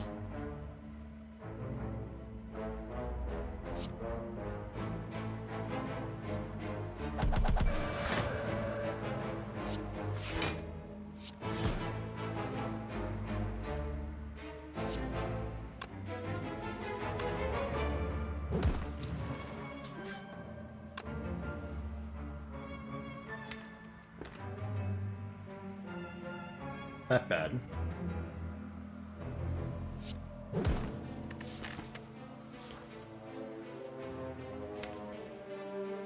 Not bad. But Liquid Memories for the free new bills.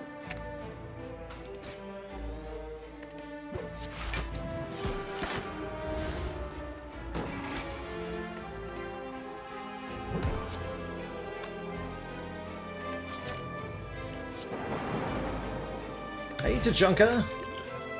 Yeah, I'm thrilled with the new overlay and stuff. At the moment, reception's been pretty good overall. seem like they like it. Very exciting.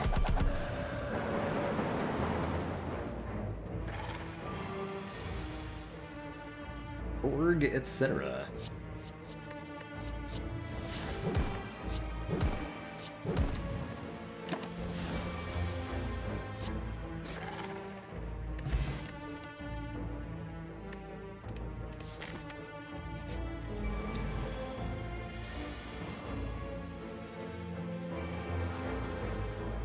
It's a bit of a mediocre turn.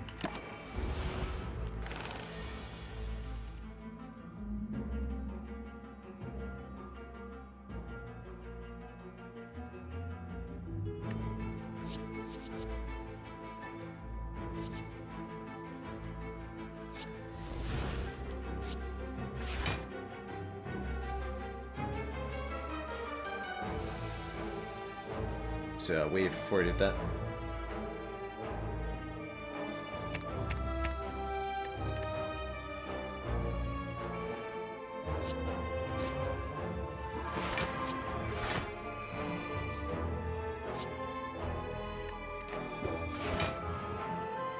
$18 plus 12, that's 1 million.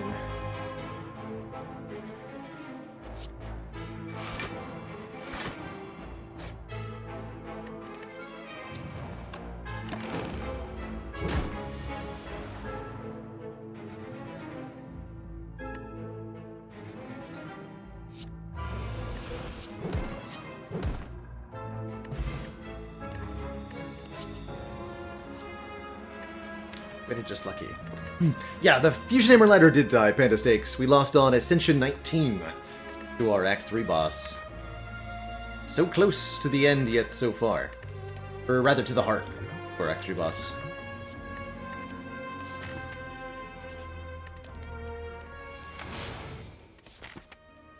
Not exactly ideal burner or pendant setup, but... oh well.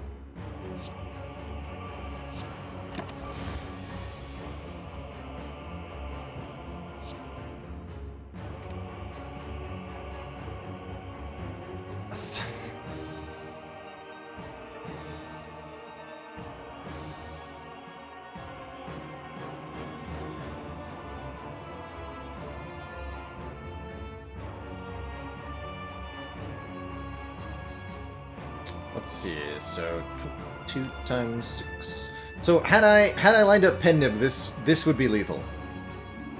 Not though.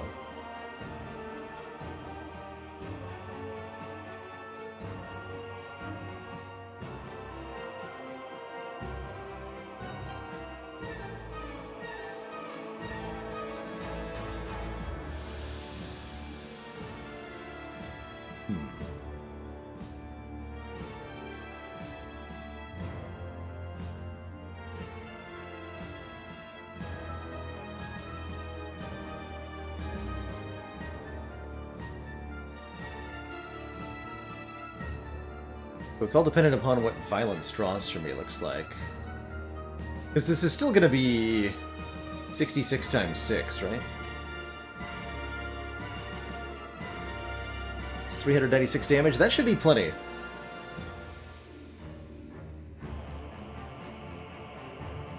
Ixicon, thank you so much for the very, very generous 10 gift sub bomb. Welcome on in, everybody, to the council.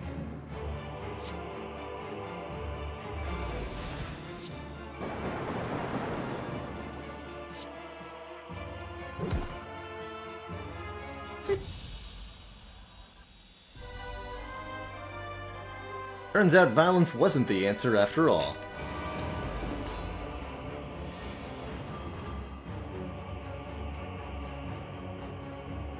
Magic.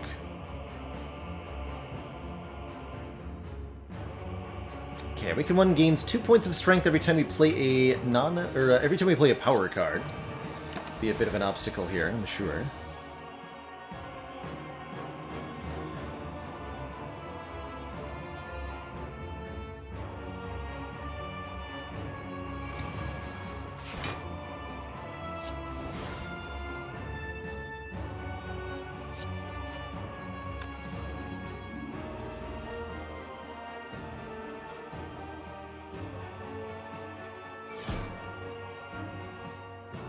force damage.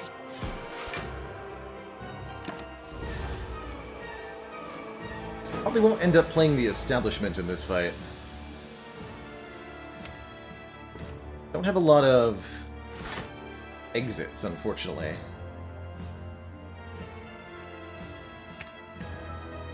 Can't imagine why.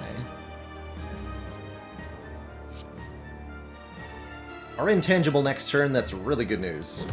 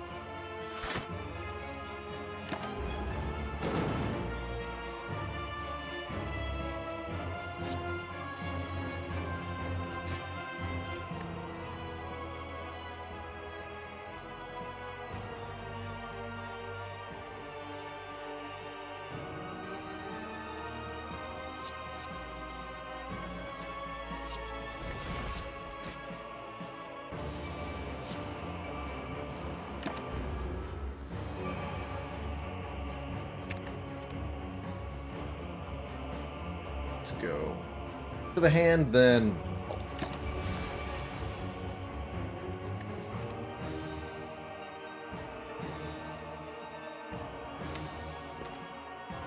Try to eye the pen nib carefully here.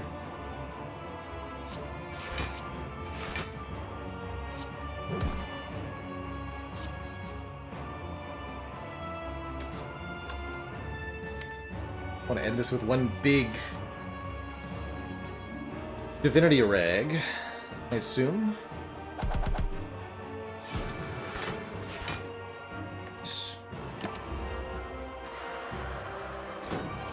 With Incense Burner on 4 and Pen Nib on 9, perfect.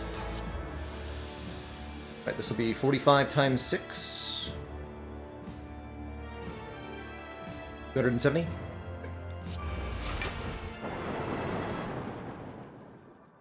GG. I think our boss victory music has decided it doesn't want to play today.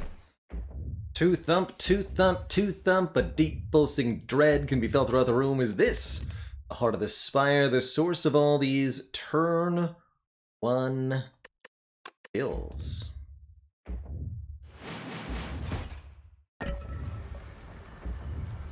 Now here's where we find out that Incense Burner is actually supposed to be on 3 because I have Vault.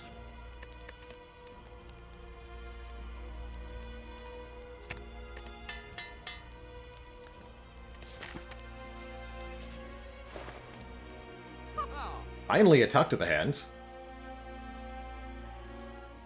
Damaru is here?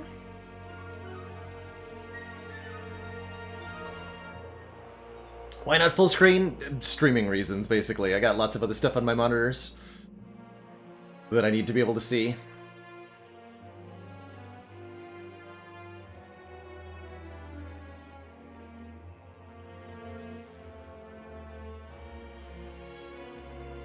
Ori lets us choose and add 5 cards to the deck. More violence. Let's see what the Ori contains. Omniscience. Another Mental Fortress. Tantrum Plus, number 2. Some goal to buy a 3rd monitor. I think I'm good with my 2 4K monitors right now. They do well by me.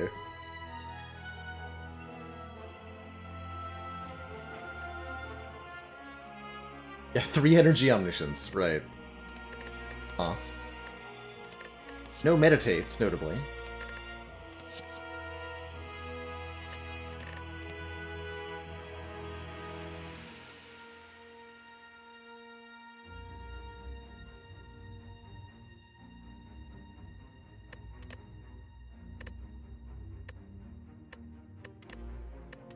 I don't want any of that. Sad truth.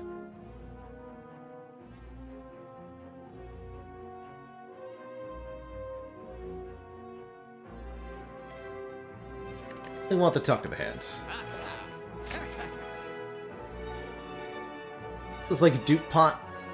Maybe power potion for like Deviform. This is a gaming chair? No, this is a big old recliner chair. Got it at a furniture store like a decade ago. Out of production now. Another exit might be nice. Yes, actually, yes. We should take at least one exit card here.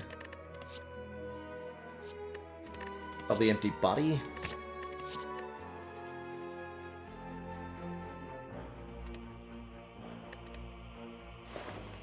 That's right, Merle. How's it going? Got it. Sure, I'll take a stinky tomorrow. A dupe. Dupe establishment. Dupe talk to the hands pretty good.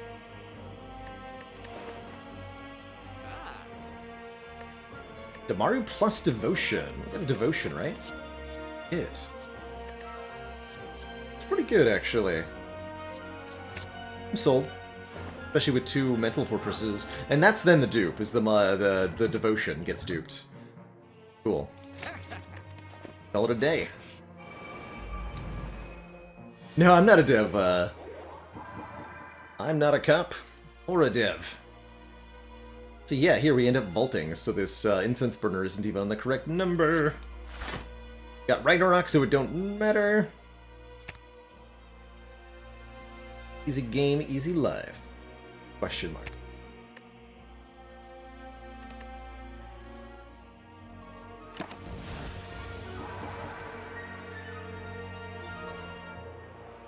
Ability to random enemies 6 times. Or I could go Tantrum first.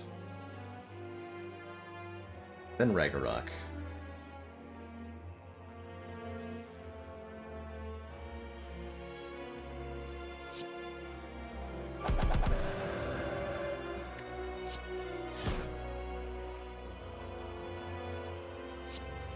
Is on top of the deck anyway. Wheel Kick will do good damage.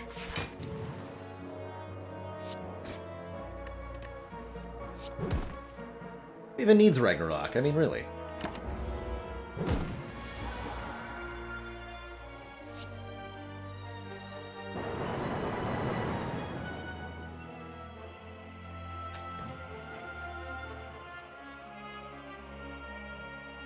Think so, right?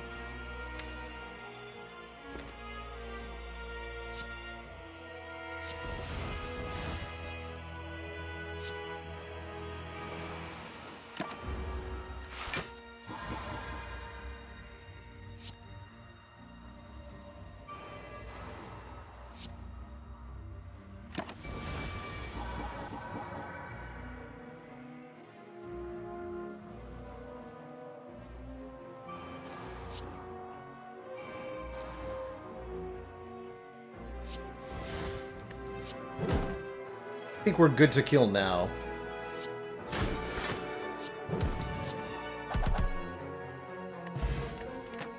Mega Prep's great. Gambler's Brew is actually pretty good too. Second copy of Foresight's very good for heart. I think the potions are actually a bit better though. I'm gonna go double devotion, which I am. Onwards.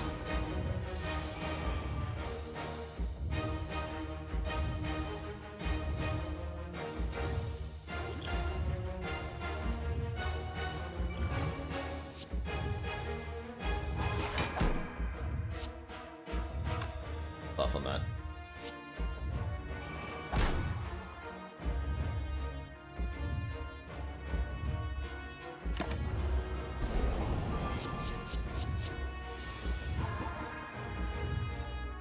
Good, we'll be intangible on the large attack. Good. No good Penib Akabeko targets, unfortunately. That's fine. Just how it is sometimes.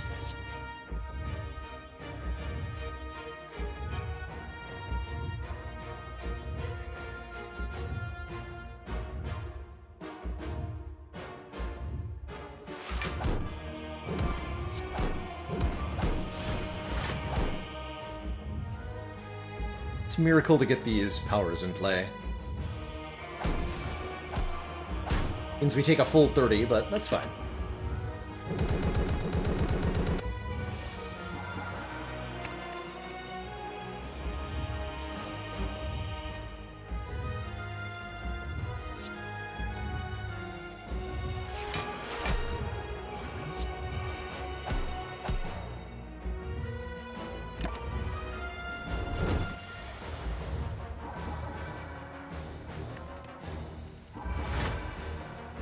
That's exactly what max HP is for. Max HP on Watcher is exclusively for surviving turn 3 of Heart.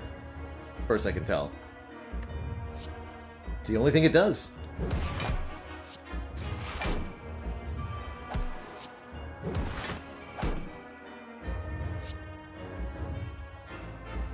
Can't really do any more damage. We'll just keep all this in hand. 5 mantra per turn, and we can just double up on that by vaulting. So, life is good here. Life is very good.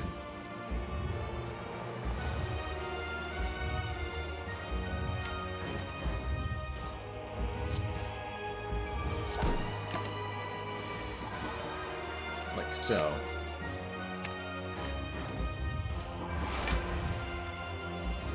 Enjoy some weakness procs, Mr. Hart.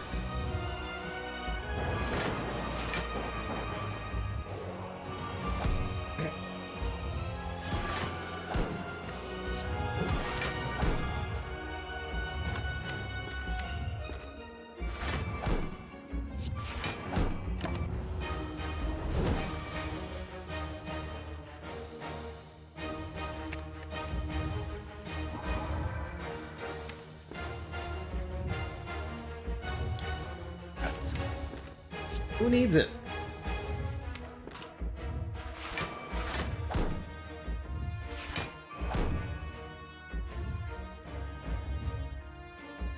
I need it. I'm supposed to shuffle my deck so I could scry. I bungled it. Curses.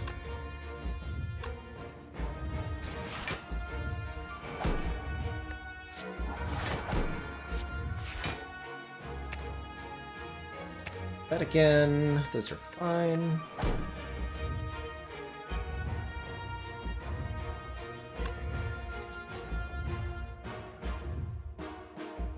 I'll just take the hit.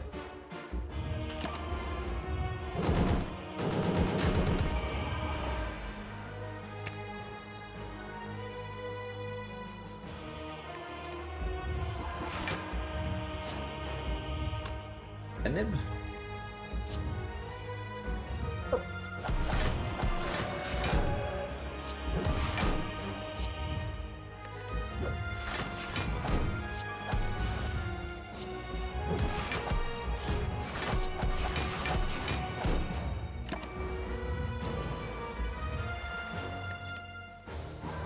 And as it could always end... Wait a minute.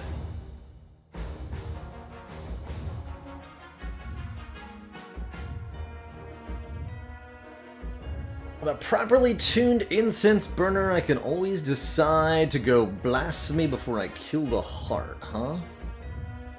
About an improperly timed incense burner. Blasphemy? Bolt! Whee! Nothing bad could ever happen to me, right? Boop.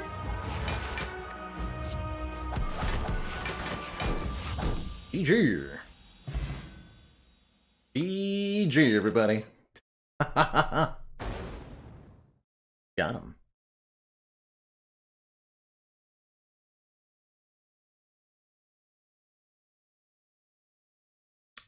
GG. And then nothing bad ever happened. Again.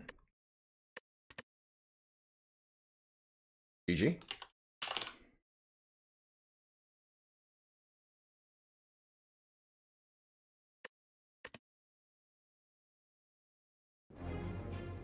So that worked because intangibility doesn't get removed when you vault. So I vault while intangible, I'm still intangible on the start of the next turn. Blasphemy tries to kill me, take 1 damage. GG. GG. Mortal, were you around for the collector fight this run? Because that was a good time. That was a good time.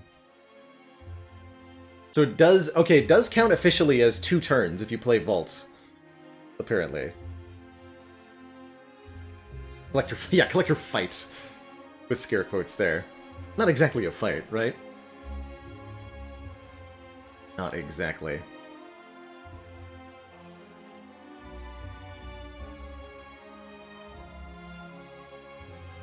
Quick run overall on hour 7. And some nice speedy runs.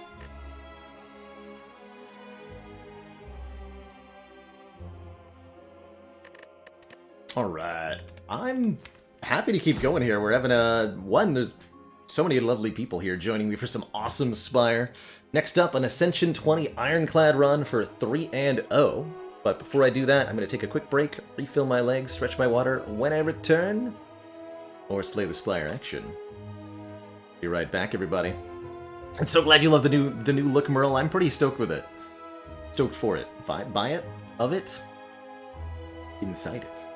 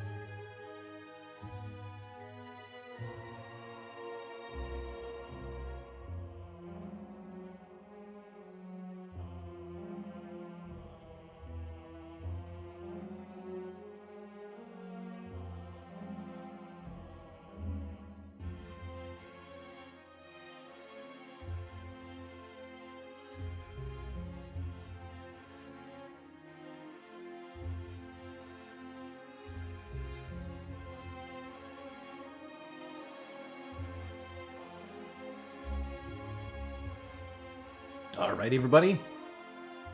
We are back.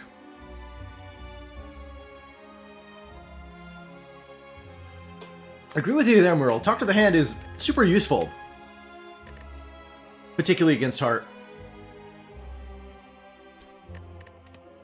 As a block engine, but absolutely not necessary. I don't think we needed the copy that we had for this run.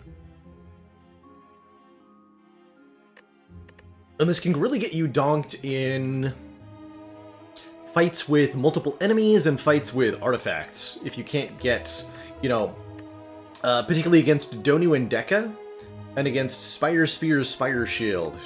Both fights with multiple enemies where all of the enemies have artifact. That can really shut down any Talk to the Hand centric block strategies. Especially if you don't have Wave of the Hand to remove artifact. And so an over-reliance on this card can get you completely destroyed in those fights.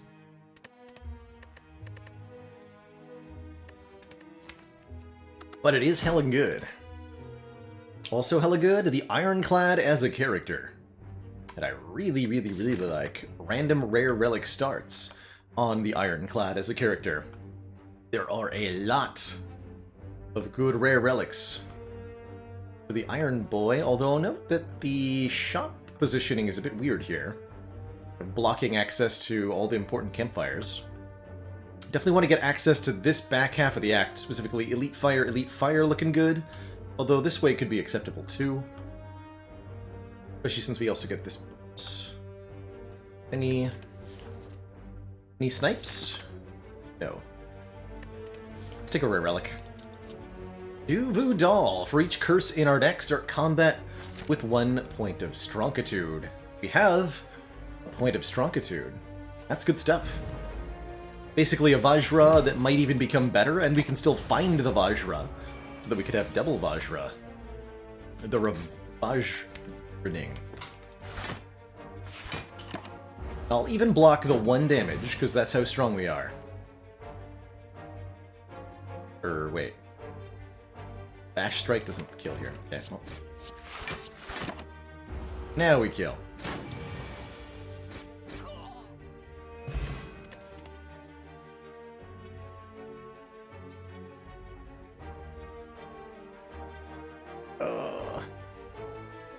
Ironclad mid-game.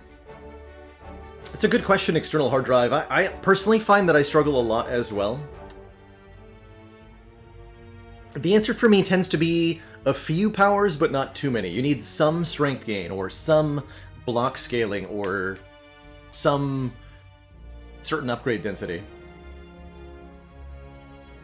Take AoE and don't worry about blocking. That's honestly not bad advice. I'm taking this Iron Wave. It does 6 damage. Certainly we don't take Clash. Especially not in a deck that's incentivized to take curses. Not gonna take that Body Slam either. So Iron Wave it is.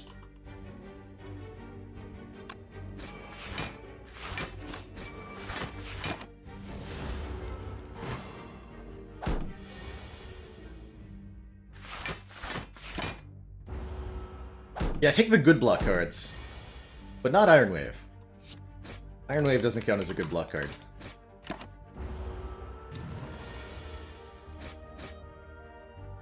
Full health. Good place to be. Not a great potion. That's okay. Power Through is a very good block card. Especially if you can get some status powers to go with it. Especially since we're fighting a slime boss, right? But with +1 strength, Twin Strike is really good at doing the damage thing, and we still need more direct damage if we're going to hope to fight some elites this act. So I think Twin Strike here. And then event over combats? What am I looking for in an event? A curse, yes. Or a Jawworm. It was actually just a combat the whole time.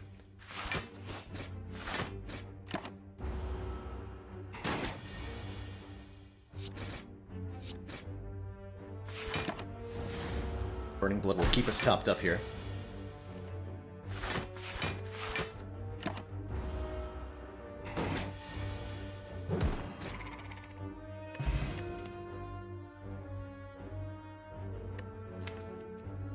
Age Flame Barrier Metallicized. Interesting.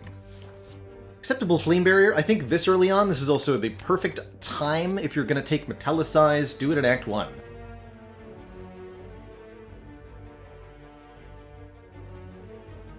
That casual little block per turn is quite helpful.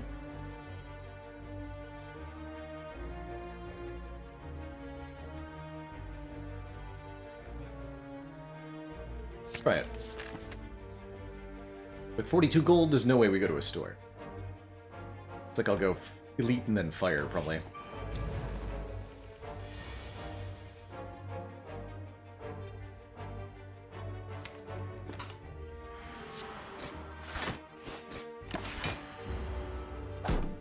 Yeah, Metallicize can lead into a Juggernaut within the realm of possibilities.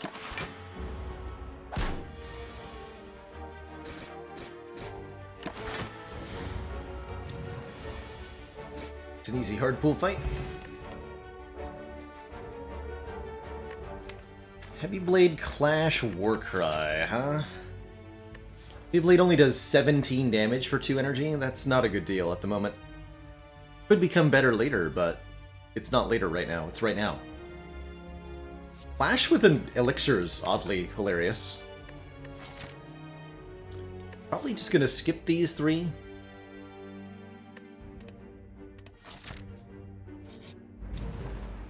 Hello. Bye.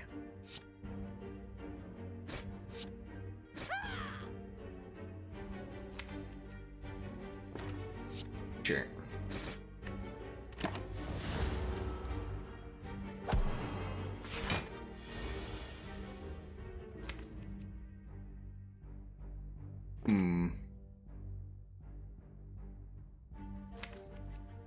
Uh-oh.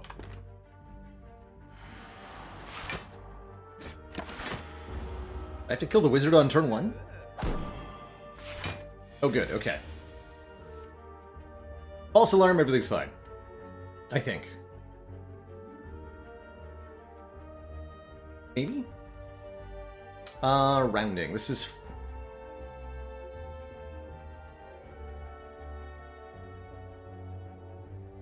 This is gonna have to do 8 damage.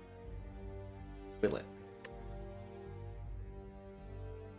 7 times 1.5 times 0.75, 7.875. That does 7 damage.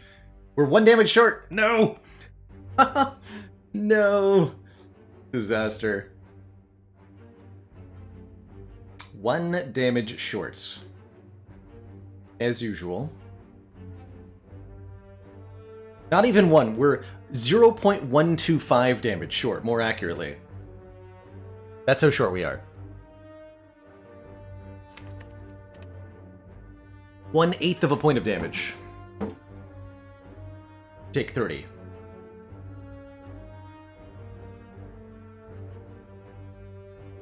Because we had to take an Iron Wave. And if this was a strike, we'd be fine? No, we wouldn't be. It becomes like Iron Wave, Strike, Defend? Brutal. Wizard will attack again next turn, by the way, and if they get shielded, well, that's not good. Okay, good. Okay, okay. All is well. Everything's fine.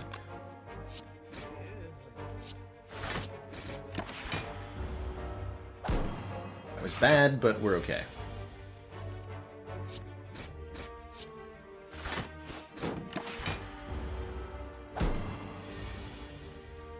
Stinky gremlin.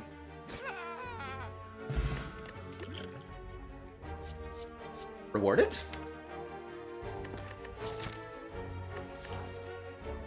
Second Twin Strike's pretty good, but this offering, though. I think.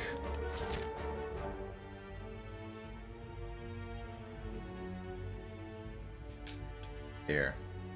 Yep, I do dare. I darest. That turn 1, though, spicy.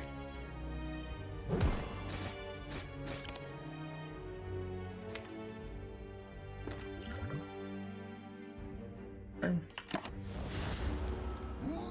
course, it's going to be an apotheosis, and I'll feel like a fool.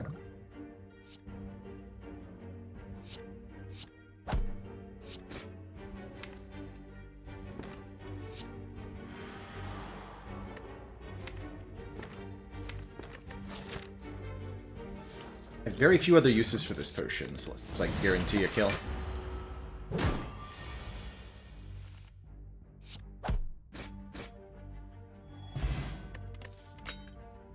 Kunai with Iron Wave. Okay. If we play 3 attacks in 1 turn, we'll gain a point of dexterity. Not bad. Iron Wave is kind of interesting, or not Iron Wave, Armaments is kind of interesting with an offering here.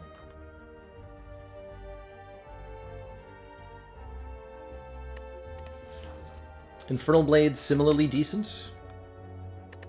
Gonna get many more card rewards for the next combat. 1 guaranteed.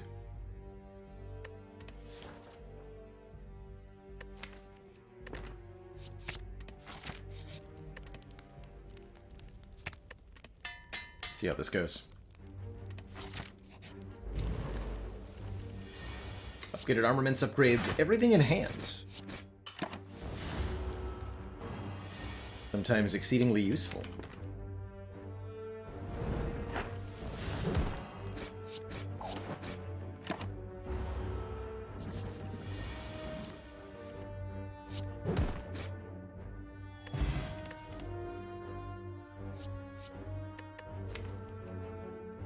That is definitely too early for a Feel No Pain. Let's grab a Sword Boomerang. A proper strength scaling attack. Goes well with the Duvu Doll, and of course if we gain more strength for any reason, this will become even better.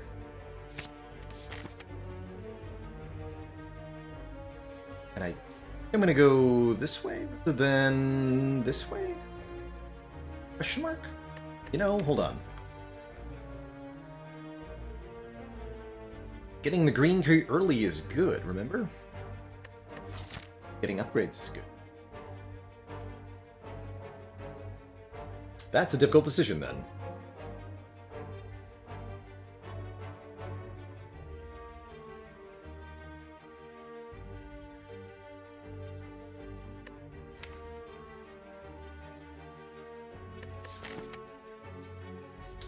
Five hit points into this.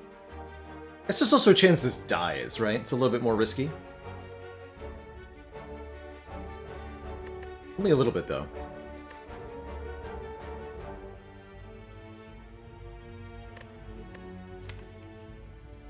Always the tough call on A20. Do you go for the Burning Elite early or not? Sacrifice a fire to get that. Could go a bunch of events for curses, it's true.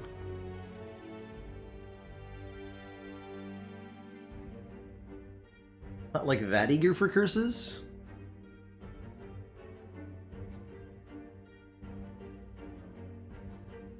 And we do miss out on an elite. I'd rather much rather fight an elite than get a curse here.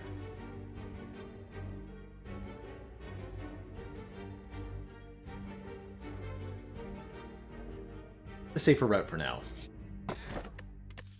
Hey, Kunai Smoothstone, the blockening continues.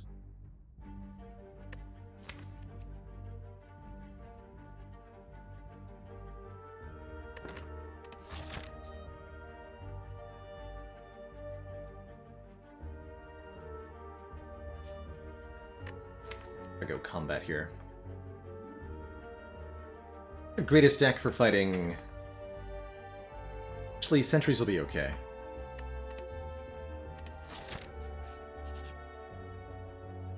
First, I'll fight some mushrooms. Anger the mushrooms! Face off against 3 mushrooms. If we win, we'll get the Odd Mushroom Relic, which makes us take less additional damage when vulnerable.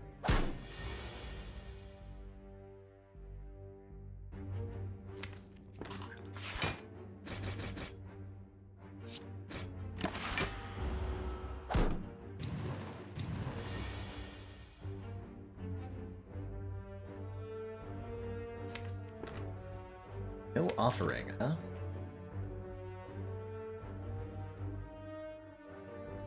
This takes very little, though.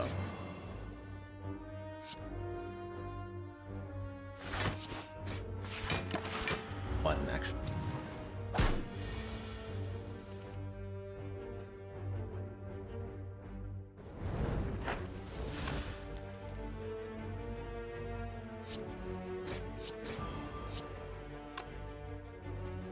12 plus 6 plus 7. 23. Or no. More than that. Even better. There's the odd mushroom. When vulnerable, take less damage, and there's the potion we wanted. As well as a shroom to go with oddly smooth stone. Burning pack could be fun too.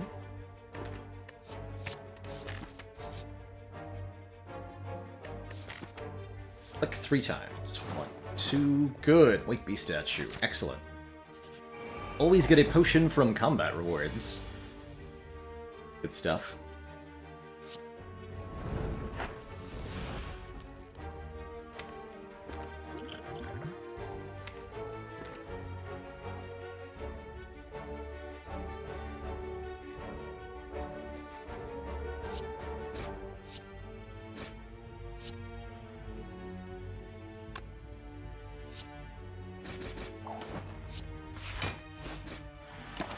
That's the way to block.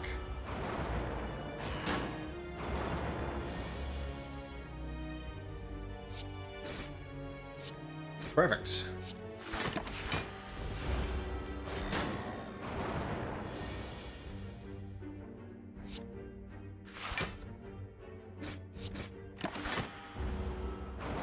Hey, Calvin K. So happy people are liking the new logo.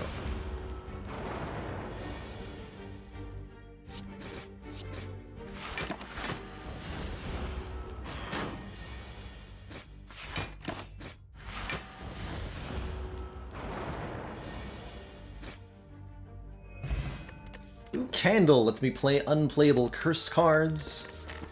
Liz Brew's alright, but not amazing. Second Shrug. Feels like we gotta take some AoE here.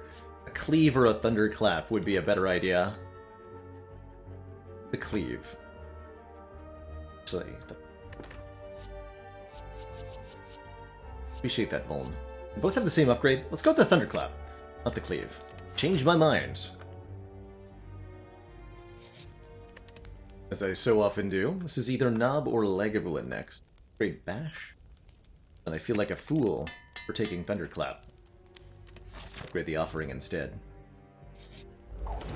Alright, last elite, same as the first, it's Knob. Thunderclap putting in the Lord's work here.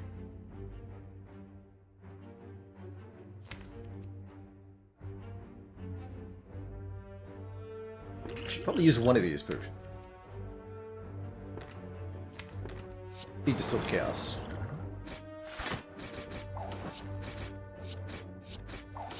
Fight! The D-set gives us extra energy on turn 1 after visiting a rest site. Exhume gets back Offering. Various other targets. Pick it up.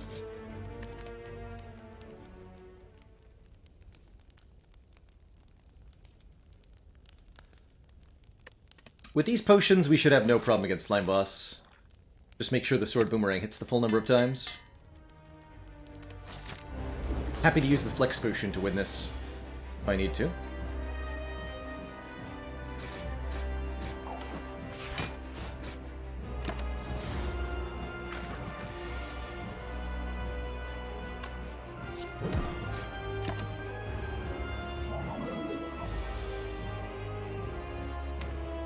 So.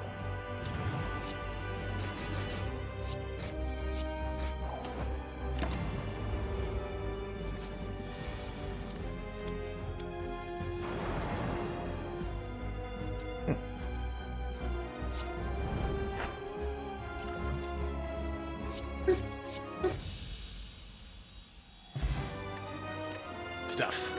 And we have Bird's Insurance. As well as another offering. Oh boy.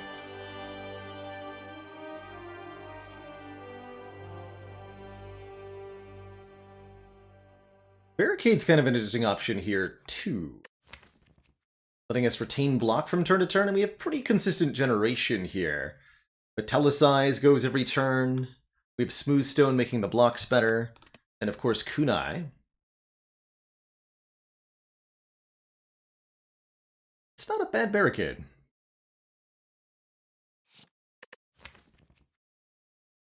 Feels like Since we can already play Offering twice, getting a third one is a little excessive. Just a little bit. You know what? I am going to take this barricade. It's early, but I like it. Oh, and we're offered black. Wild. Wait, curse key? Hold on. Uvu doll, curse key, blue candle, you say? That sounds like a reasonable choice. Every non-boss chest we open will give us a curse, making us stronger.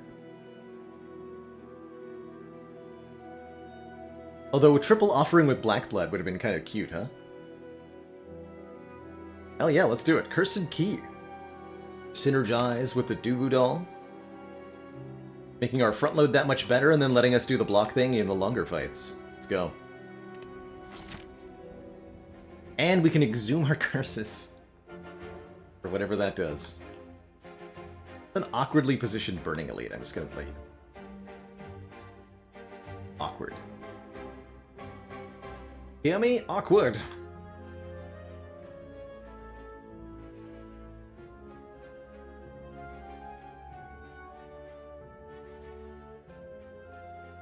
I want to go to a shop.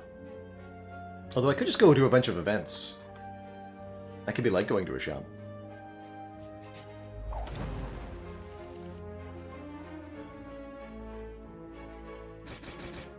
You don't lose the strength when you exhaust the curses. No, the Dibujal only checks how many curses you start combat with. Fortunately.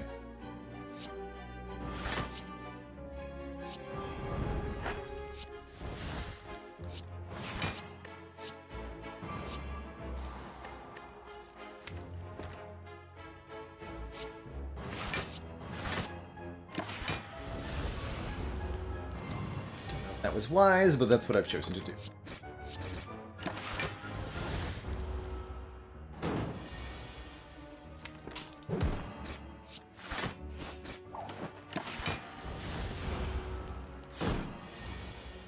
Birdie.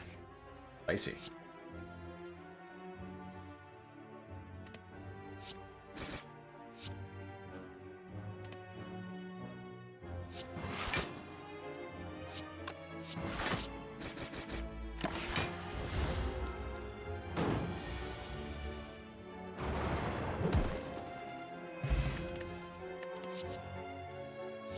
Disarm is a really good exhume target and pairs extremely well with Barricade. So, probably Disarm here.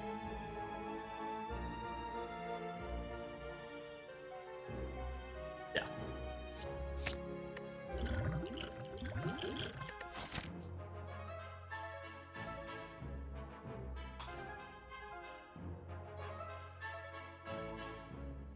Cheers, big stuffs. I am gonna go this way, actually. We're gonna dodge stores for now. Feels awkward.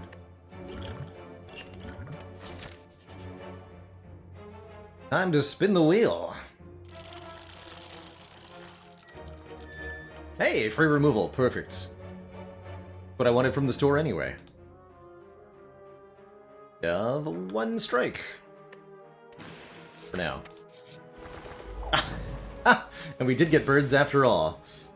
Of course. My Thorns potion, no!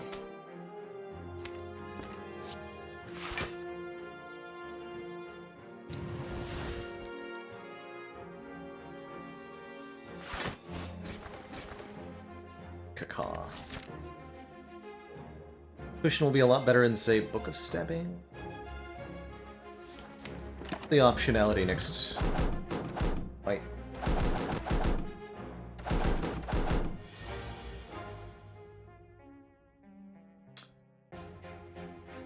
Rude? Fine.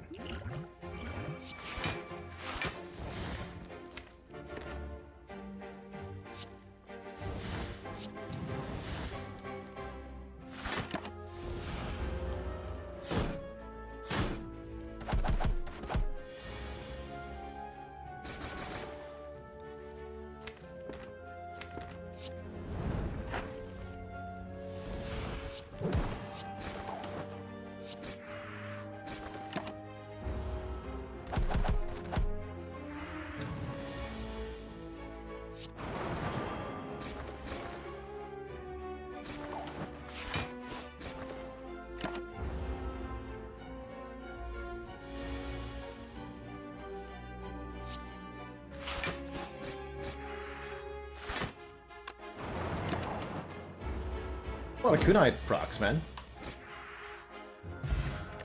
That is kind of cool. That power through, so evolve doesn't seem good. What about a clothesline plus for weekend? Ah. My favorite card, but I think with the free upgrade on it, it's okay.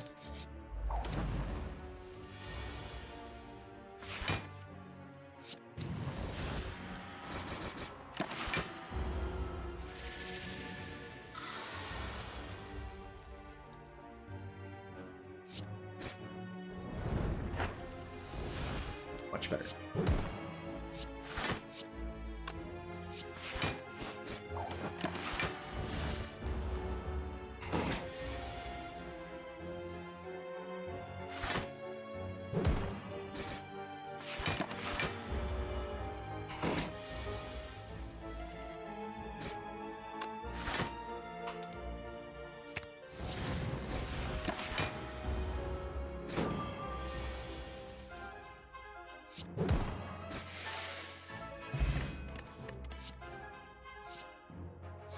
Anger Kunai?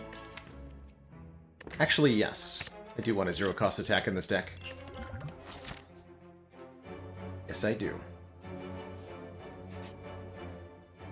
Long Light of Hooded Figures offer me the Ritual Dagger, which permanently gets stronger whenever we kill an opponent with it. Notably, Ritual Dagger can be exhumed and kill a second opponent in the same combat, permanently increasing its damage twice. I will take this Ritual Dagger. This is a very good Ritual Dagger. Book of Stabbing. Forget about you. But...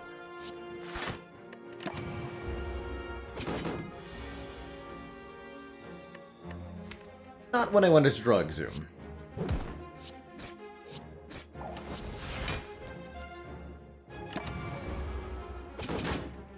Habitual Capitulator, thank you so much for the Prime sub and the 2 months of support.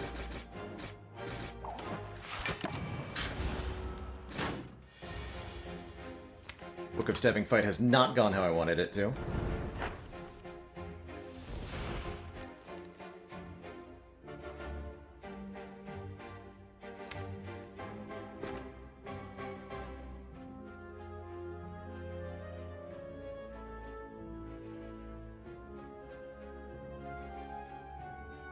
See, so let's do 5x5, 3x5. So disarm, shrug, metallicize is basically a barricade. Start with shrug.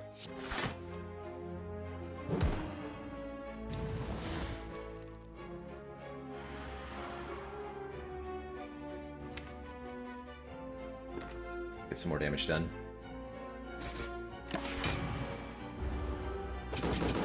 Okay, we can rest after this, so that's fine.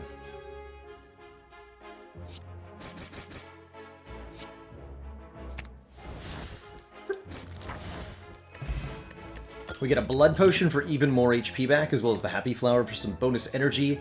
Limit break lets us double our strength, also a good exhume target. Very nice find, given that we have innate strength from the Duvu doll. 1 point is not really enough for limit break to be good, but 2 or 3?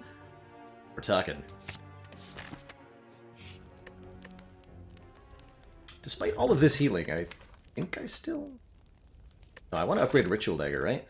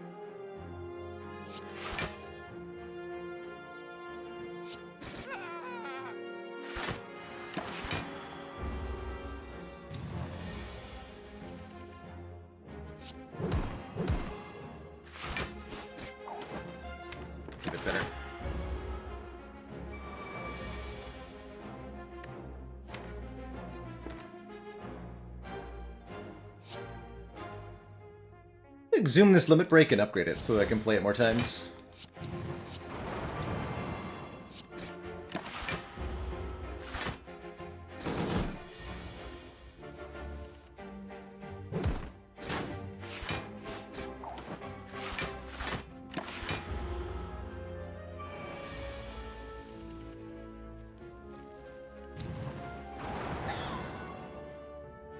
Good. That's kind of cool.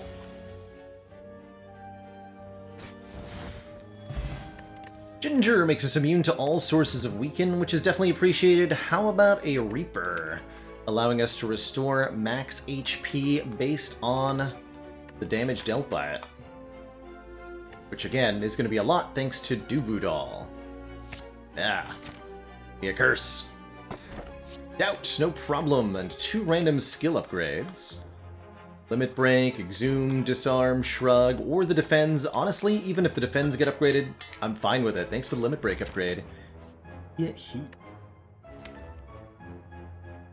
want to take Combats because of this Ritual Dagger over upgrades.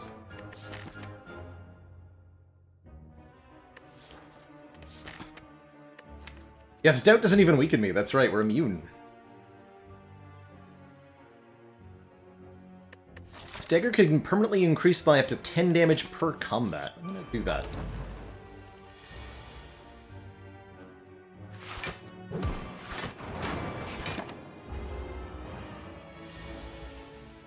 Race between Rupture and Tungsten Rod? Yeah, kinda. Whatever we get first.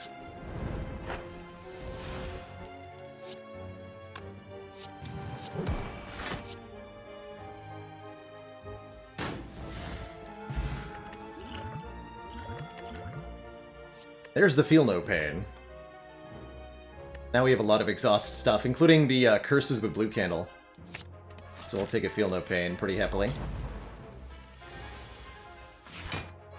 Good with Barricade too, of course.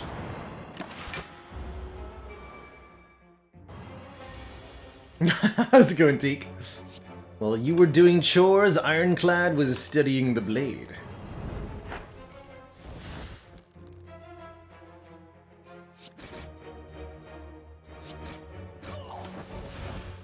Aw.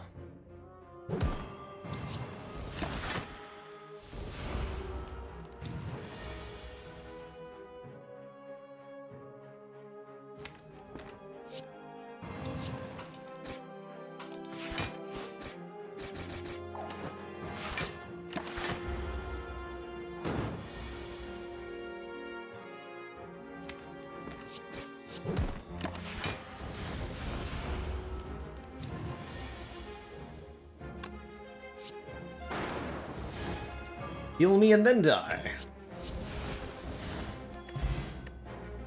Good healing, man.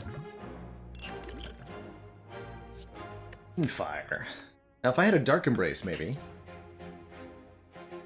This Ritual Dagger is already 38 base damage. Reminder, we picked it up here.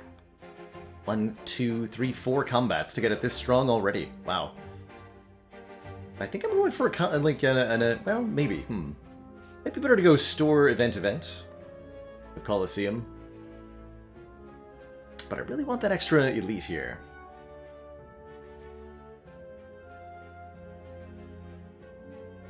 Is Elixir the worst class-specific potion? All depends on the context. Elixir can be good sometimes when you need the exhaust. And the other class-exclusive potions have their own situations where they're useless. Just a quick example, the Potion of Capacity on Defect can very easily be worthless to you. Hey, Sophie, and welcome, Jackalow. Better late than never, right? Flavors could still be a little bit scary. Honestly, I'm not too afraid of them. Yeah, there's definitely turn ones where we just eat 50 damage or whatever, though. But I suspect our Slavers matchup is pretty favorable for us. That said, 500 gold definitely speaks to going to a store. Getting a removal. We're beating Champ no problem already. We have Barricade and stuff.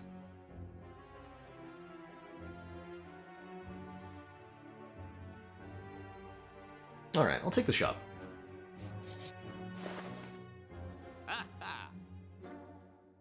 Boy, am I glad I chose to do that. Wow. Hello, store.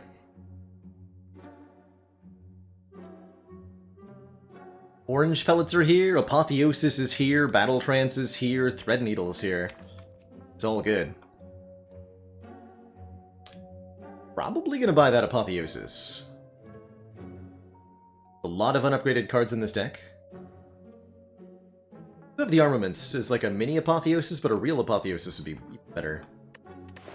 That's right, dual-wielding the Ritual Dagger does not do the thing you want it to do. Unfortunately. So I think I like then leaving out the Thread Needle and going Apotheosis, Battle Trance, Orange Pellets, card remove. Can afford all that.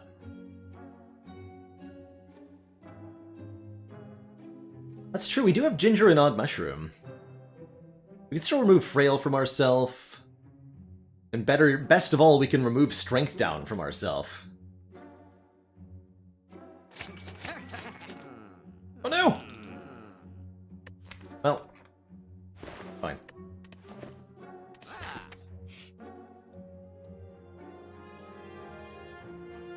A free curse! Thanks.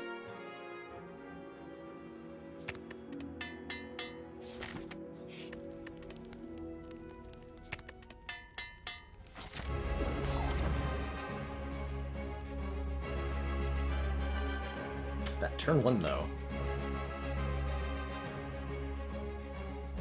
So this deck doesn't actually have any way to exhaust cards, other than playing them. Okay.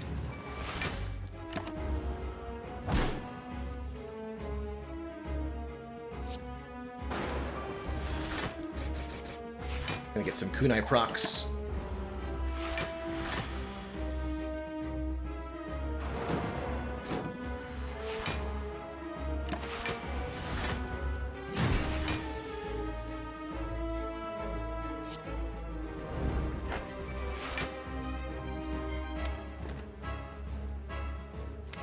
Bum, bum.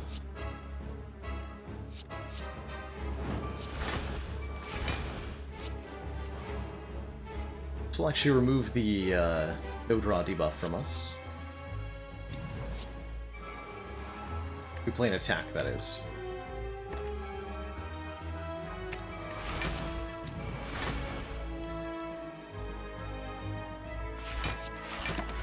Alright, and that should be plenty.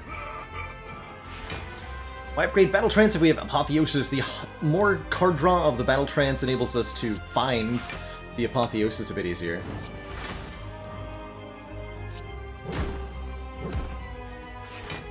That's the idea, anyway.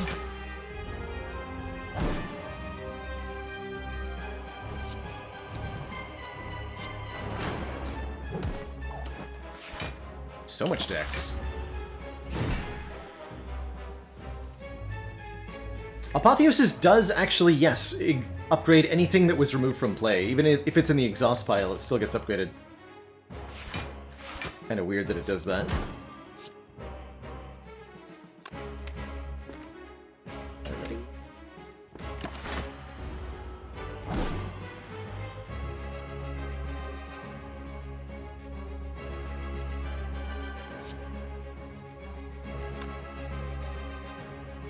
Alright, it's go time.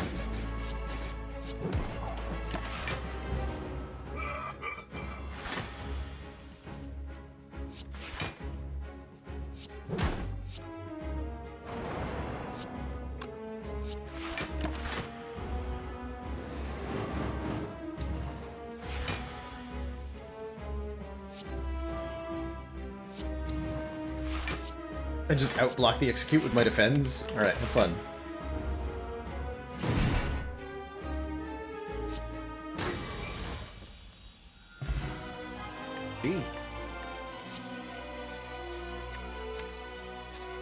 Double tap.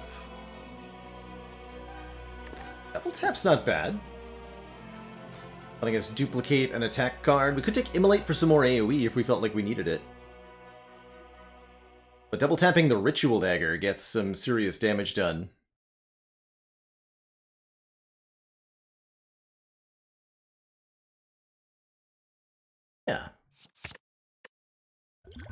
12 with the kunai, 2. And Merle, you asked why upgrade Battle Trance over Barricade? This is the reason why. Right here. Although we might actually be going Runic Dome. Or wait, Snecko Pellets? Maybe we still want the Barricade upgraded. Hold on. Wait a minute.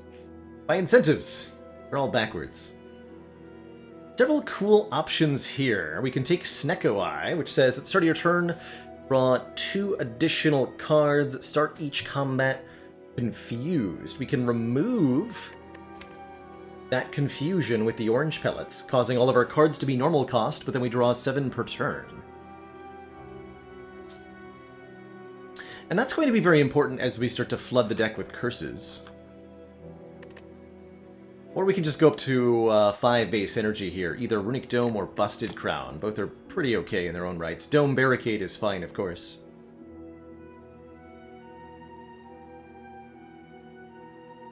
Like, deeply intrigued by Snecko Pellets here. Let's try it. I gotta show this off. Take the Snecko Eye. 2 additional cards each turn. Start combat confused. Okay, we have to go here. Be glad I picked off the early store. Some more events, too.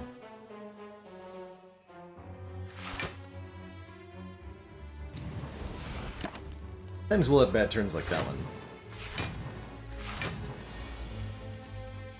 Sometimes we'll have 0-cost Barricade. Good.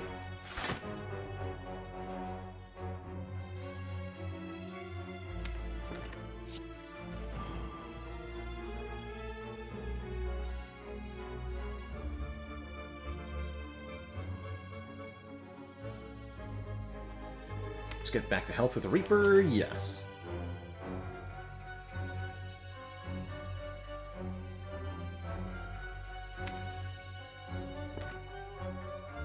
But I have to play an attack. Iron Wave.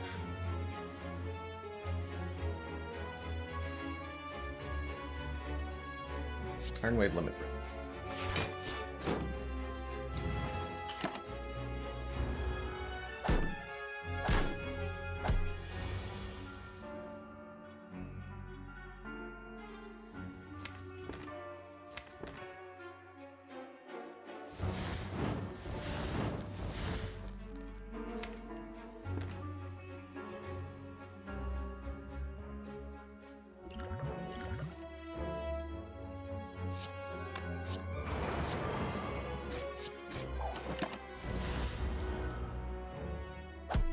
Ow. So angry.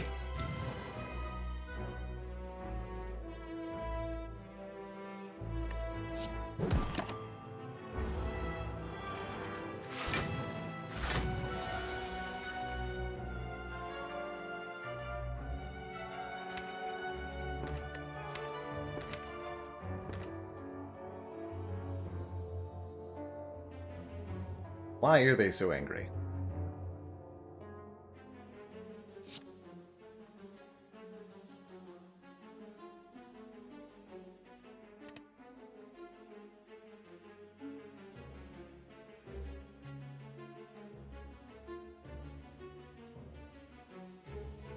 I have 5 energy, okay.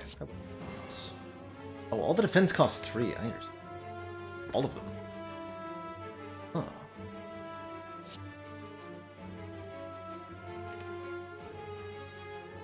Understood.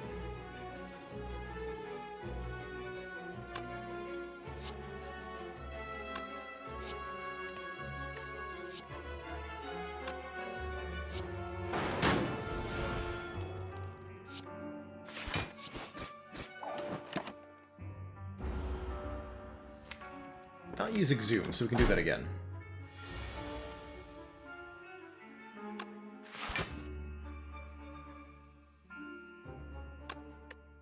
In fact, let's just do it now.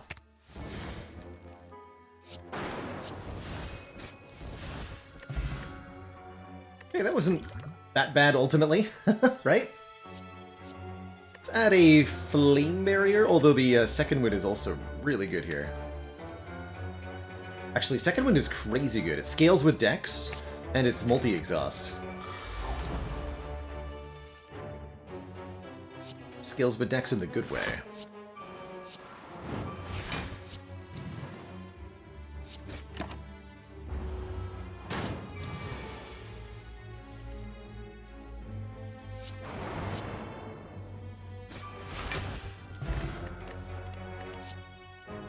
A flum?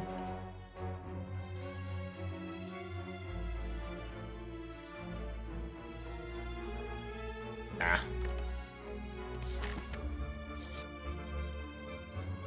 Lose a strike, don't mind if I do. Fight double Orbwalkers, also don't mind if I do. At full health, not gonna get a much better chance than this. That's an unfortunately expensive Ritual Dagger, however. An unfortunately expensive hand overall, in fact.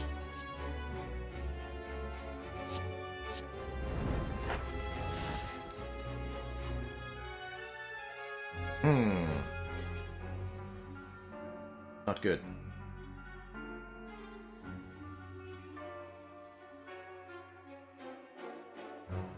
And then there's Iron Wave behind the chair.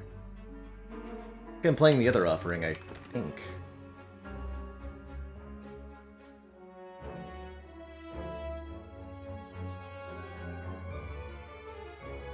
Armaments makes the barricade cost too, at least. Armaments defend, Iron Wave barricade. That's so bad.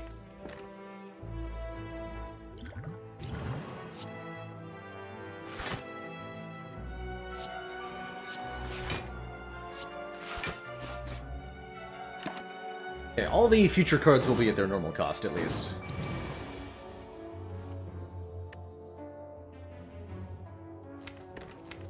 I can get some stuff done.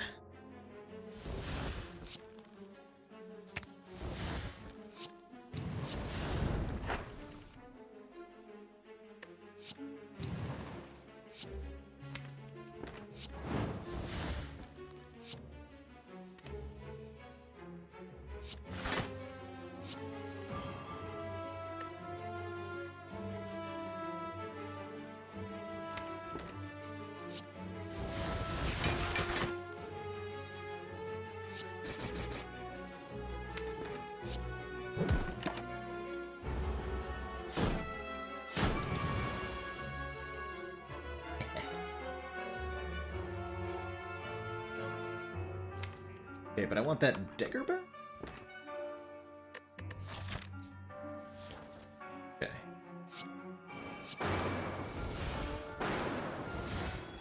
We have lethal here. Choose not to.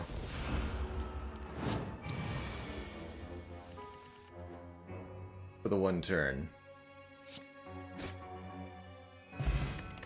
No dice. Unfortunately, we do, however, get a Guria, leading to more innate strength, which is excellent here. We'll be able to lift a couple of times. Good. About Burning Pact. Burning Pact sounds pretty good. You guys again. Please no. Like, pretty good hand overall.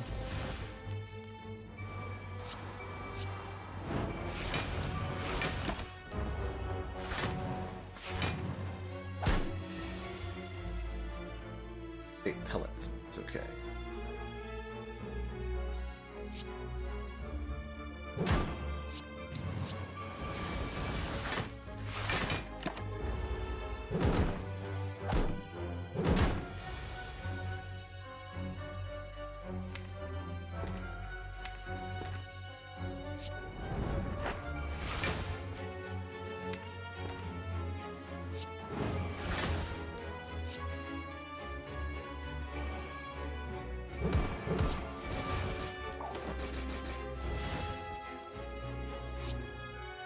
So close to being the kill I needed there.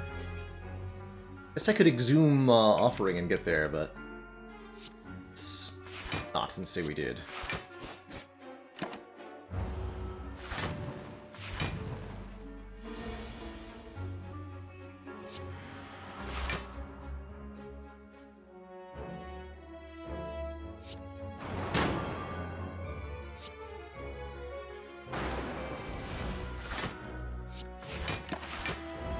There we go. Yeah, so many side quests, right? Gotta get the daggers, we gotta get back to full health. It's all so difficult.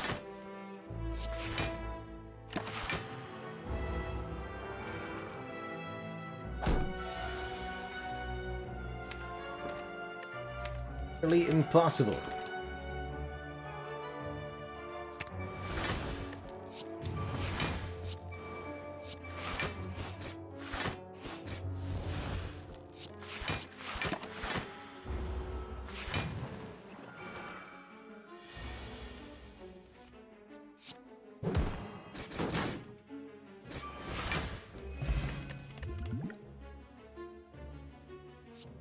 Strength. Flex is kind of cool with orange pellets.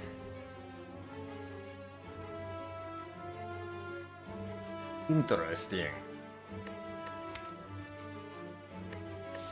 One spot weakness is probably a good idea. 4 strength nemesis is super spooky in their own right.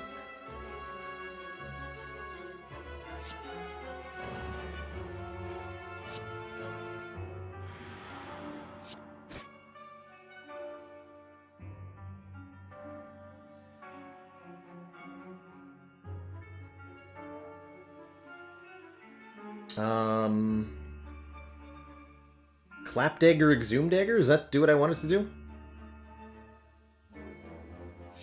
That'll be 7 plus 91 twice. Not quite a kill. Let's see if the skill potion can help me. Sure can! Wait. No, it can't. Dual wield can get me the kill here. But it'll prevent the ritual dagger from upgrading itself. So that's not helpful here. Dang.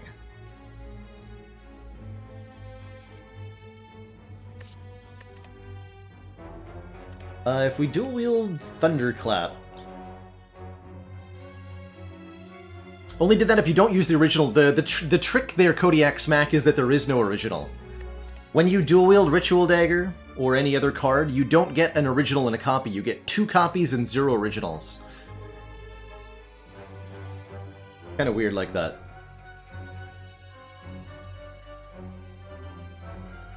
There is no original left. But anyway, the double Thunderclap is enough, right? That'll be 7 plus 10... plus 91... plus 91... 199, yeah, that's it. That works. Unless the dagger's the only attack in your hand. Wait, really? What? What do you mean? What do you mean?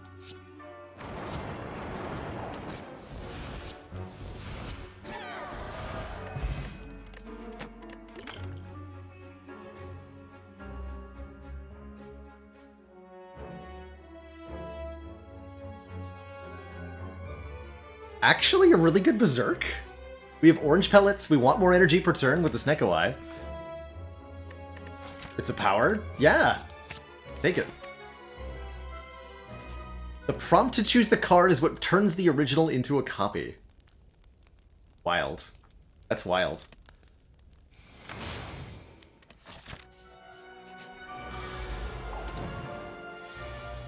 Might get a curse here, but honestly, I'm okay with that.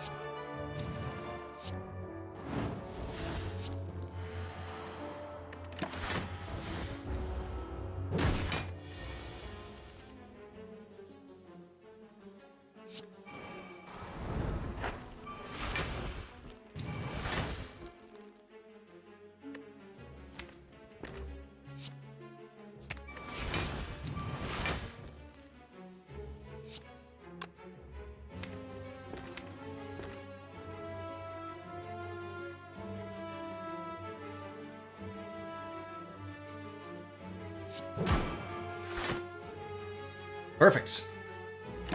Give it to me.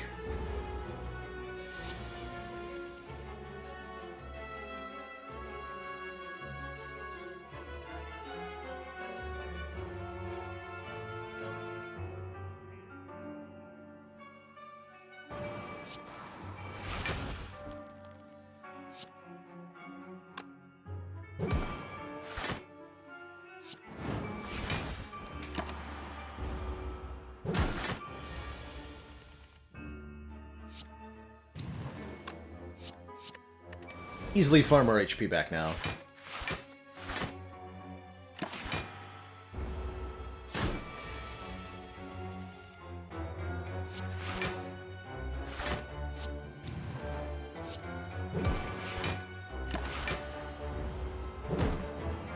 Yeah, we can only get one curse per fight, so we can't, unfortunately, get unlimited curses. Much as I would like to.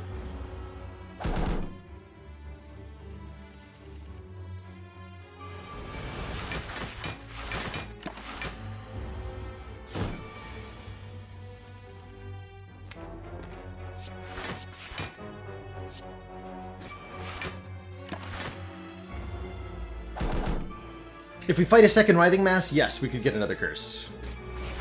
For sure. But is actually not that helpful, right? Because we have 1 belts.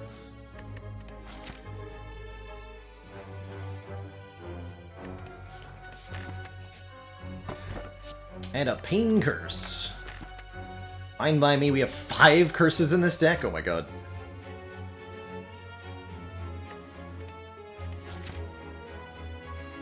That's too many curses. That's it.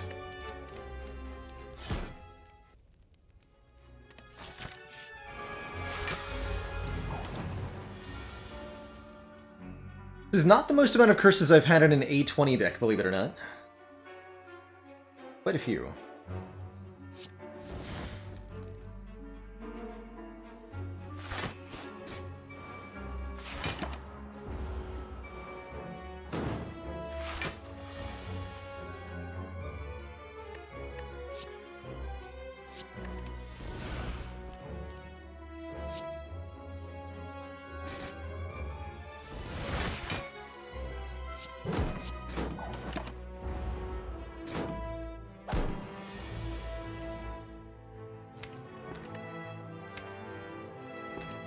But my dagger.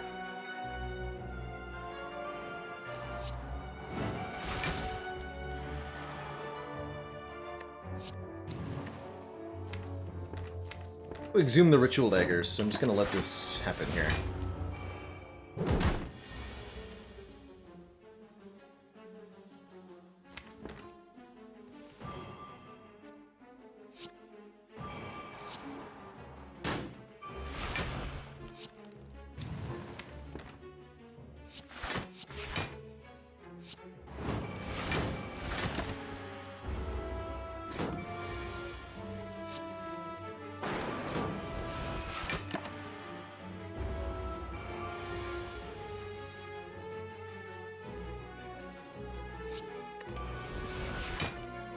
Destroy them!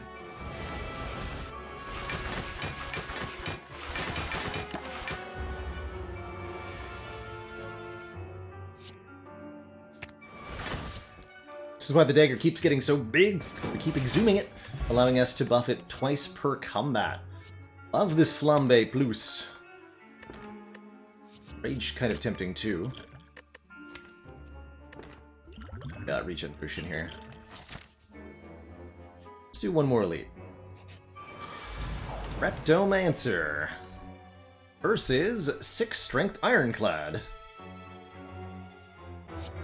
It's turn 1 lethal again? Hold on.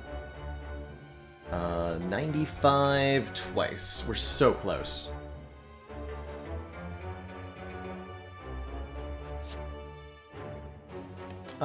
This might fix things.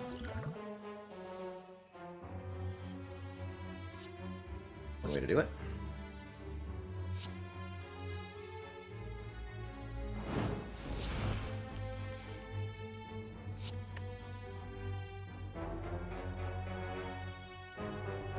Actually, anger is enough now, yeah? Yeah. It wasn't lethal until we had anger in hand. Now it is.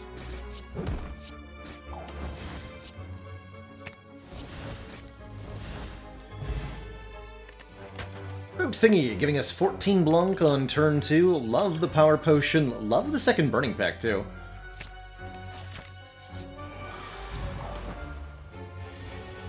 For the card draw.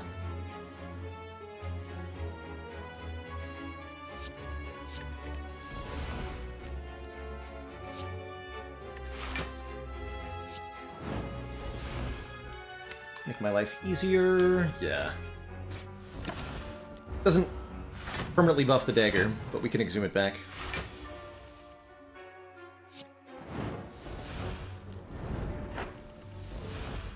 Hours, hello?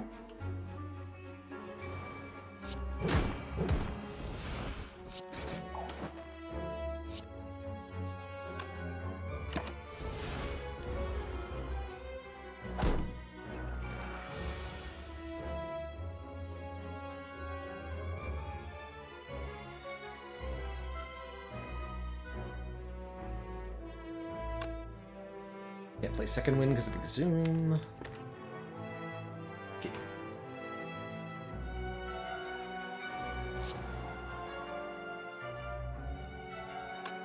Feel like disarm Rebirth.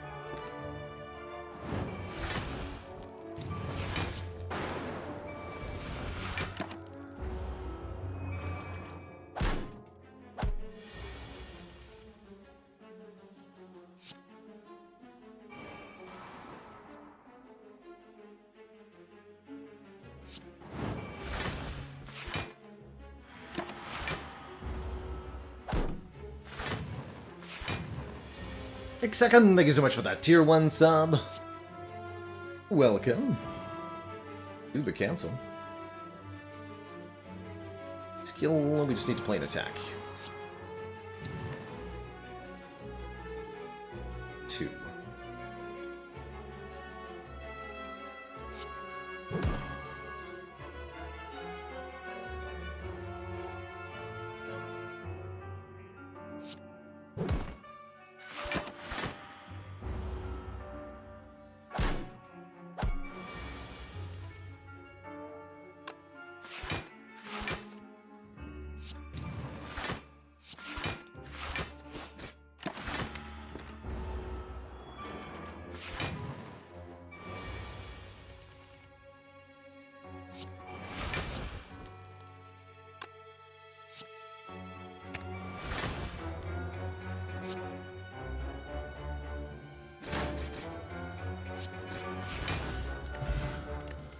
Bit awkward.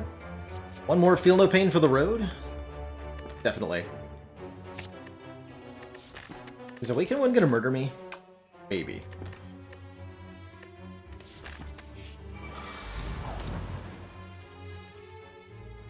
Definitely maybe. How about this hand?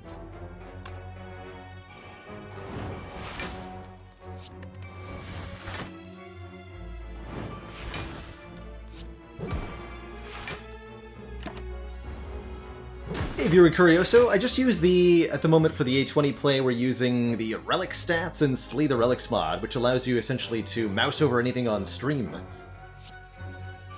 Get the data for it.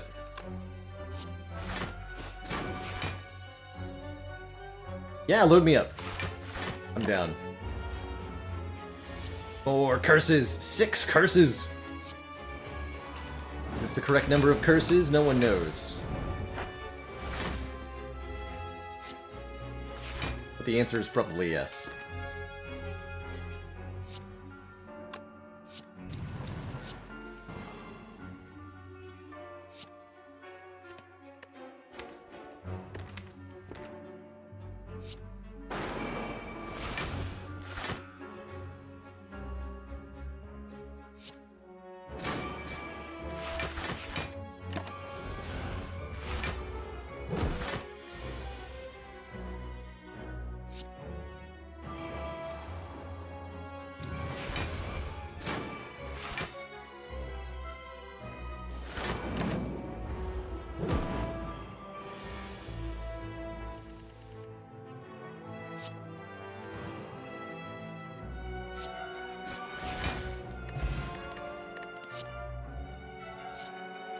Door Cry? I don't think so, though. Power Pot seems pretty valuable. Blood Potion? What?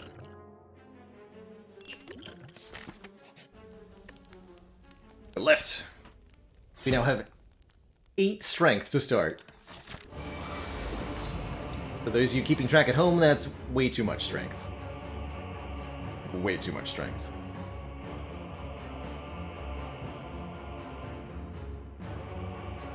And we'll make it 16 on turn 1.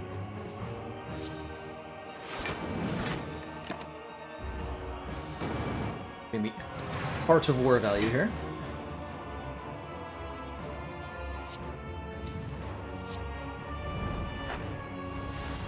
Some cards.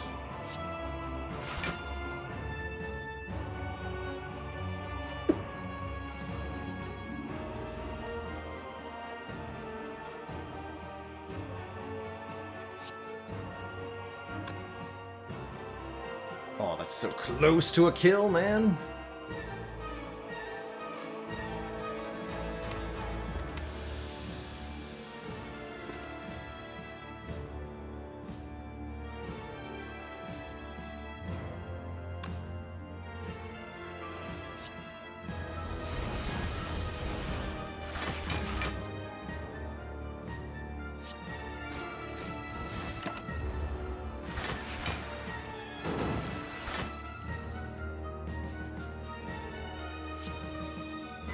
Okay, here we can remove our confusion at least.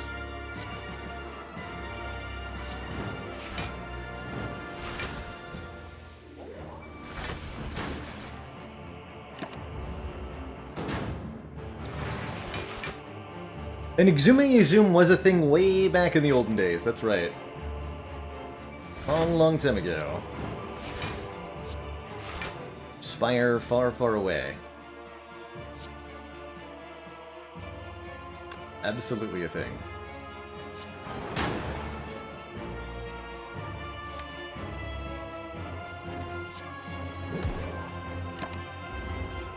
It's that dagger.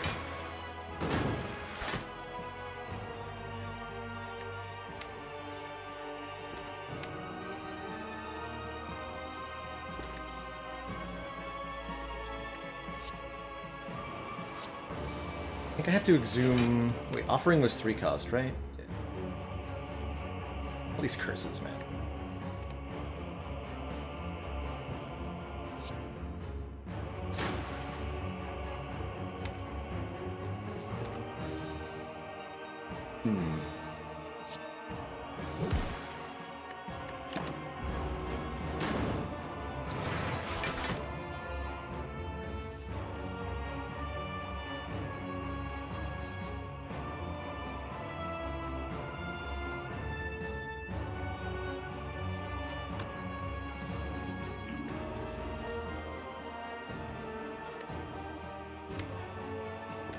Burning back to this. Zoom again.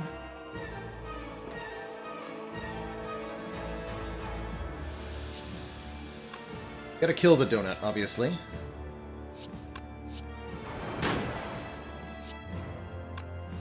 We could actually kill them both, for the record, but I don't like the fact that we leave this fight on 5 HP, so I'm not gonna do that. That would be foolish.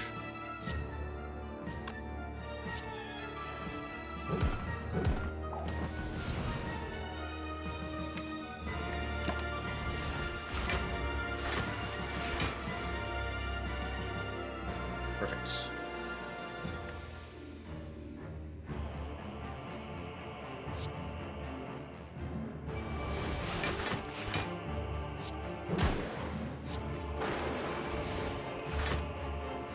Healing.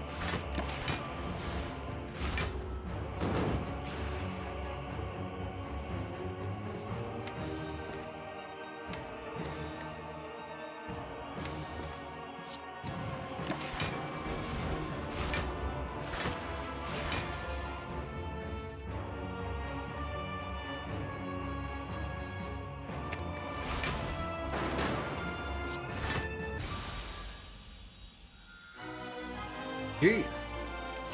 Next up, the Time Eater. Stinky boy.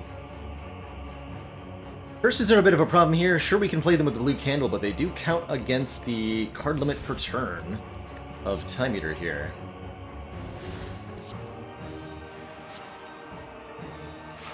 Sure, we remove that confusion.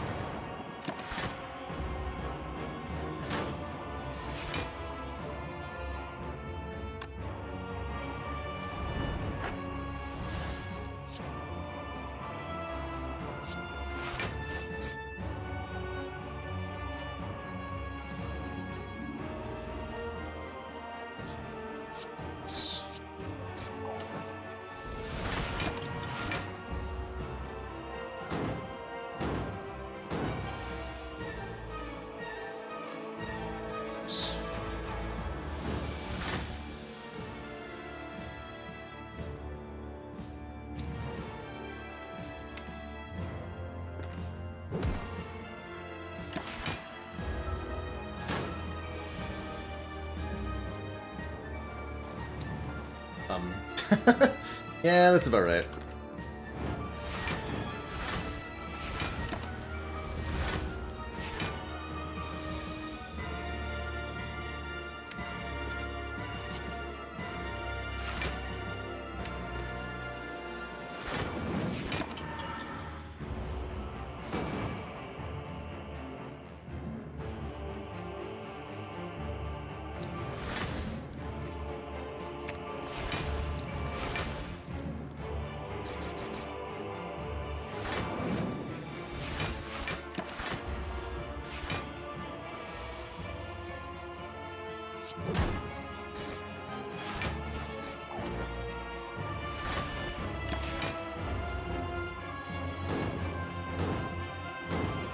Dark Embrace is... I think Dark Embrace is waiting in this power potion for us.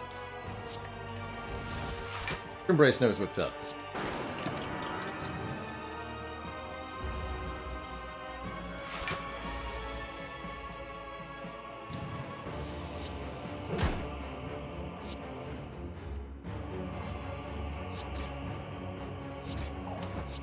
Gee.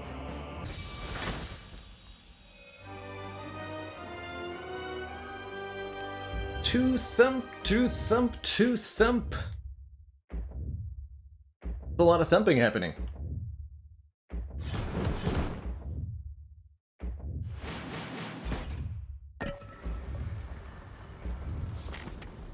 And now it's time for the final lift. 9 strength. That's a lot of strength. That might be the most innate strength I've ever had on an Ascension 20 run.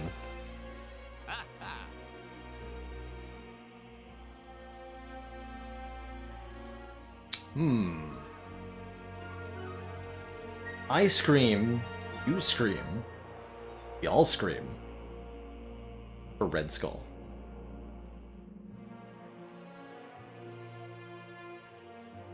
Yes, 3 strength, that'd be 12 strength if we're below half HP. There's also, of course, the ice cream itself, letting us conserve energy from turn to turn, I think is really good.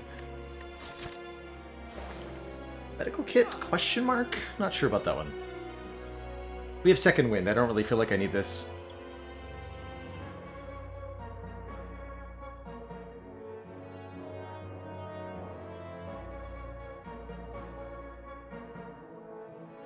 So I'm thinking either ice cream or like maybe up the potions. Duplication potion, limit break sure is strong, right? With 9 strength. That's a pretty good potion.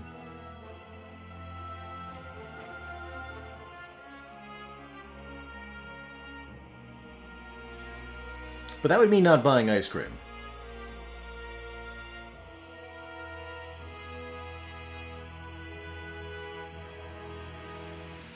But what about Dupe Potion Barricade? Asking the important questions. Yeah, I'm gonna try the ice cream here. For the energy conservation. The best potions in the world. But I'm especially with the Ancient Tea set. Having this, being able to retain this extra energy on turn 1 here is pretty good.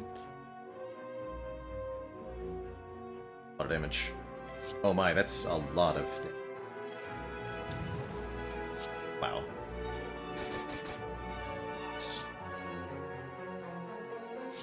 Calm down there, Snecko.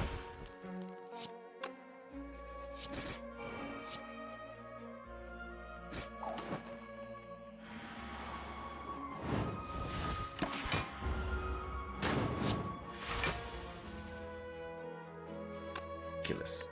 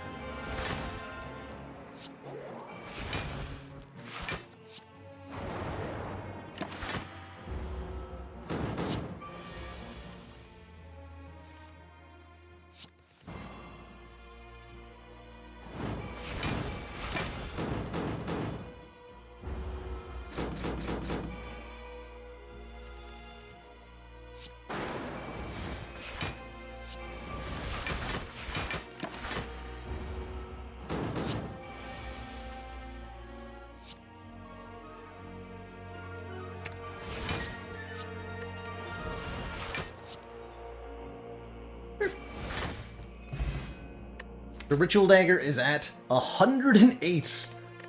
Pretty good. We get an Ancient Potion that I won't be using, and another Limit Break. Okay. That seems... that seems appropriate. Alright, 36 Strength, here we come.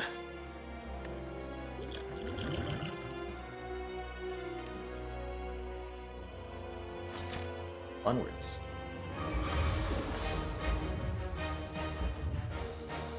Turn 1 Bearsark. Second wind.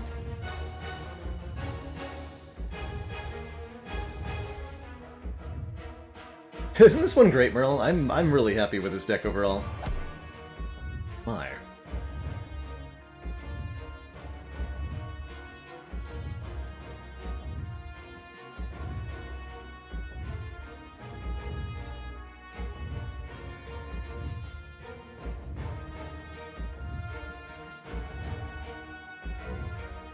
Apo is a 3 cost here.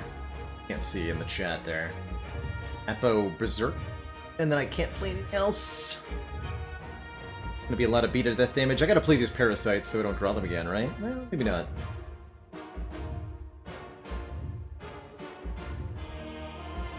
The next turn we try to activate the orange pellets.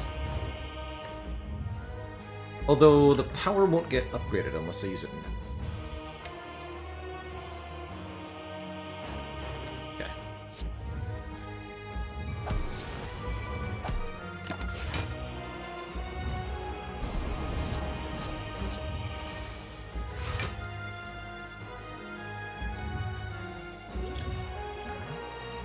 There it is, Dark Embrace. Whenever a card is exhausted, draw 1 card. That's the winner.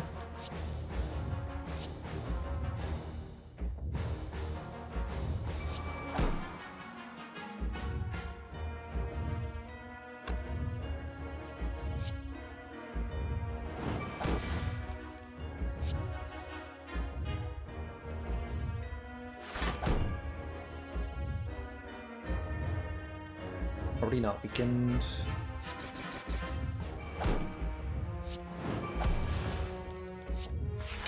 I'll take a decent hit here. I think we should just use this.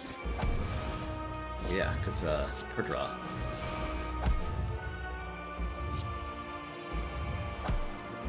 Seems fine.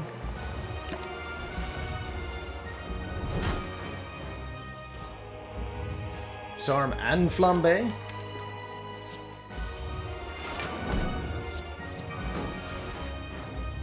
Still no, feel no pains, though.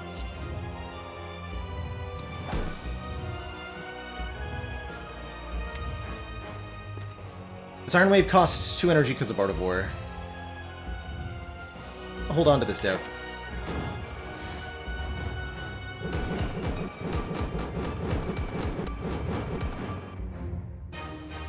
Bum, bum, bum, bum, bum.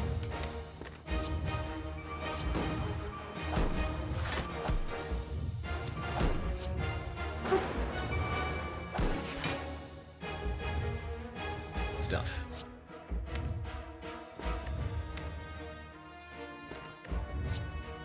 Exhuming ritual dagger.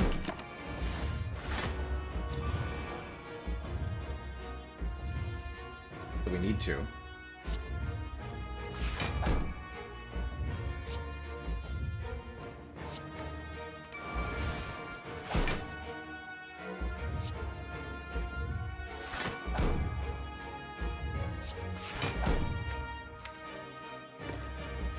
Sure.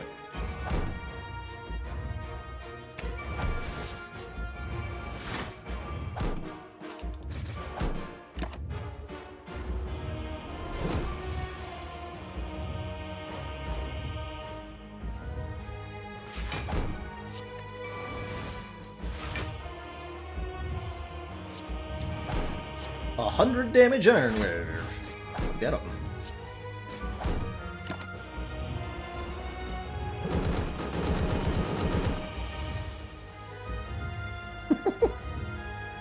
Merle, that's an amazing question.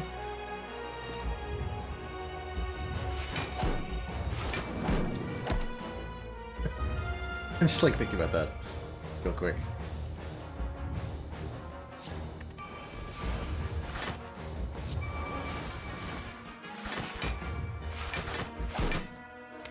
Ooh.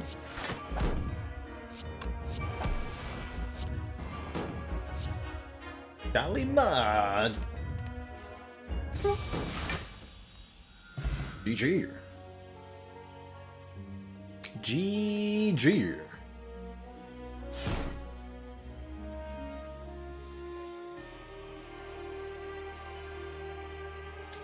GG, everybody. Fearless Iron, thank you so much for the 3 months of support. 3 months for 3 wins in a row here. GG. And Unsolved Rubik's Cube, thank you so much for the tier 1 sub and the 22 months. Just 2 more to those 2 full years. You better believe this is YouTube worthy. 9 strength? Ironclad? Hell yeah. With 6 curses in the deck. Of course. Of course. That's a 1 in 100 kind of Ironclad run right there.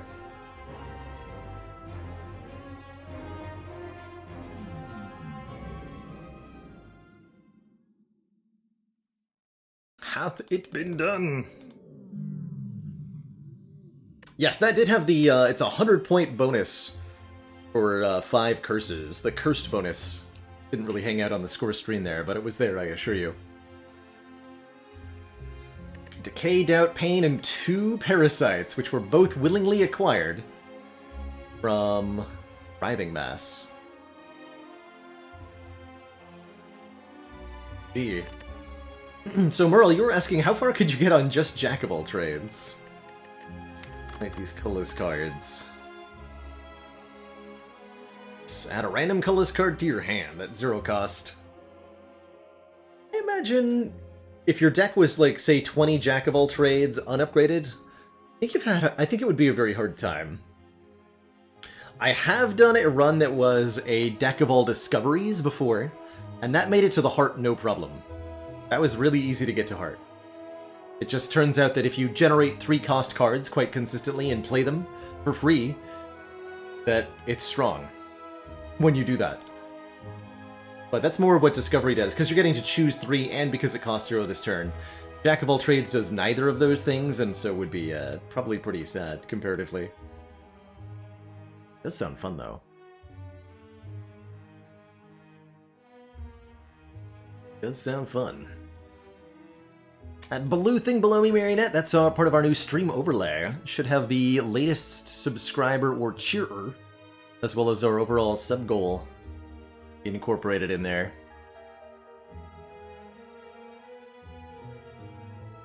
Zipskins finished a defect run with 136 max health. That is chunky.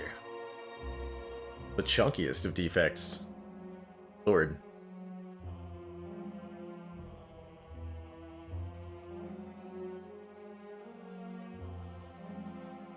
No, the 52 is just for today. You win. Starting from 0 and going towards the end of the month. Pretty good. Pretty good.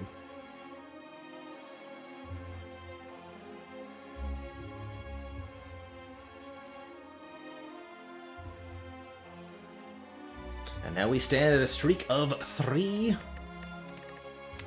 820 Heart, Defect, Watcher, Ironclad all got there. Can we get it? The 4-0 with Silence. I feel compelled to try. Let's do it. Before I dive on into the silent run, though, I am going to take a quick break, possibly the last of the evening. Stretch my legs, refill my water when I return. Or silent action. Be right back, everyone.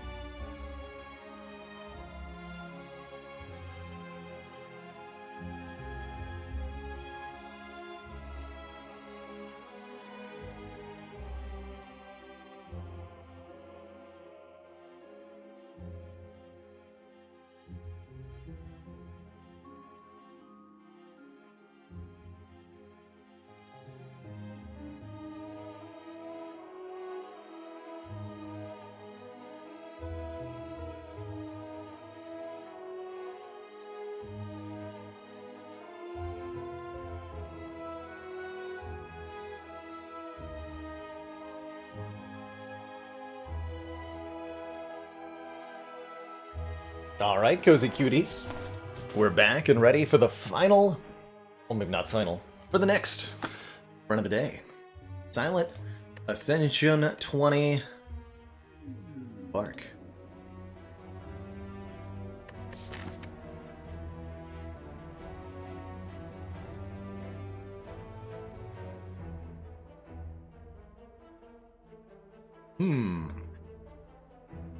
Uh-oh. Elite? Elite? Elite. Uh-oh. Forced early elite. Let's hope it's not a Lagavulin, hey?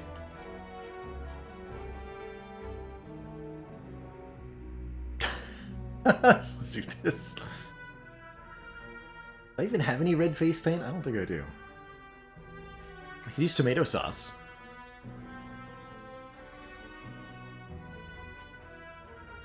So, with a forced early elite, I think there's a couple decent options here. One, upgrade neutralize. Is pretty good. It's fine against the elites, fine against Lagavulin and Nob for the extra turn a week, but that's not really what it's for. What it's for is ensuring that we take less damage here, you know, through all these combats leading up to the first elite. That's what it's for. Or we could take the potions, and I think the potions is a good pick too. Letting us look at a couple more, giving us that early game boost that we need. It's gotta be one of these two, I'm not sure which. Now ideally we're going like this path, but realistically probably not. Because that would require me to be really lucky or really strong. Don't expect we're gonna do that. More realistically, we dodge this way and go for this elite afterwards. That'll still get us 2 elites. And it's Slime Boss? Good lord. Good lord.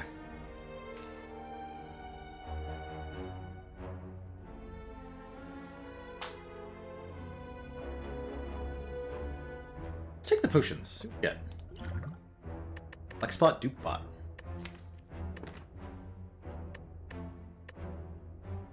Is Colorless Potion better than Duplication Potion with this as the start?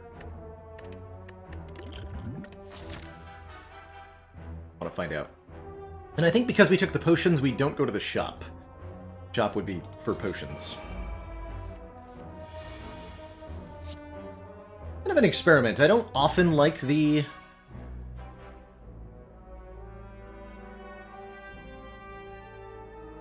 I don't often like the potion start. 6 plus 8. Let's take 4. Definitely want to keep these potions.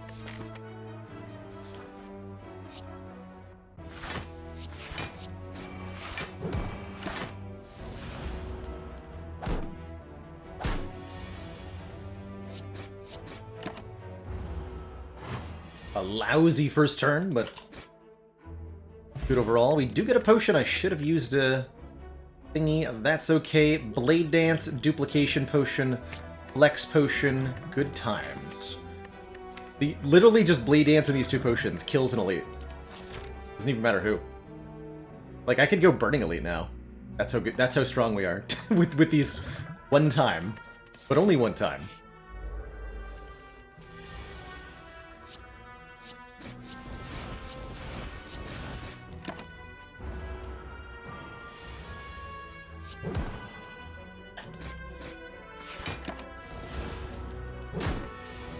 Of course, now we're gonna hemorrhage life in these combats because I will stubbornly refuse to use potions. We'll keep finding them. Add a deadly. Not my favorite against Slime Boss, but I'm not taking a Bane without it. Heal for 15.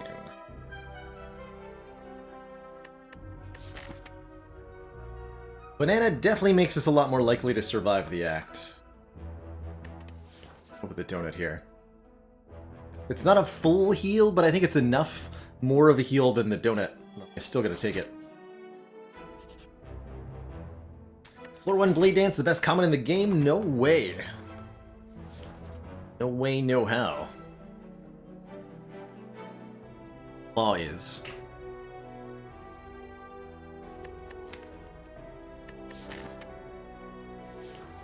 Alright, I don't want your stinky gold. Would have been nice to find you before the shop. Burning Elite? Or Triple Elite? Maybe.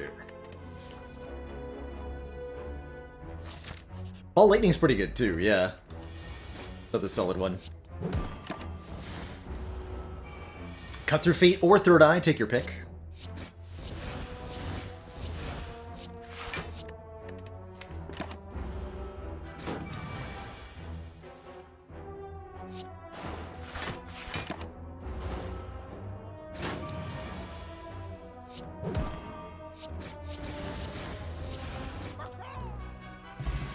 Okay, no potion, good. Hello?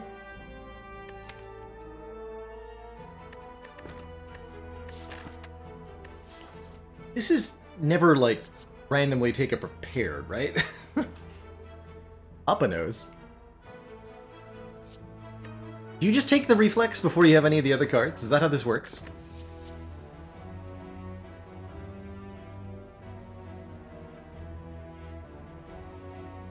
For those who don't know, Papa recently spent quite a while...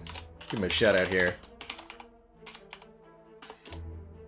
Papa recently spent 50 runs of Silent on Ascension 20, trying to force infinite combos whenever possible, and winning almost half the time. Which is a lot more than the 0% I expected when I first saw your challenge, sir. Pretty good. This is not the card reward I wanted to see, but I really need to gear up before the Elite, though. No. Okay, Sentries is pretty easy.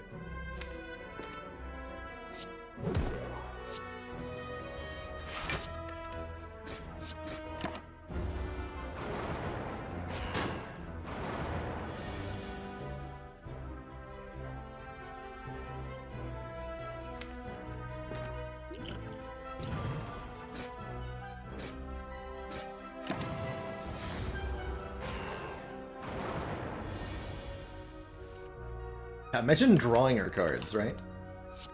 Ridiculous.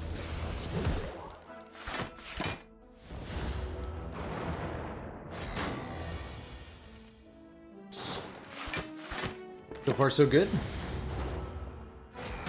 Draw more blocks and then kill. Ah. Come on.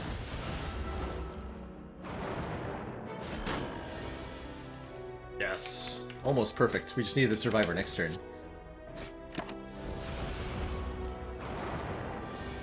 We draw it. Dang it. Fair enough.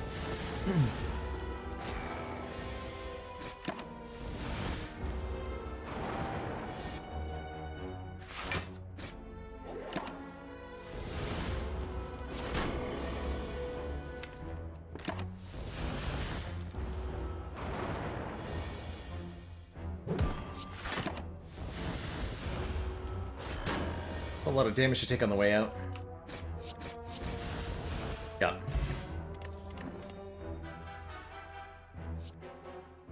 Okay.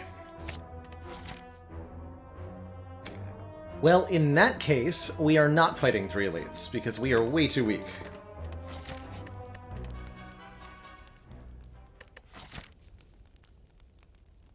I'm probably gonna get Dreamcatcher value this act. Dang.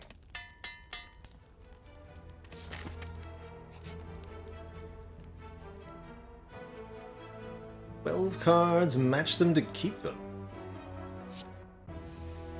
Bunch.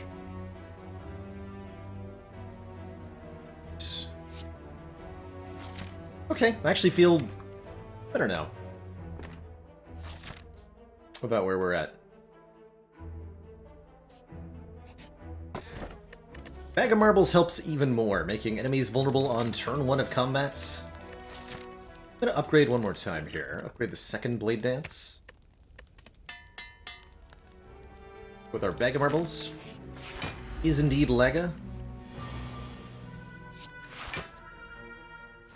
Great, not bad. Feels like we got a dupe pot in this fight. Can't really dupe Blade Dance. Don't have an hand space. Get 7 shit. Not deadly.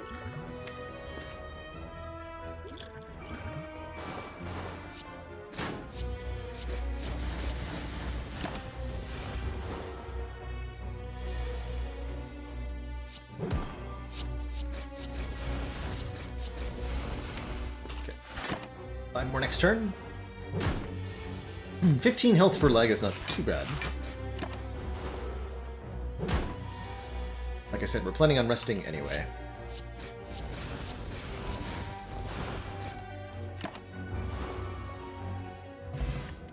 Lantern goes with our bag of marbles, making our turn 1 even stronger, and with double Blade Dance plus and a deadly poison, and Venom actually sounds pretty good. Whenever you deal unblocked damage with an attack, apply 1 poison. Bad scaling. Not bad scaling at all.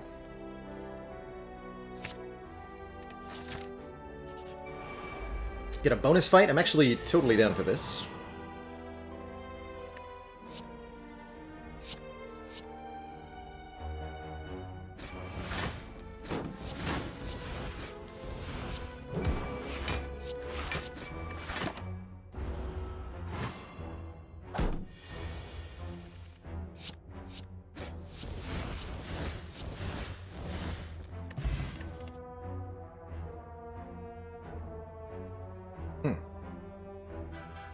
Interesting. Choke, huh? Pretty good choke. With 2 Blade Dance pluses and the escape plan. Whenever you play a card this turn, the enemy loses 3 HP. I think Piercing Wail is pretty good too. Multi-block, very good. No need. Oh, there's always need for more damage, and this choke is surprisingly good damage. I'm in, honestly. I'm gonna go to the shop. Feel like I need help. Third Blade Dance Finisher is here. Oh my goodness. Infinite Blades is here. Wild.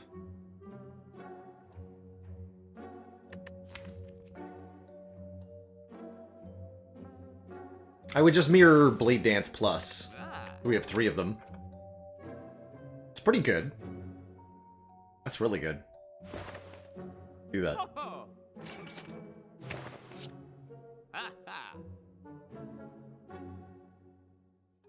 Wait, afford to remove. It's okay. Onwards!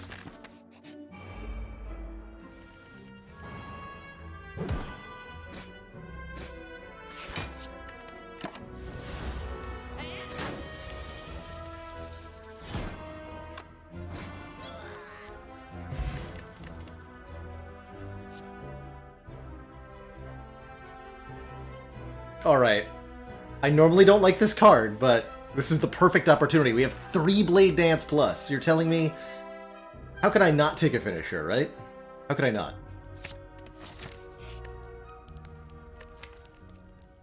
And we have a Dreamcatcher, so it's not even that bad to rest here.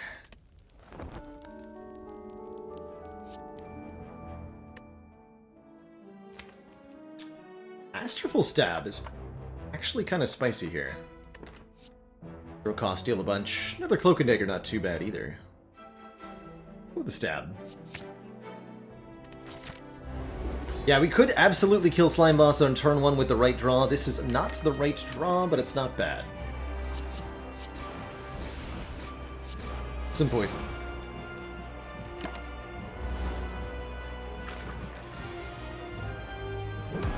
No.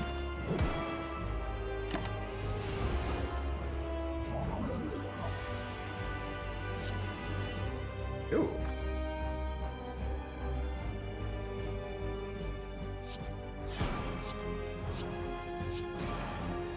Sweet Shiv does 4 damage plus 3 damage plus 1 poison.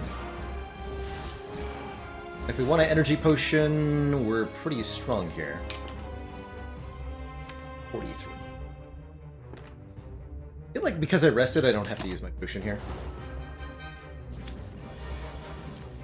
But I won't.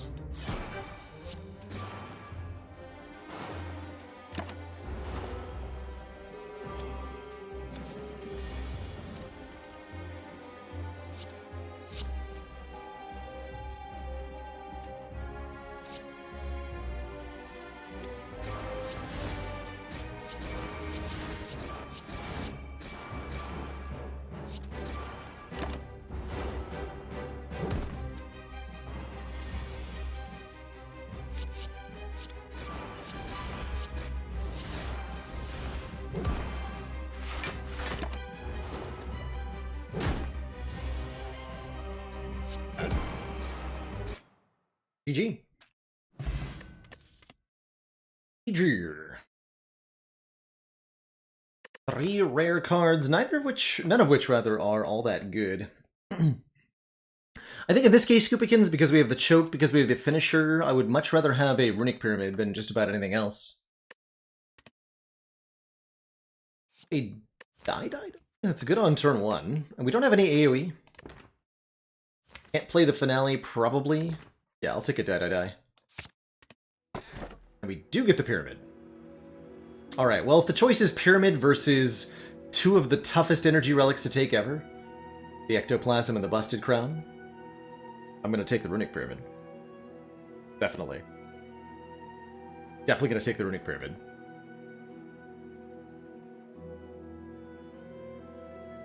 Yep.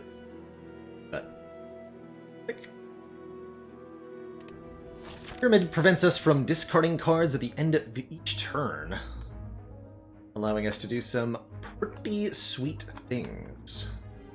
All we need is a bit more energy efficiency, and I think we can get it by getting some upgrades. We want to upgrade in Venom big time. Wouldn't mind an outmaneuver or something. Go to the store.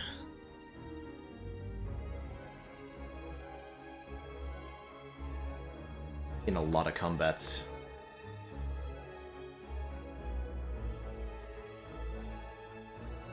At the minimum, we'd like to remove a strike at the store. We could also do something like buy an Apotheosis.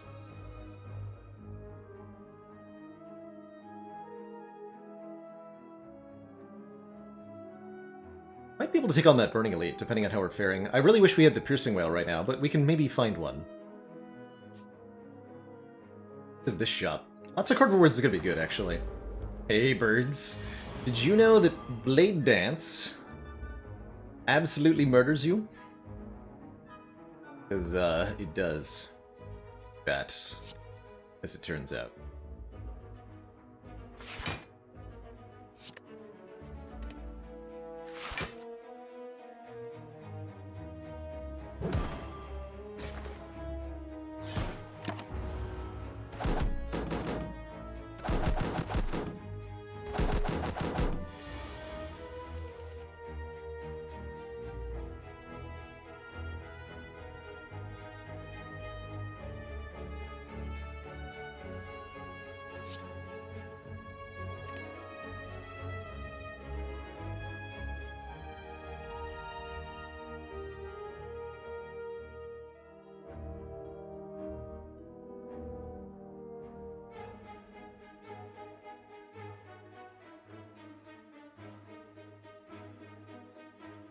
Apparently we're only taking 6 from this turn, right?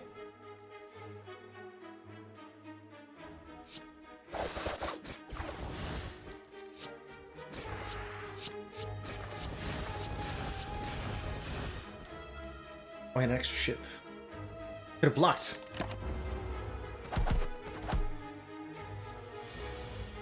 Foolish.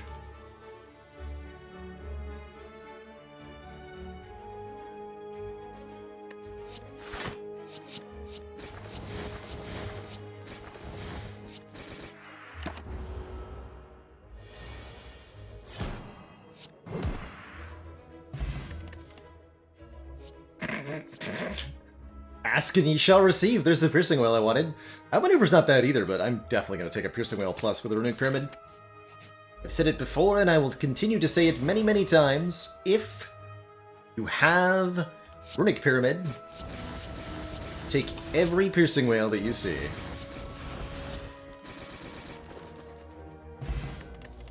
We could turn 1. This is an easy accuracy. I have 3 blade. Welcome.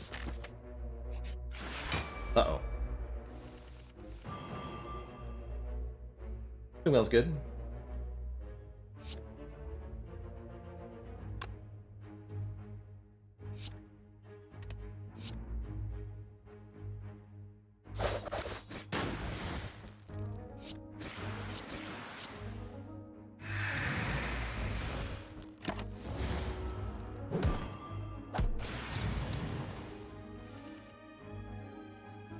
Indeed. It's energy potion time.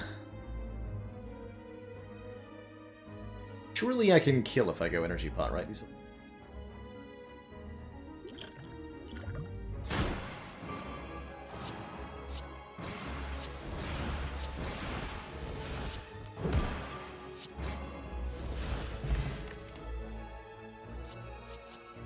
With Gamble and Deflector pretty good. I think Gamble in particular, letting me discard my hand and draw a whole new hand.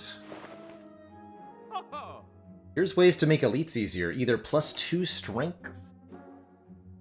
It's HP. Also very, very tempted by Dark Shackles. Actually, might even be so tempted by Dark Shackles that I'm not allowed to buy the relics here.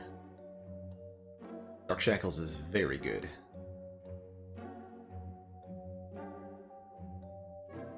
And Nib Finisher is pretty spicy. Another accuracy is here.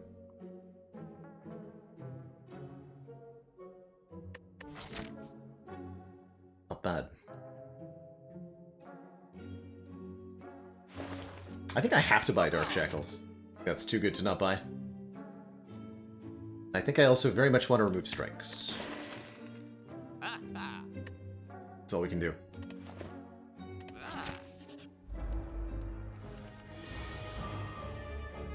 Oh, turn 1s, man.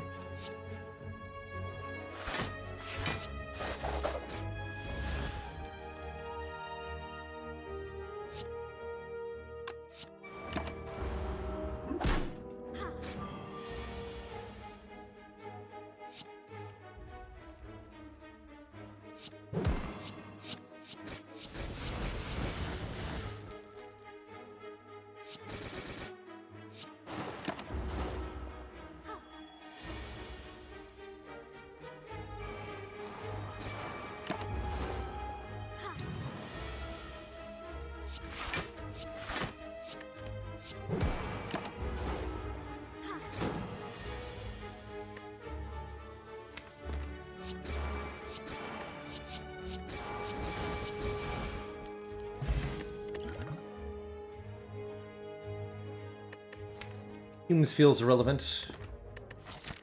Second gamble, maybe overkill? Maybe.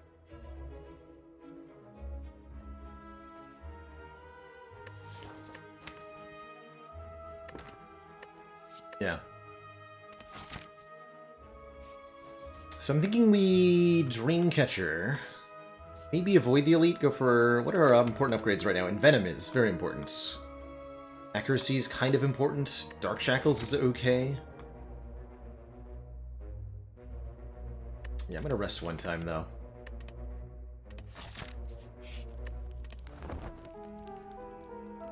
Aha! Outmaneuver Plus. Yeah, next turn gain 3 energy. That's perfect. Thanks, Dreamcatcher. Good job. That's real, actual value. Now we're missing card draw. Backflip would be nice. Acrobatics could be okay. I don't think I'm going to take an elite right now. Oh, no you don't. Aha!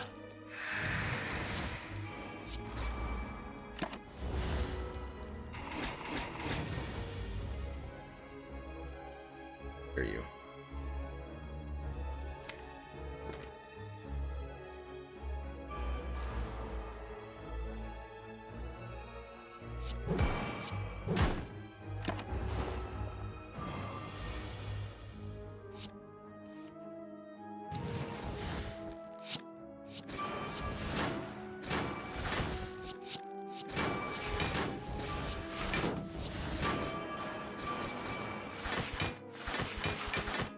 77 block. Good job, Snake Plant.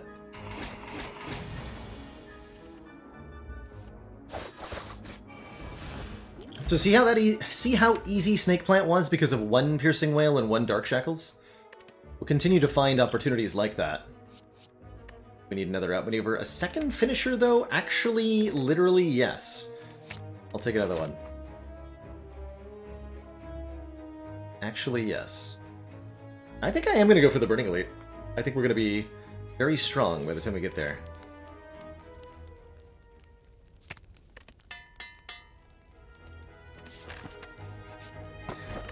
Akabeko's great with Bag of Marbles. First attack does 8 more damage, or rather 12.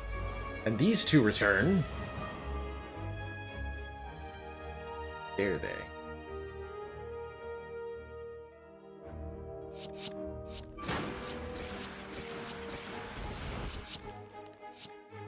Be 9 per attack? Oh my god.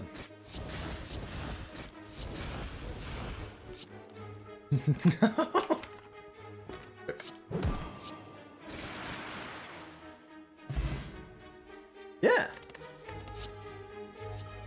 Flex says plus on it. I have a Calc Gamble?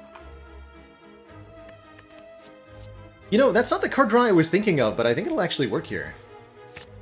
Take it. Because we can just keep it in our hand until it's ready to discard. However that might end up happening. And we were knocked unconscious. Meaning that we don't suffer the consequences for going Relic Light this act. We're actually about to get 2 more. Assuming we can... yeah, we're gonna be fine here, right? Earth Whack! Alright, Whack fight number 1. Was an immense challenge, but we managed to get there. How about Whack fight number 2? Against the Taskmaster, the Gremlin Knob. Oh my god. Oh my god, this hand. Die, die, die, Blade Dance, finisher, turn 1. Good lord.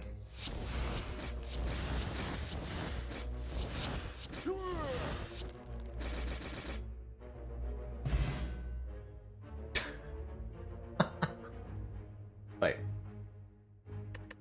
For all that, we get $100 redos, as well as 2 relics. The uncommon, the Strike Dummy, making our strikes do more damage. Good. Relevant. Birdface Urn heals us for 2 whenever we play a power, up to 4 HP per combat. That's also good. Third Blade Dance feels like overkill?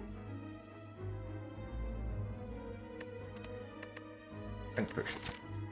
I think Strength Potion over Dex Potion for whatever I'm about to roll into here. Hey, Marionette. That's our... I actually don't have a reward at the moment in mind for the sub-goal. It's not an emote slot. Last month it was for a new style of ladder challenge. The Return of the Rainbow Ladder. Not sure what I'll make it this month. Honestly, I'll have to think of something, you know, sooner rather than later. So much going on, I didn't actually pick out anything. I think this could be a backstab, but it feels like we have so many attack cards that we don't need it. Masterful Stab, for example. Sub-goal, be able to pay rent, exactly. Able to survive. Rating here. Accuracy? Sure.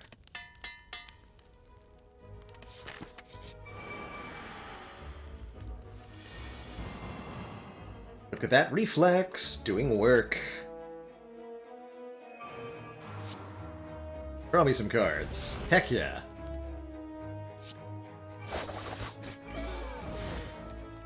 Blah. Wow, Grim Leader actually lived on turn 1. How unfortunate.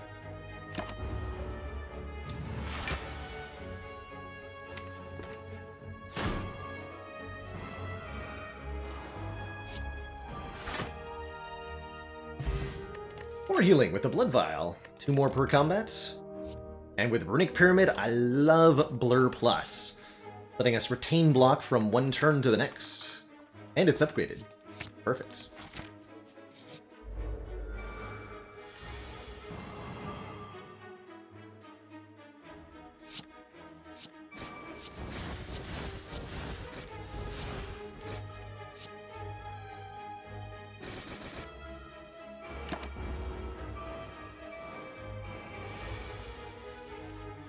Caw.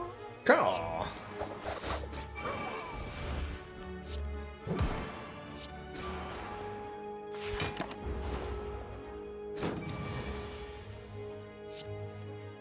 Okay, now I want to make sure that we play the accuracy for the 2 HP.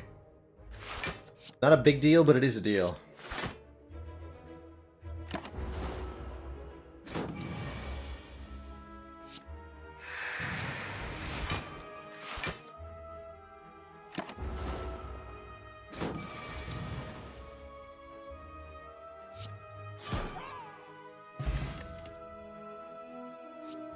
Prepare could be a way to just empty a card out of the hand, which is actually quite useful. It's also a way to discard this reflex. That is useful. I'll take it. Good. And we will upgrade. Maybe choke? Maybe calculated gamble. Be nice to use that multiple times. If we want to upgrade our survivability, upgrading Survivor is pretty good. Actually, Dark Shackles might be one of the best, especially against the Collector. Making it shut down a singular attack, even while vulnerable. Though I kind of suspect that the Collector is not going to live long enough to debuff us. And I am going to use the Strength Potion in this fight, just to make it really comfy. Yeah, let's upgrade Dark Shackles. Upgraded Dark Shackles is super good block.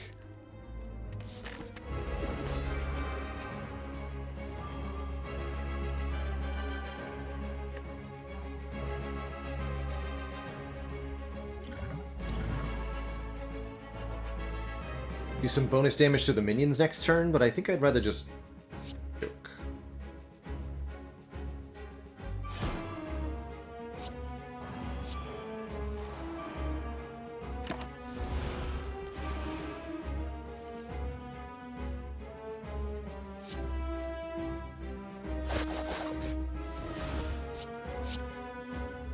$12 each.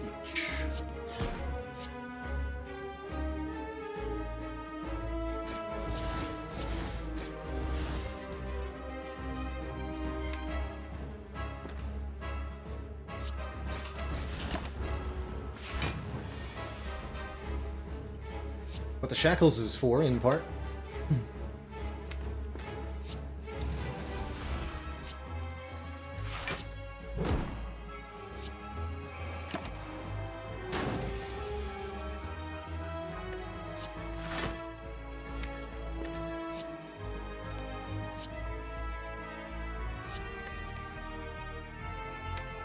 Yeah, I think this is trying to build up a big finisher turn next turn here.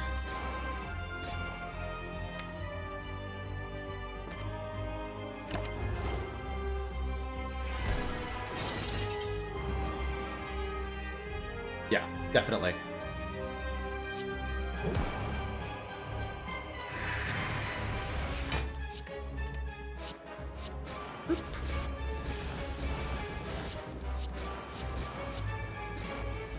Finisher number 1 is 9 times.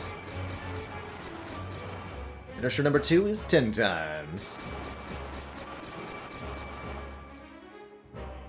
Dang.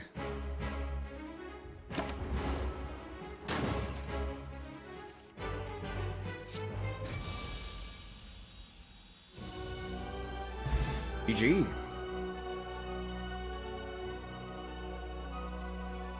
Still missing a little bit of our block game for the heart. These Blade Dances are going to be nearly unplayable. Gotta figure out a way to do... After Image would have been nice, but it's not on offer here. We're dealing with Tools, 1,000 Cuts, or Adrenaline. 1,000 Cuts is actually not bad here, especially with Birdface turn.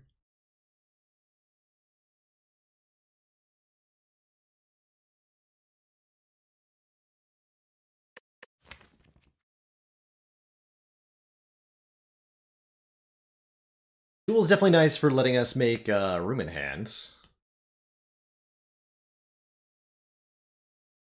Good for activating our reflex. Actually not good for activating reflex, because we'll only draw 1.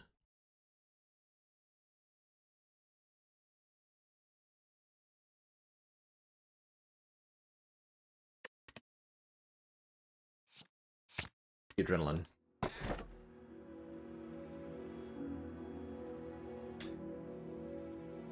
Wristblade, huh? Oh my. Well, that's one way to deal with heart. To have the shivs do way more damage. Wristblade has 0 cost attacks dealing 4 additional damage. Not bad. Or we can go Cursed Key, giving us a curse when we open the last chest of the run. But 1 more energy. Currently a little difficult to come by.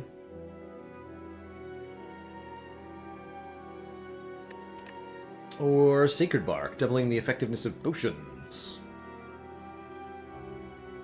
Your uncut maple syrup, thank you so much for that Prime sub, welcome. Good counsel.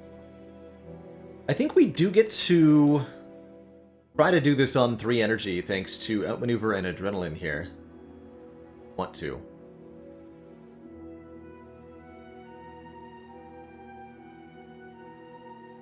And do we appreciate more energy?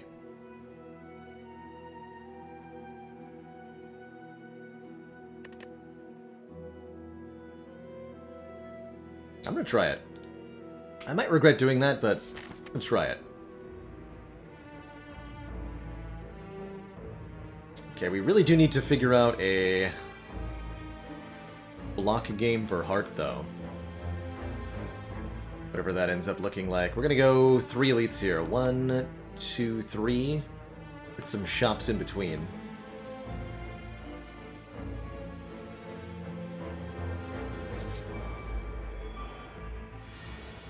Where though?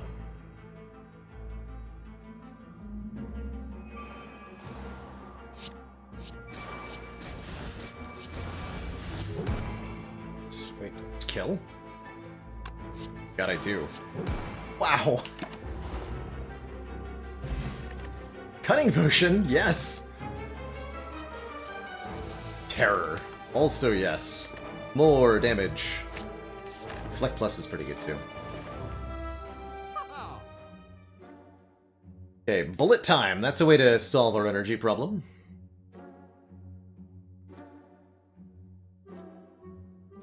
Shuriken is a ton of damage.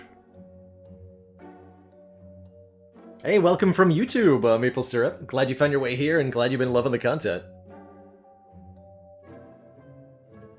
Another accuracy is pretty good. Tactician could be a thing.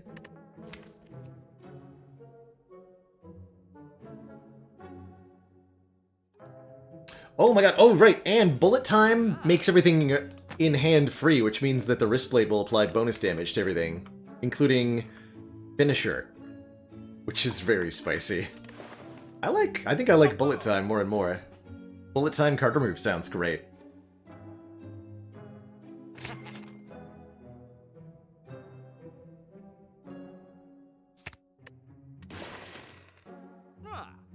Still need a way to block.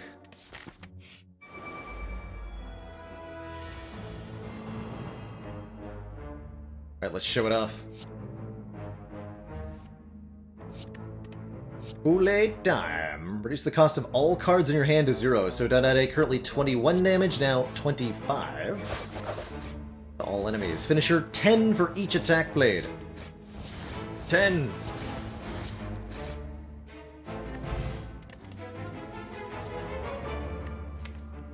Gonna want more card draw and more block.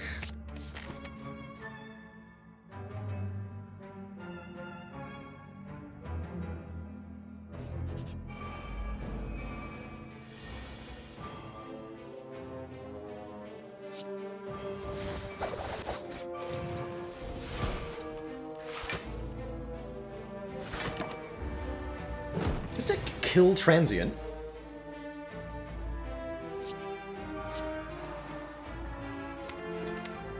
Maybe.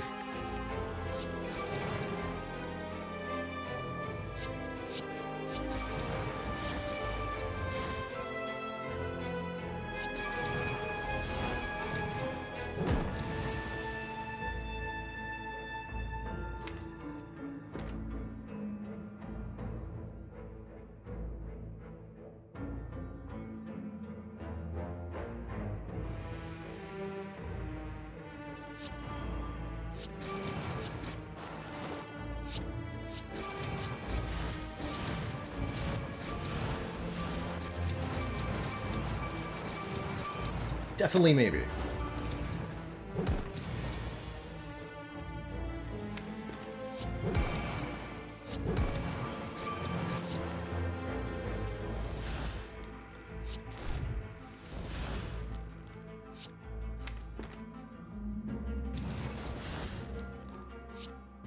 Poison damage, so you should do nothing here.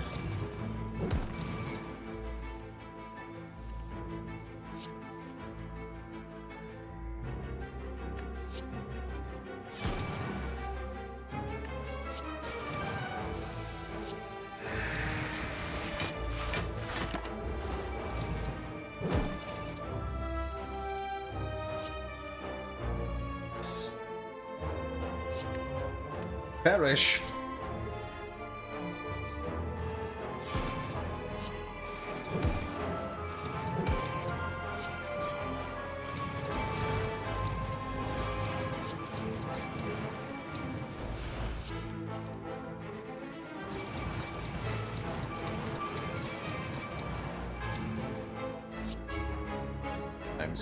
So I think with the cunning potion, this might have even killed. Wow. GG, Mr. Transient. Another choke, backstab, backflip. Really need upgraded backflips or some decks. Not gonna do anything without it.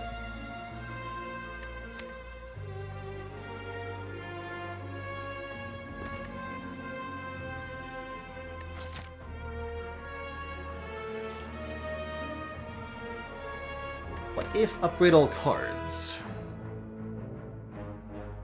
Getting the finishers upgraded, getting all the blocks upgraded. Means we can never heal again, and we have enough sustain that that's kind of questionable.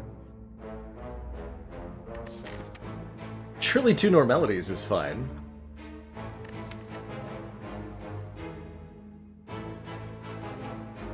A tempting upgrade all. I don't know that it's good. Boss is Awakened 1. I'm kind of worried about the Awakened 1 fight.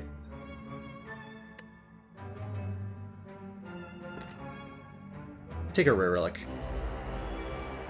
Could actually change things even for the better.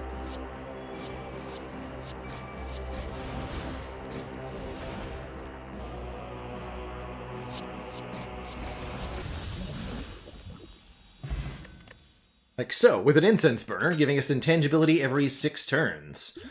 And there's a real block card, Leg Sweep. Take it. 8.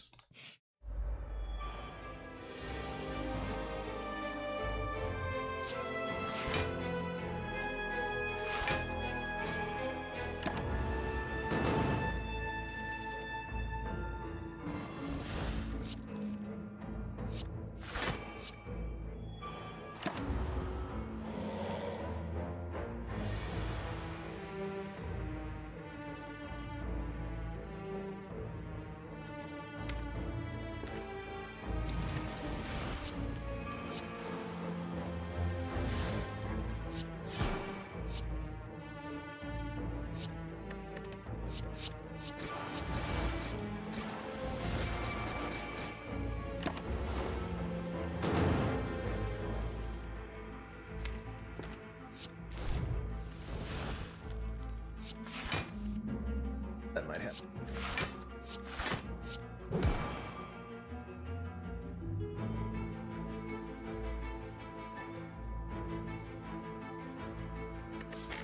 It's fine. Not like I took Mark of the Bloom.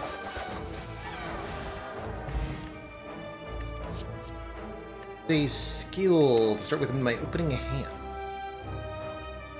Bottled Bullet Time is tempting. Bottled Calculated Gamble could be good.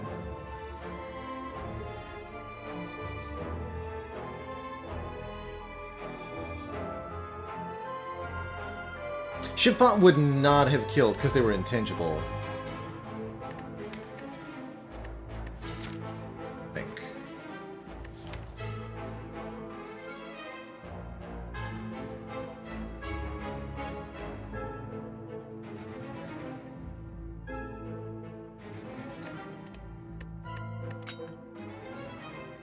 A lot of skills, man.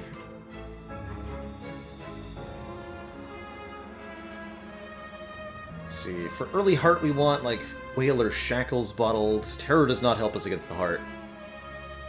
Or really against Spire, Spear, Spire Shields. Or Awakened One. I don't like it.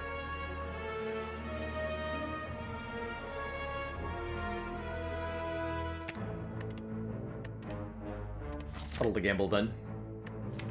I guess means I should probably upgrade it.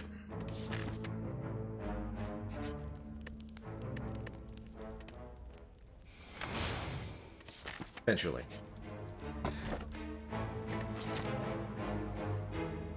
The world's worst smiling mask. That'll guarantee we can get 2 strike removals instead of 1.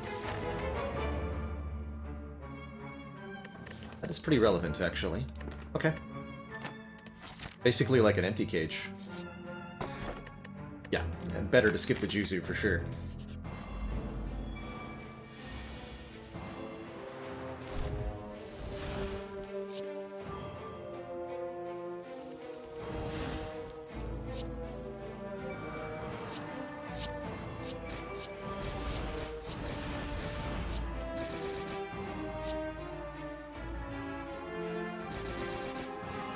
Okay. Or like giant dead, hee hee.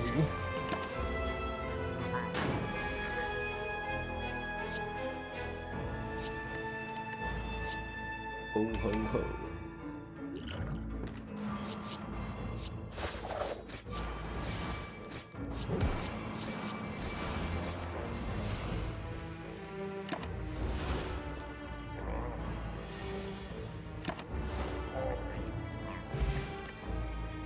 Use an attack to start in the opening hand. Would have been die die die earlier, now it's a little... Oh, that solves heart. Hey, good. Okay. Huzzah.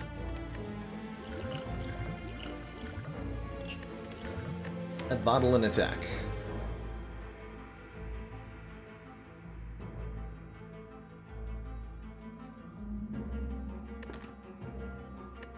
I think so.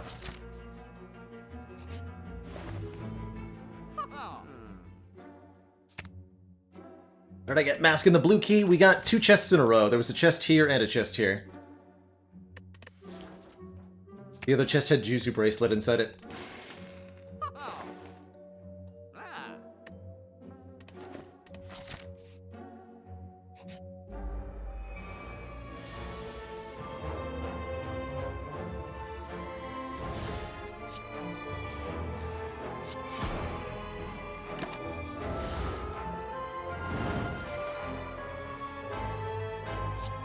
Ooh.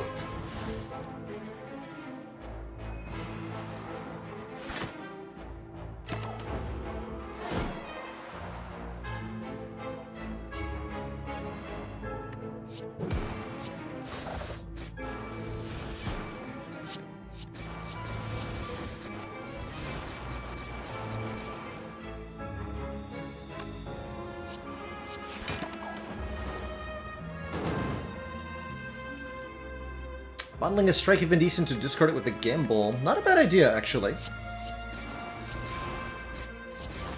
Yeah, that's not a bad idea. Truly.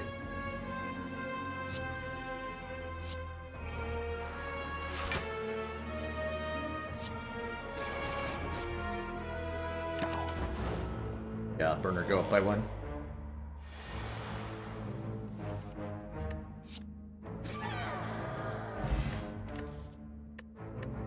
HP when we enter the store in Act 4. Nightmare lets me duplicate Wraith form. Yep, that's our answer to heart. Stuff.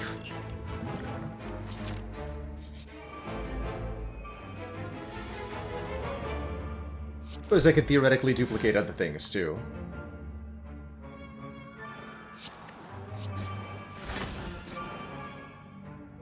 Why would I?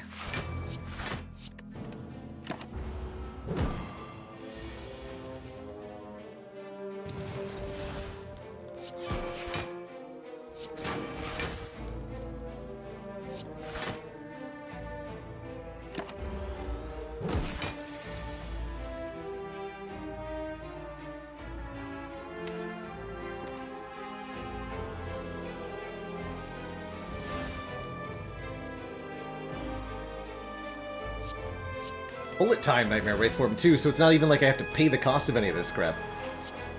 Stuff.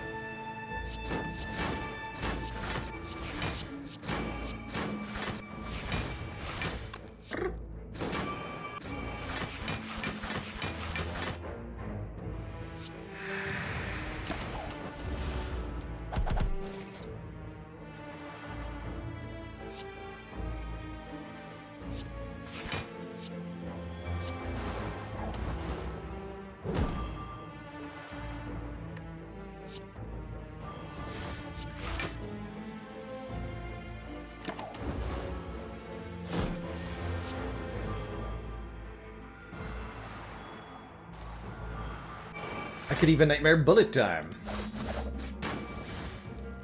Brilliant.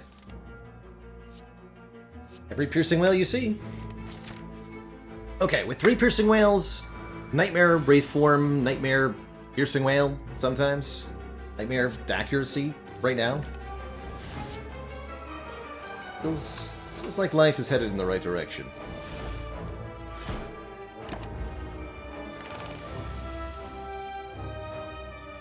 Done.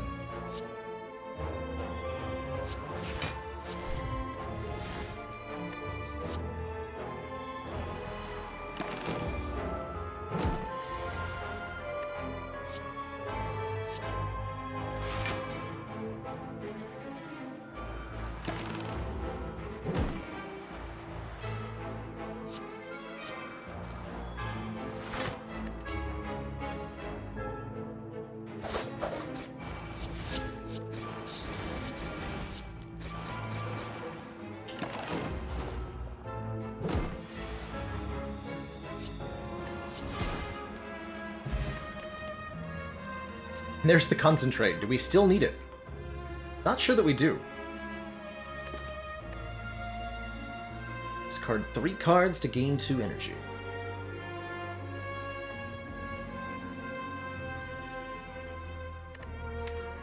I think that we do, although this is a 38 card deck, so a lot of hand clog that can happen on 3 base energy. Let's grab it.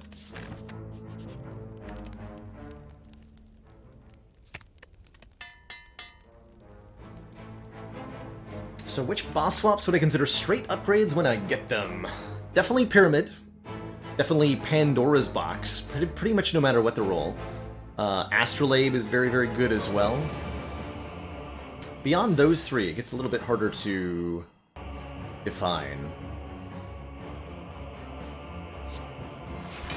In that regard, I think. Strike, I will play the strike.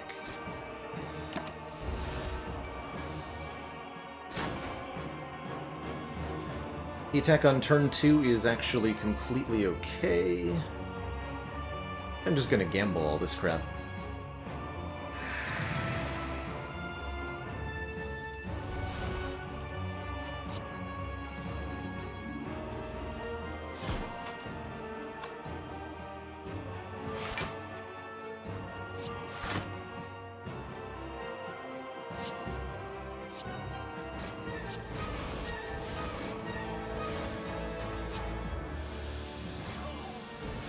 Stay weak.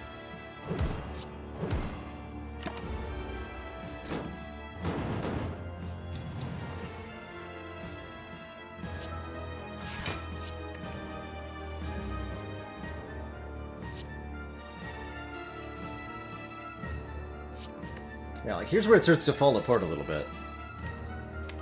Now I just have 3 energy a turn. Turns out that's not very much.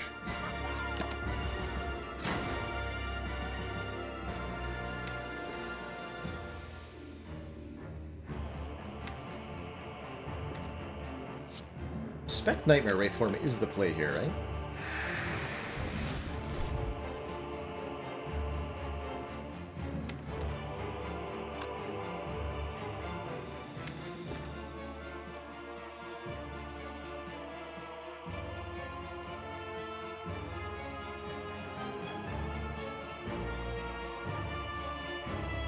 Tangible next turn 2.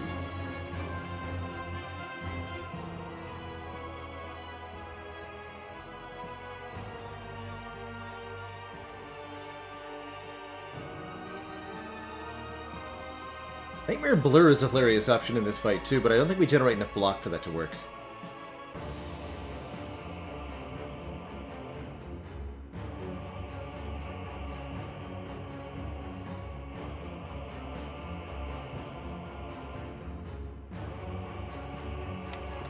Hold on to this Wraith form for now.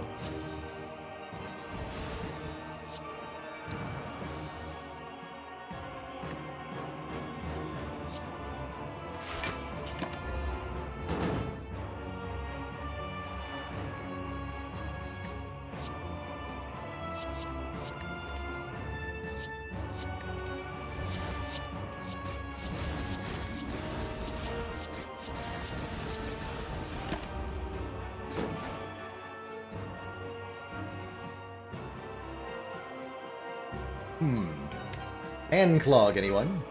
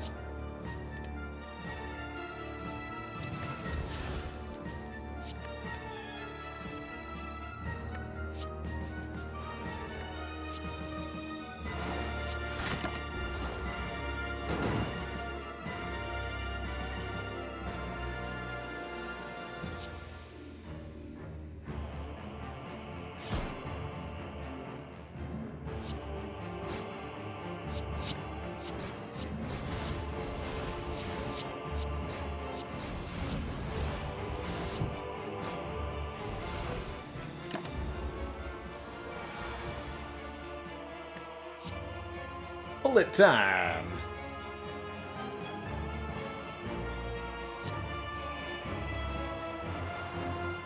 Let's go ahead and be intangible for the next 12 turns. Sound good?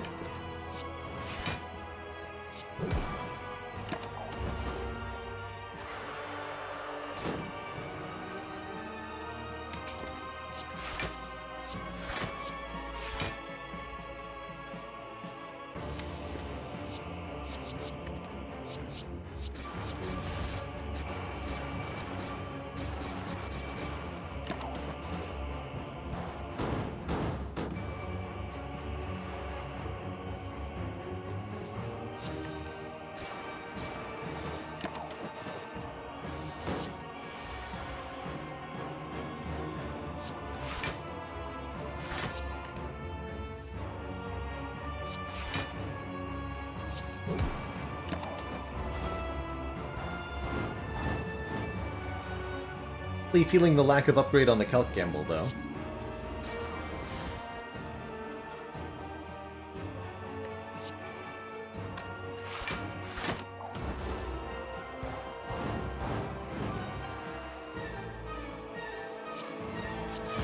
Here.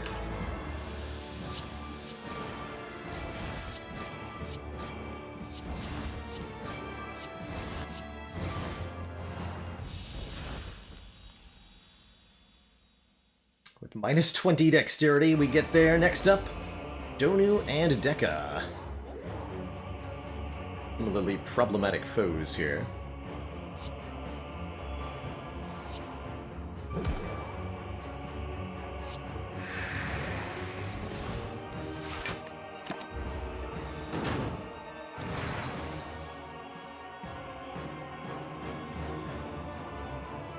Oh boy.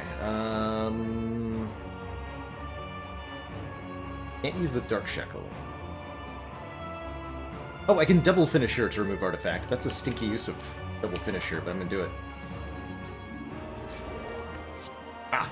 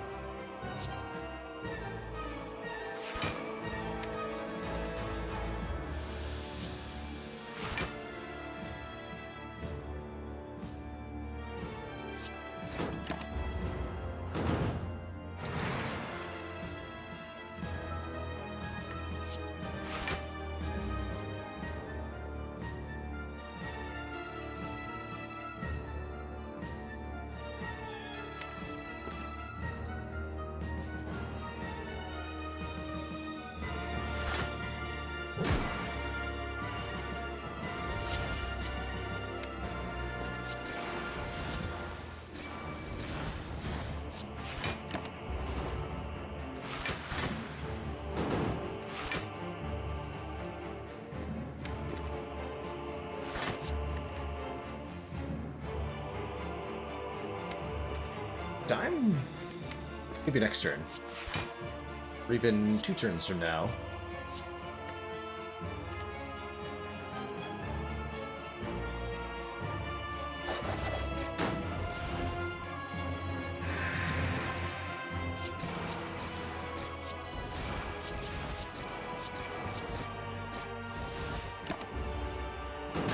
Good. Should be no need for Nightmare Wraithform this time around.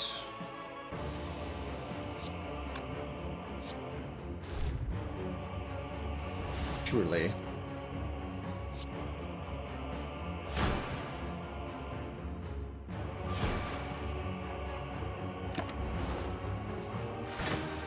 We do want to be careful about the incense burn, if possible.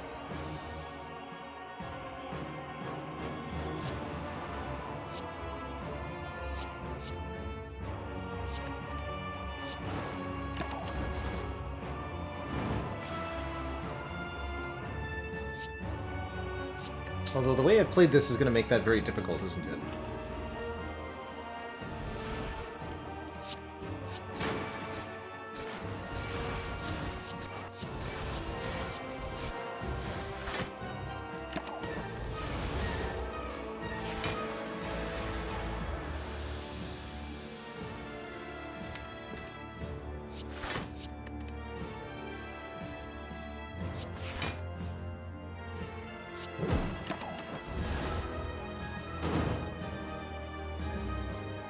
We'll heal based on our missing HP. 2.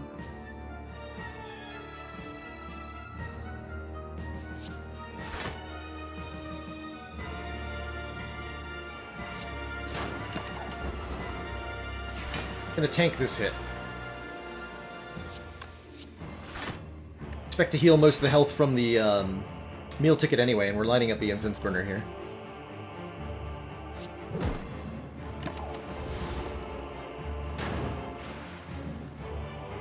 This is definitely a kill.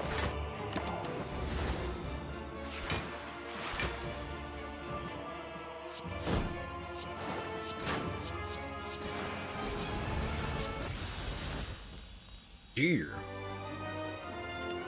To thump, a deep pulsing dread can be felt throughout the room. Is this the heart of the Spire? Source. Evil.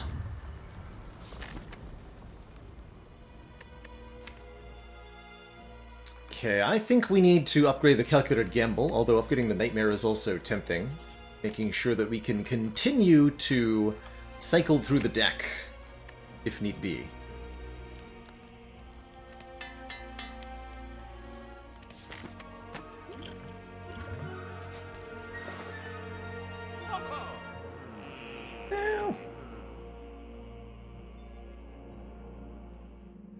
Power Potion seems fine, honestly. Does card remove Power Pot?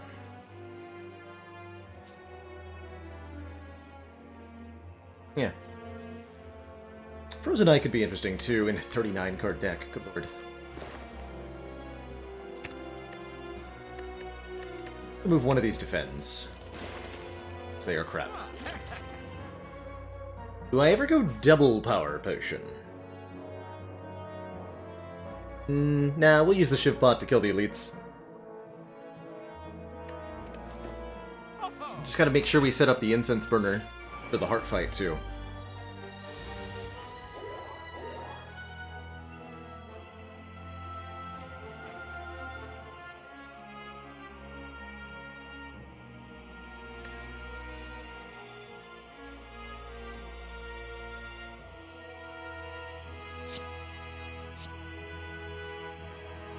Go for shield first.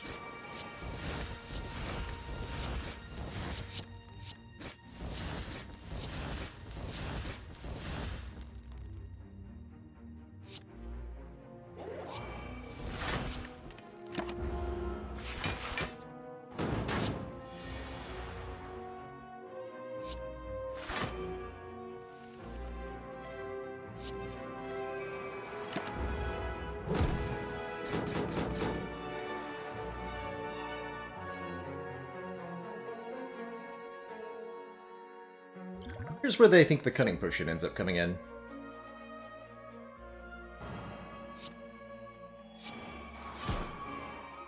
Just shy of a kill here.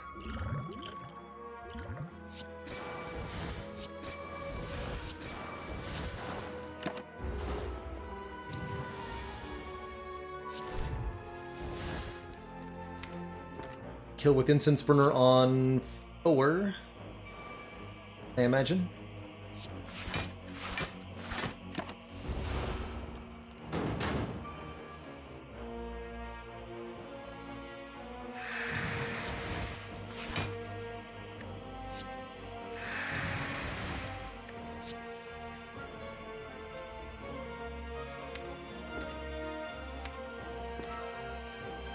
Turn, which won't actually be that easy to do.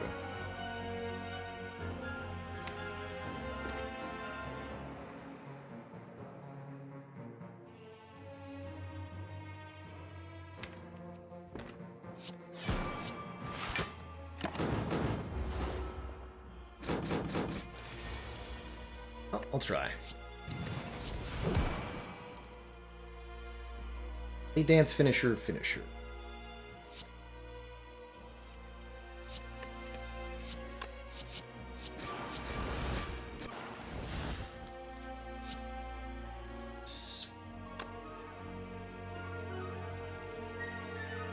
Five plus 6, 11 hits of 5, so 55 plus 11, 66 with 9, that won't kill.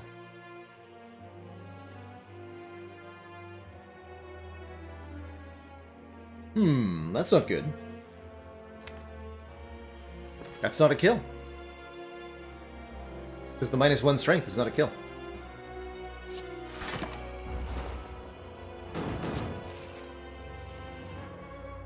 Even with the Envenom.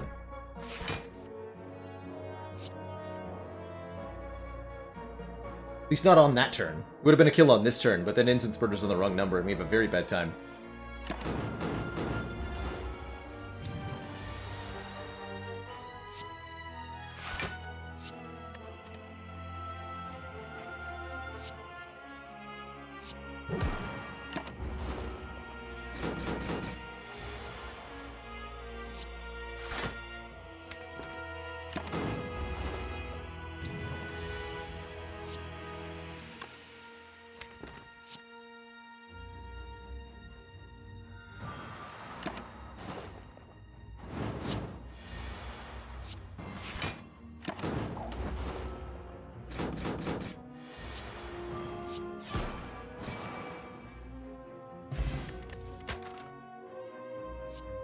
I have enough of these. Alright, on to the hurt. 69 out of 71 HP. Since Burner set to 4, we've got Wraith Form in this deck. We've got some hope. Here goes.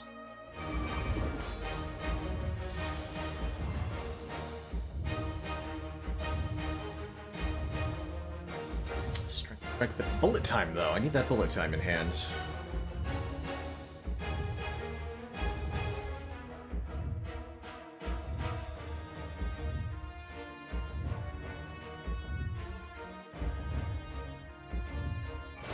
Gonna do some damage and take some damage.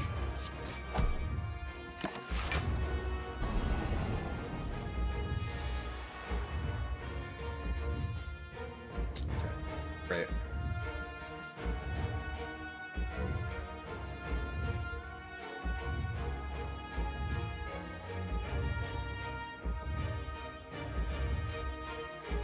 Could whale this. Probably should.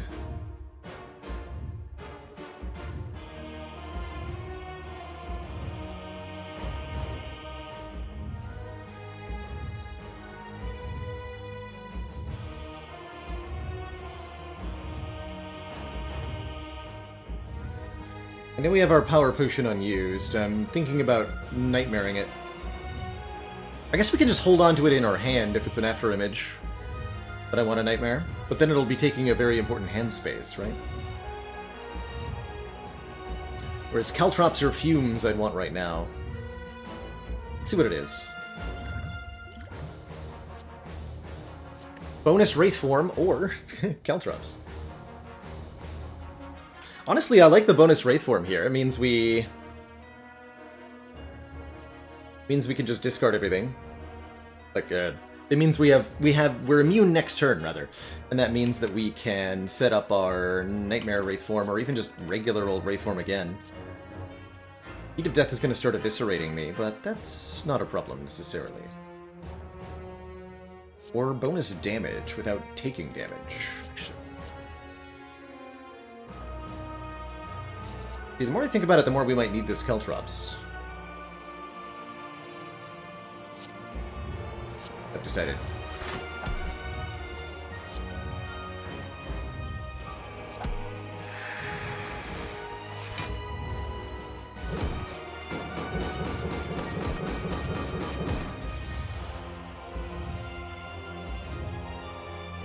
Then there's this turn.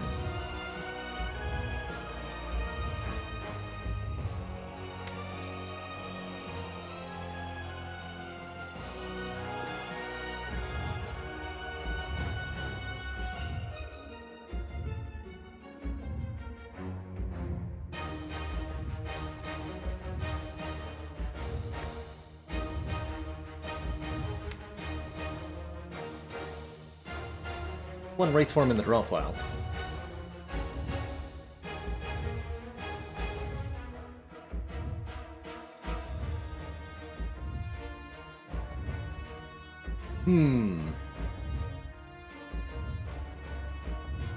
Feeling like I should have taken that Wraith form.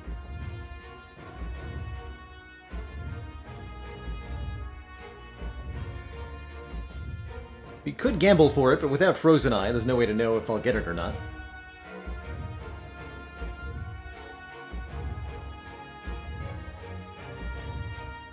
Let's make some room in hand here.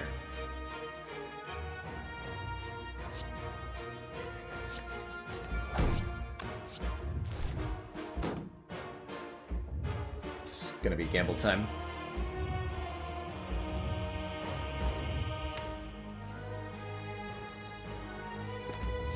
Hey, good luck to me. Oh, last card. And with the concentrate... No, I can't, can't Nightmare it. Is that gonna be a problem? I don't think so.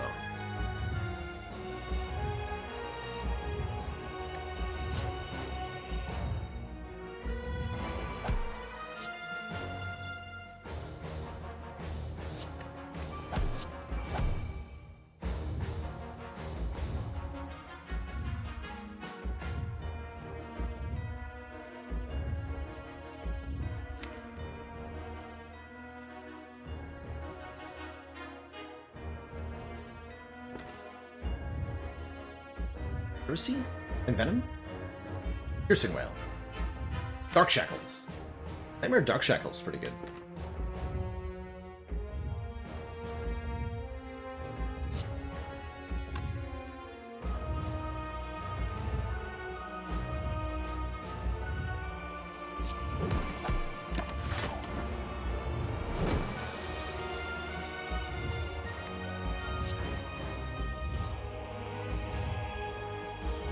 Pretty rough turn overall here.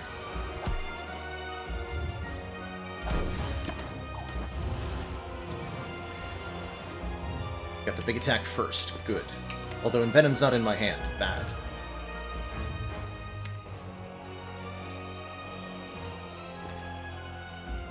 So I'll need to hold Blade... No, I'll just need to hold Sucker Punch. Do Blade Dance finisher here.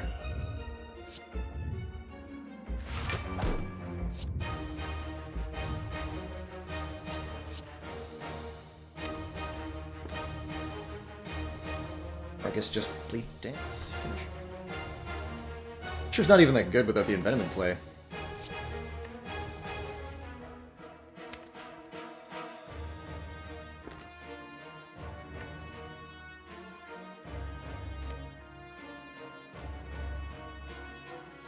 Start taking 3 damage per card soon.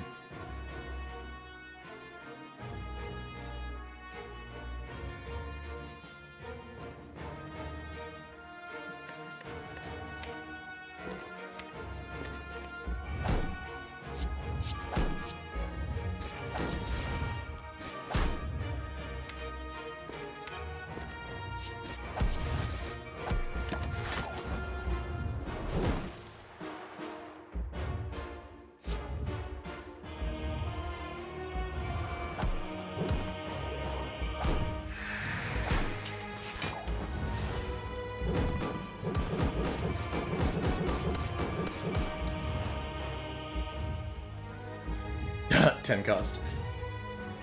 Alright, here's where the problem starts to arise. So we're now going to just take too much damage every time we play a card.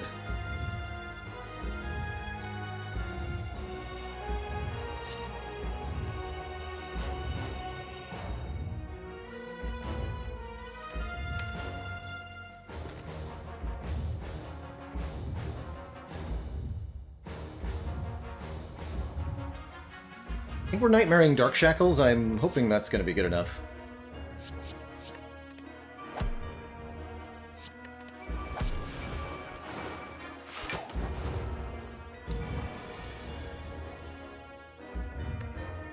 Right, but then... the bad times.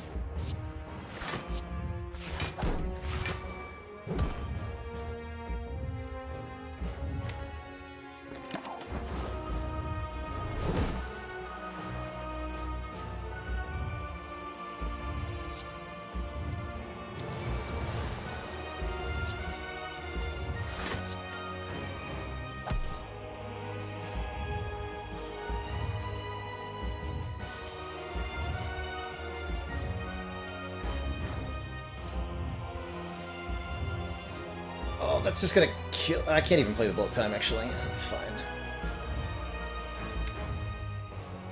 The Beat of Death is gonna destroy me.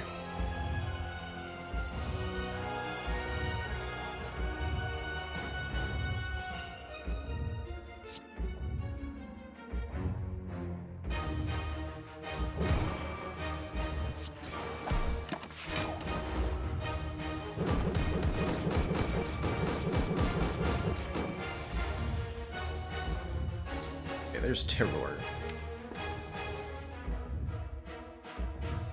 Ultimately, just have to do as much as I can here. Oh, it causes me to take an awful lot of damage.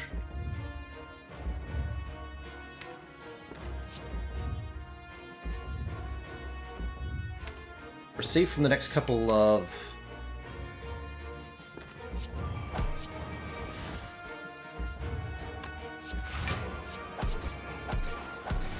Gotta be careful about the damage cap here.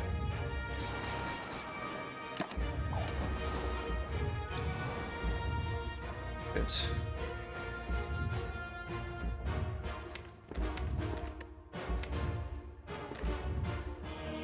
That was next turn. Feels like realistically I need to kill it next turn.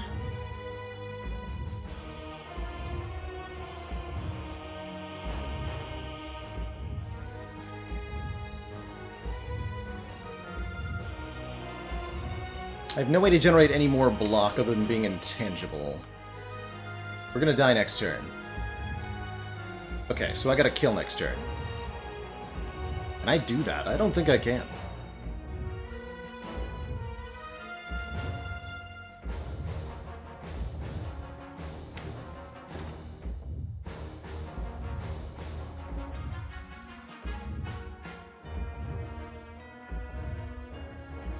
Wait, 8 more cards? I'm super dead.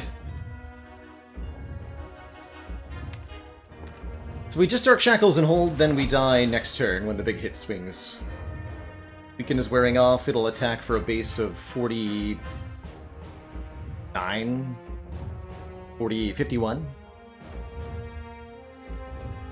That won't be enough.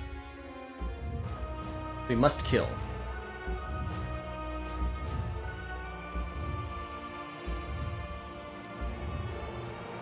Must kill.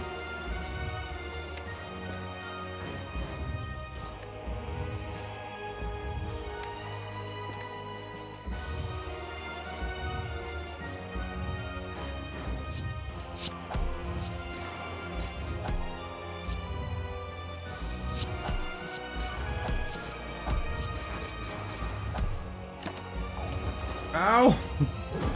It's not enough. So close, though. So close. GG. Dang, I was hoping this one would be a win. But looks like we just didn't have enough block. Never was able to find an after image.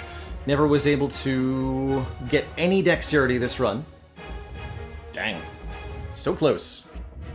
For what it's worth, I think there might have been a winning line through this heart fight. Something with, you know, if we'd nightmared the Wraith form or something instead. But I don't know. I don't know what this run needed to win. GG.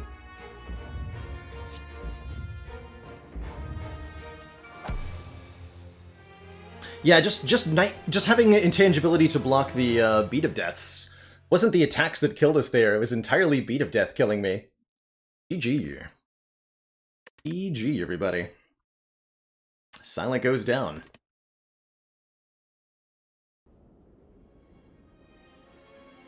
A good run, but not a winning run. GG, everyone.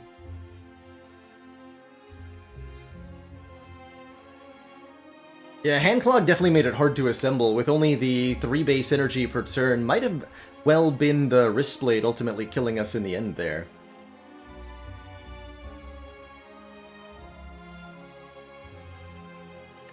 Still, we got awfully close, 100 health left on the heart. Great run. Great run overall. Alright, everybody, that is going to be it for me today. Lovely first stream with the new art assets installed. Really appreciate everybody's feedback, everybody's support, everybody's excitement today. It's been a cool one.